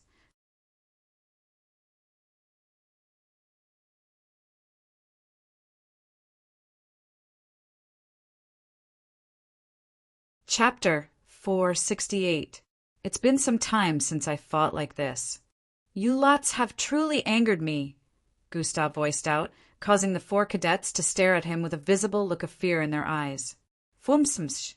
In one movement, he arrived in front of the masked female cadet that had just shot out the beams with his hand outstretched. Grab! His palm grabbed hold of her neck in the next instant, and before anyone could react, he dashed towards the mountain wall on the side with full force while pushing her forward. Bang! A loud tremor rang out as she collided head-on into the mountainside with a strong force, creating a massive body-sized hole within.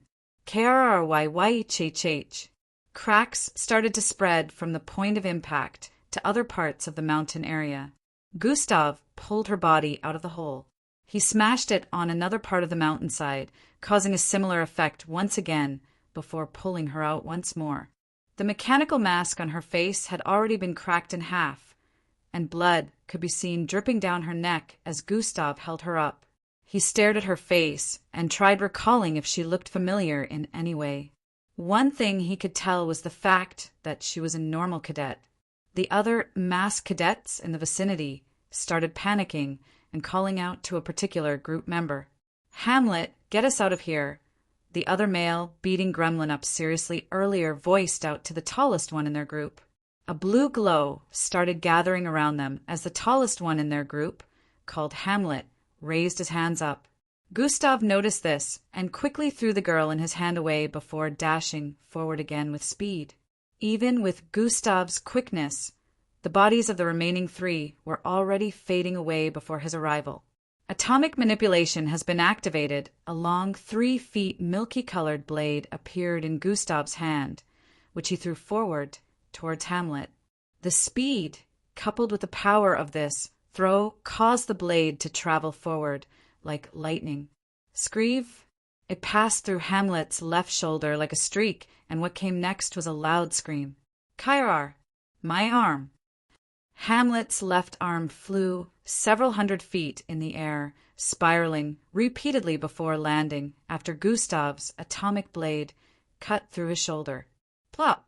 As it fell to the ground, so did Hamlet, with blood oozing out of where his left hand was formerly located. The three of them bodies had returned to a solid state after Hamlet sustained such damage. He kept screaming as he seemed to be in excruciating pain while the other two decided to turn heels and run. Nobody leaves! Gustav didn't even have a single shred of remorse on his face after slicing someone's arm off. Instead, he was more concerned with making sure all 4 of them suffered. Although both of them ran in 2 separate directions, Gustav went after the one he reckoned to be the gang leader first. Swusush! He arrived in front of him in a matter of seconds. The leader of the masked cadets seemed to have expected this and had a circular-shaped device in his hand prepared already. Beep, beep, beep. It happened to be a set bomb, and he had already activated it. It will go off in less than 10 seconds, so you had better stay away if you don't want to be blasted to bits, he voiced out. Are you really going to kill yourself just for this? Gustav asked with a scoff. It's better than what awaits me, the leader of the masked cadets voiced out before putting the device in his uniform through the small opening at the top area. Gustav dashed forward at this point and thrust his palm forward. Bang! His palm directly slammed onto the part where the bomb was sending the cadet flying backward. But Gustav also grabbed hold of the device through the cloth a moment after he struck it with his palm. Rip! Phew-ee-eye! As the cadet was sent flying, Gustav had managed to rip the bomb device out of his uniform and turn around before throwing it upwards with force. Twi-eye! It was already in the last seconds, but Gustav's throw allowed it to ascend over 300 feet in the air before a loud blast reverberated across the place. Boo-hoo! Even though it was quite high in the sky, they still felt the pressure below as heavy winds blew everyone's hair backward, making their uniforms flap repeatedly. Gustav dashed forward and grabbed hold of the cadet before lifting him and pulling him along. The other cadet, who had gone in the opposite direction, had paused for an instant after witnessing the massive explosion. Currently, he was out of the canyon and heading down the mountain on the left. Just as he wanted to keep running again, he spotted a body flying in his direction. Bang! The collision knocked him back by over 50 feet. As soon as he spotted Gustav, He headed for him with intensity. The cadet quickly spat out a yellowish shard towards Gustav. As the yellowish shard arrived in front of Gustav, he moved to the side to dodge. Still, it suddenly expanded, becoming like the size of a building in nearly an instant. Bang! It fell on Gustav with its massive weight, causing a cloud of dust to spread across the place. The cadet, who had shot out the shard, sighed in relief as he turned around to keep running again. He felt that even if the attack couldn't handle Gustav, it would slow him down a little. However, to his surprise, when he turned to look back, he saw the same massive, building-like structure flying towards his direction from behind. Gustav had picked it up and thrown it forward. What? No way! It weighs at least 60,000 pounds. He shouldn't be able to throw it so casually. Fwai! Bang! As it landed, the cadet's screams couldn't be heard as his entire body was crushed under the weight of the massive, building-like yellow shard.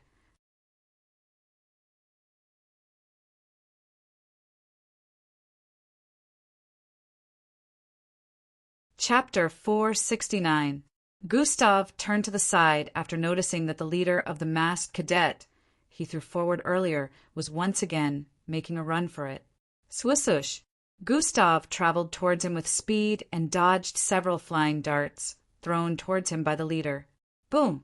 Boom! Boom! These darts exploded after reaching a particular distance. However, Gustav was still able to go through them without suffering a single injury. He arrived before the leader with his right arm arched backward, and he threw a jab straight at his face. Bang! Teeth and blood flew out of his mouth as he was sent tumbling back. Gustav dashed forward and swung his leg towards his chest. Once again. Bang! Bone-cracking sounds rang out this time as the cadet's chest caved in. He felt his ribs and sternum fracturing as his body catapulted through the air before he slammed into the large yellow-colored building-sized shard. His helmet had also cracked open at this point, and his face was smeared with blood as his body sunk in the massive shard. A few seconds later, the shard popped and turned into yellow dust that floated across the place. Both cadets had passed out at this point in time. The body of the one crushed underneath earlier was in a weird position that depicted a lot of his bones were already broken. Gustav was about to head towards them when a loud sound was heard in the sky. A small object could be seen cutting through the sky with speed and descending towards Gustav's position. Swai! Bam! So this is where you were at. As the dust cleared, Officer Meg could be seen standing in front of Gustav. It turned out she was the one who was flying through the sky earlier. You okay? She asked Gustav. You should be more worried about them, Gustav said while pointing at the front. She turned around and saw the state of both cadets with their mechanical black masks broken and blood-smeared faces. You sure did a lot of damage, she voiced out. These cadets took Gremlin. They almost killed him. He would have been past tense had I not arrived here as soon as possible, Gustav explained. Officer Mag had a look of understanding. They're first years, so they're not even supposed to be able to access this place. This area is quite far from the residence and really secluded.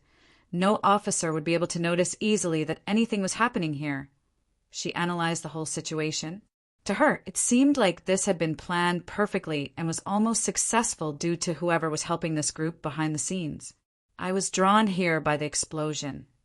Whenever there is a ripple in the gravitational field, as long as it's powerful enough, it'll sense it. The sound of the explosion was not loud enough, Officer Mag said while walking forward. She took the mechanical masks off their faces, completely revealing the looks of two cadets. By the way, how did you even find them so fast? Officer Mag asked. He brought us here with his vortex, Gustav answered. I mean, how did you know that they were in this location in particular? Officer Mag asked with a dumbfounded expression. Just a little thinking, and it's easy to figure out. I have been investigating this situation for longer, and also checked out these spots beforehand. Remember, I'm an officer, so I'm not restricted to places like this. Anyone with a brain would be able to figure out that they were here, Gustav explained while shrugging his shoulders. So you saying I ain't intelligent, huh? Officer Mag squinted her eyes as she voiced out while turning around to stare at Gustav. Your words, not mine. Gustav played it off with this. Officer Mag was about to say something else when they noticed E and Eldris coming from up ahead. He was carrying Gremlin on his shoulder, while Eldris was pulling the female cadet and Hamlet along with him. Hamlet had already passed out from losing too much blood, and blood was still oozing out from his left empty shoulder area.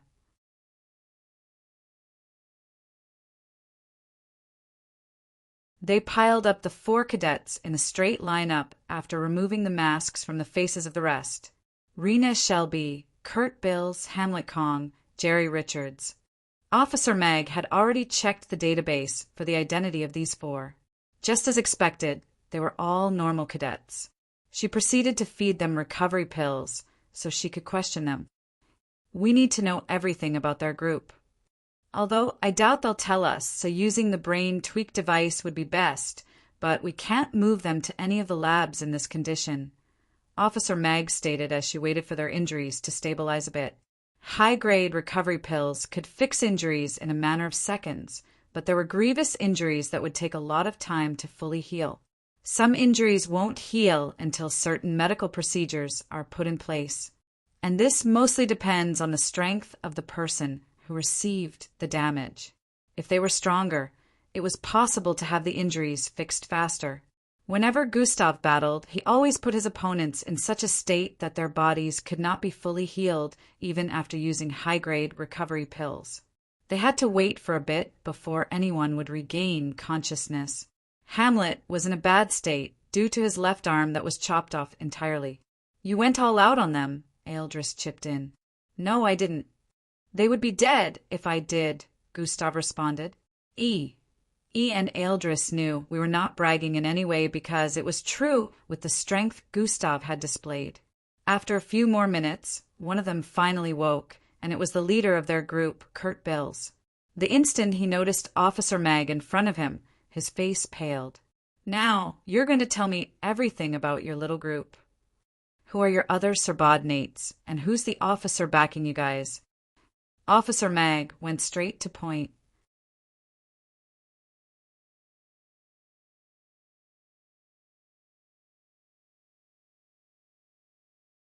Chapter 470. Asterisk cough cough asterisk. What's the point of asking such questions when you know I won't say a thing? Kurt responded with a weak look. Why did you fools try to frame me? Gustav asked. Haha, isn't that obvious? We want to bring you down so you lose your officer title. Did you forget that you have so many enemies on camp? Kurt laughed weakly as he stated. I pretty much figured this was the case. But I can tell there's a motive behind this little scheme of yours, and I'm pretty sure you didn't plan it, neither are you the leader, Gustav said while squatting in front of him. I truly am not the leader. Our leader is more powerful than you are, Gustav Crimson, and he will defeat you one day. Kurt voiced out. I don't care about someone who can't come out and face me head on. What is the motive behind this bullshit, and who are your other subordinates? Gustav asked with a cold look as his eyes glowed a crimson color and fangs grew out of his mouth. Haha, you think I'm scared. It's already the end of the road for us. You can't do nothing. Kurt voiced out as he started coughing out black blood. What's wrong with him? There shouldn't be any more bleeding. He voiced out from behind. Officer Mag and Gustav were also dumbfounded. Cough, cough, cough. The others, who were also unconscious, began to cough as black blood trickled out the sides of their mouths. KRRH, KRRH, KRRH. Everyone was dumbfounded as they saw the 4 cadets' skins blowed up. The outline of some weird, worm-looking things began to appear underneath their skins, crawling from place to place across their bodies. It appeared on their arms, legs, face, neck, and every visible part of their bodies, making the 4 cadets look grotesque. What's happening to them? Gustav asked with a dumbfounded expression. Officer Mag's eyes widened as she quickly grabbed hold of Gustav's hand and turned around. Surrounding all 5 of them in a bubble of gravitational force, she flew forward with Gustav E, Gremlin, and Eldris. Fwish! The body of the four who were left on the ground bloated to the limit, and what came next was an immense explosion. Boom! Crumble! Crumble! Crumble! The explosion was so large that 1/4 of the mountain was blasted apart. The huge mountain on the left had now been reduced in size. This explosion had now alerted some other officers, and they started heading towards this location with speed. Officer Mag landed on the other mountain by the side with Gustav and the rest. What in the hell was that? E was the first to voice out as he stared in the direction of the other mountain, which still had massive chunks of rocks rolling down its side. Looks like whoever is controlling this whole circus was more cautious than we expected. Officer Mag responded with creased eyebrows. Leave the rest to me, kids. I don't think they'll be coming after any cadet anytime soon. This stunt they just pulled will put every officer on alert, and they won't be able to make any move on you four, she added. Oh, I'm hoping they make a move on me, all right. Gustav wasn't in any way satisfied with the present state of things. Isn't it bad that they won't make any move? Won't this make it harder for them to be caught? Eldris voiced out from the side. No. I already have a lead. I'll catch the officer pulling strings from the shadows in a few days, Officer Mag responded.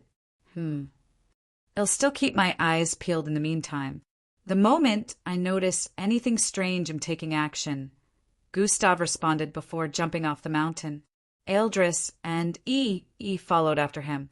Gremlin had woken up at this time and wanted to go with them, but Officer Mag stopped him. You're coming with me, she voiced out before flying away with him, not giving him any chance to retort. Officer Mag decided to go inspect the location of the explosion once again for any clues as other officers began to troop towards the location. 30 minutes later, Gustav,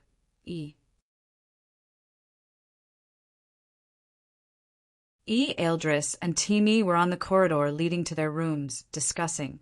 Timmy explained how he was out here earlier with Gremlin when a strange force suddenly knocked him aside. The force held him there tightly, and he could hear Gremlin screaming in the background. He activated his bloodline and tried freeing himself from the hold, and just when he did, he found himself in another location. He figured he was teleported against his will. By the time he got back here, Gremlin was gone. He had tried looking for E and Eldris to give them the news so they could look for Gremlin, but they were nowhere to be found. He had also been searching for Gremlin during the last hour and had to come back here to check for Eldris and E again when he met all three of them in the corridor. He was relieved to hear that Gremlin was okay, but he was really shocked after hearing about the whole situation. He never thought such a thing would happen within the camp. It was inevitable that the news about the deaths of 4 cadets would spread across the camp. This was also something the officer pulling the strings from behind would want to happen. So what happens now? Eldris asked. I already have a theory about this whole thing. Once I've concluded on my investigations, I'll take action, Gustav said with a deep stare before moving towards his room. Gustav spent the rest of the day channeling his bloodline and planning his move. I sensed a familiar energy when that explosion was about to occur. The system suddenly voiced out internally as Gustav was seated in his personal channeling room. So did I. Gustav responded. So, do you think it's him? The system asked.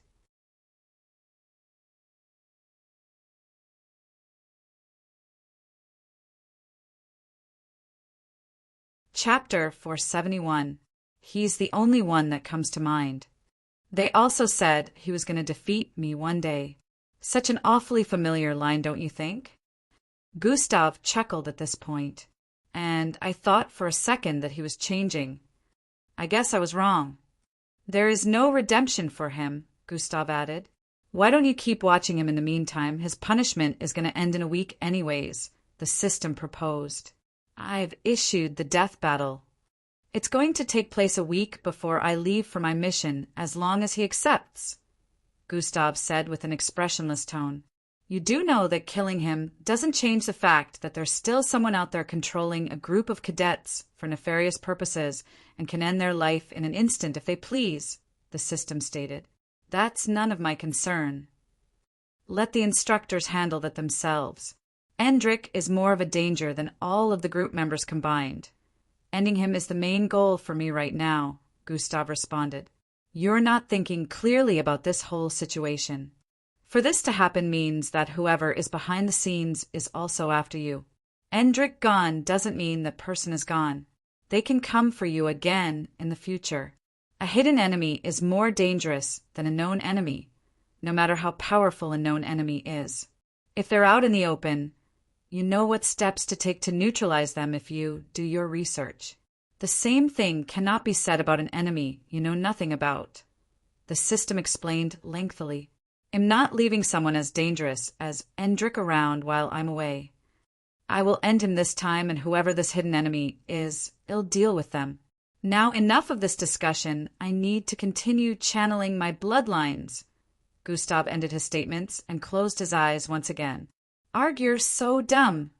Don't you know you could use Endrick to uncover the rest of them? The system voiced out before keeping quiet since Gustav ignored her last sentence and continued channeling his bloodlines. As the days went by, Gustav stopped watching Endrick. Instead, he focused on keeping his eyes on suspicious students, so in a kind of way he was helping Officer Meg keep an eye out for students that may be in the said group while also visiting the dungeon. Officer Meg kept him up to speed on the situation with the officer, and she mentioned that she was close to catching the culprit, and by the end of the week she would have. On this particular day, he visited the dungeon once again with the intention of going below level 16 today. The cadets were having a display of powerful attacks in the coming week. So Gustav wanted to train well enough because he had decided to use that to take over the first position from Alevra. Currently on the ranking, he was second place, but it would seem the rankings boards hadn't decided he was the strongest, yet based on not seeing him perform any feats stronger than what Alevra had displayed. He decided that if this still didn't work, then he would have to duel with Alevra. This was something he was interested in, and so was she, but both of them were worried about going all out and inflicting incurable damage on the other. Gustav believed that if he went all out, Alevra might get killed, and with her level of strength, he couldn't be pulling punches or head lose.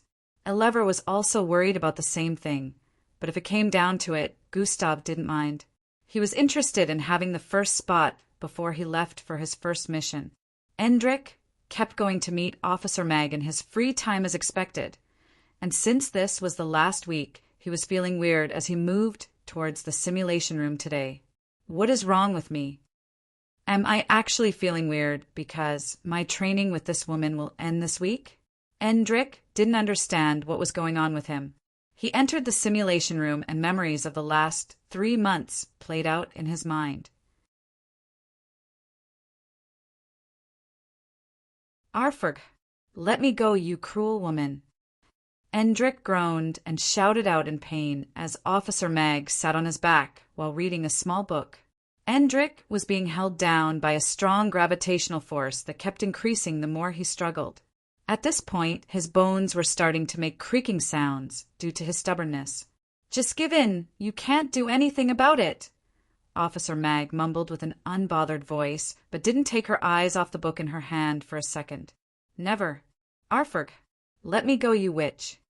Endrick was still as stubborn as ever and kept struggling to free himself, even to the point of trying to use his will against Officer Mag. Your will is nothing within my gravitational field. Just give it up.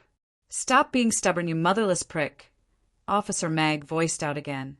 I have a mother. Arg. You're a witch. You're cruel. You're vile. Arg. Let me go. Endrick kept shouting out, and the gravitational force kept increasing. Now I doubt that, Officer Mag voiced out before she continued reading her book. Their mother must have been one crooked woman who lacked the skills of proper home training. Officer Mag said internally while shaking her head in pity. Arfurg. Endrick kept struggling for over 30 minutes. As time passed, his struggling screams slowly turned into painful screams and then pleading ones. At this point, nearly every bone in his body had been broken. The ground underneath had been cracked due to the force of his body pressing against it. Officer Mag, sitting on his back, didn't help the situation one bit. "Please. I apologize. I'm sorry. Make it stop. Arg." He screamed out again as another bone in his body made loud popping sounds. He had never felt such excruciating pain in his lifetime. Remembering Gustav's last beating, he felt that didn't compare to having every bone in the body under torture. Are you truly sorry, or you just want the pain to stop?" Officer Mag asked as she closed her book.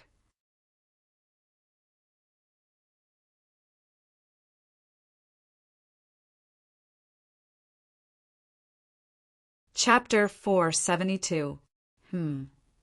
Are you truly sorry, or you just want the pain to stop? Officer Mag asked as she closed her book. I'm sorry. I apologize, Endrick pleaded. I will let you off the hook for now, Officer Mag said before standing to her feet as she deactivated the gravitational force pressing down on Endrick. Endrick moaned in relief after this action, and Officer Mag proceeded to give him a recovery pill. He slowly healed up, and when he was strong enough, he picked himself up with a look of embarrassment. "You wicked bitch! How could you do that to me?" he voiced out towards Officer Mag again.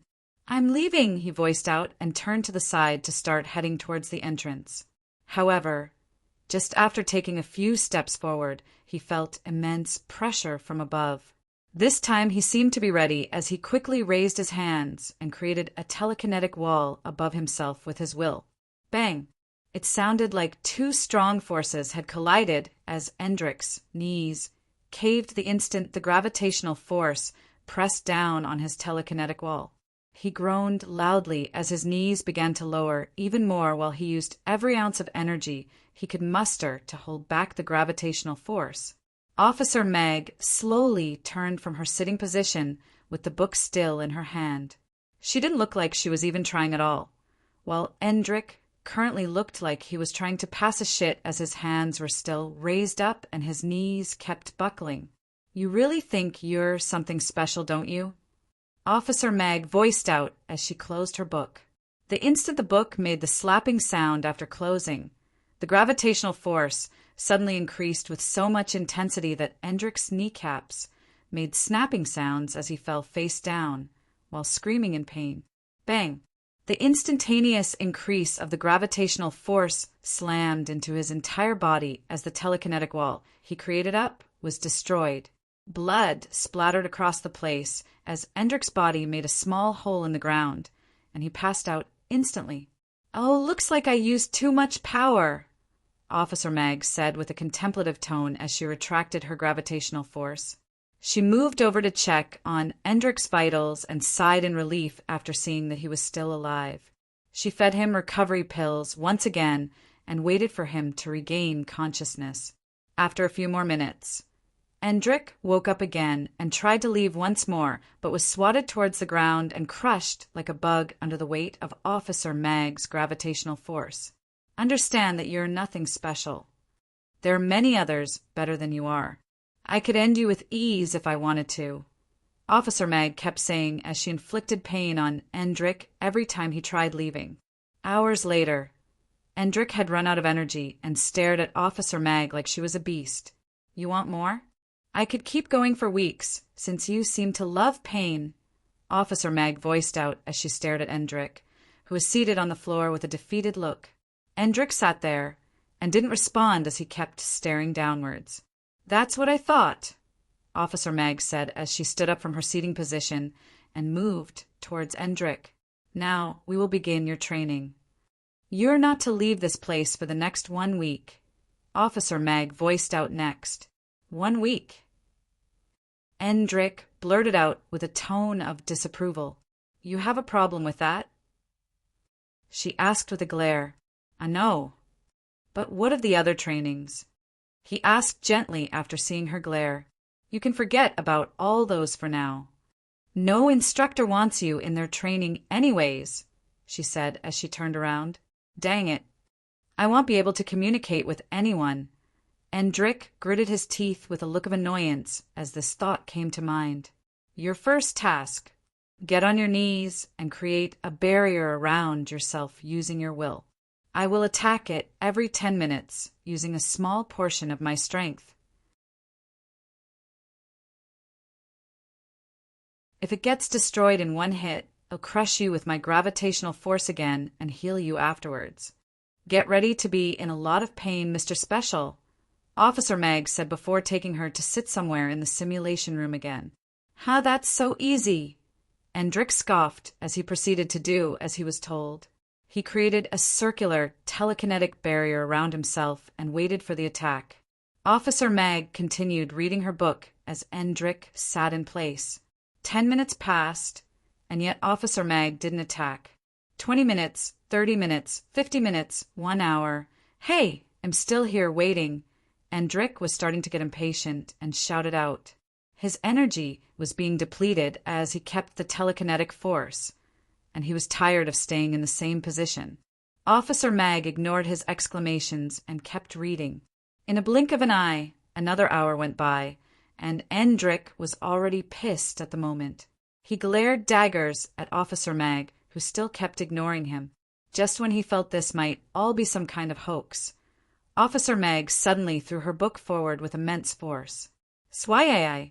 It cut through the air like a blade as it traveled forward like a spiraling streak. Bang! It broke through Endrick's protective barrier with ease and slammed into his face. Fwy! The impact sent Endrick tumbling backward as he slid across the floor. He laid in that position for a while with a defeated expression as his face turned red. Hey, that was unfair. You said you were going to attack in 10 minutes, and now it's over 2 hours. He suddenly jumped up with a look of annoyance as he voiced out. Shut up. You had one task and you failed, she voiced out, cutting him short. Fwy! Bang! Immense gravitational force descended from above, smashing Endrick to the floor once again. He screamed out in pain and pleaded, but it all fell on deaf ears. You're tuning in to the Thunder Spear YouTube channel. Don't forget to subscribe and join us on this journey to catch the most captivating stories.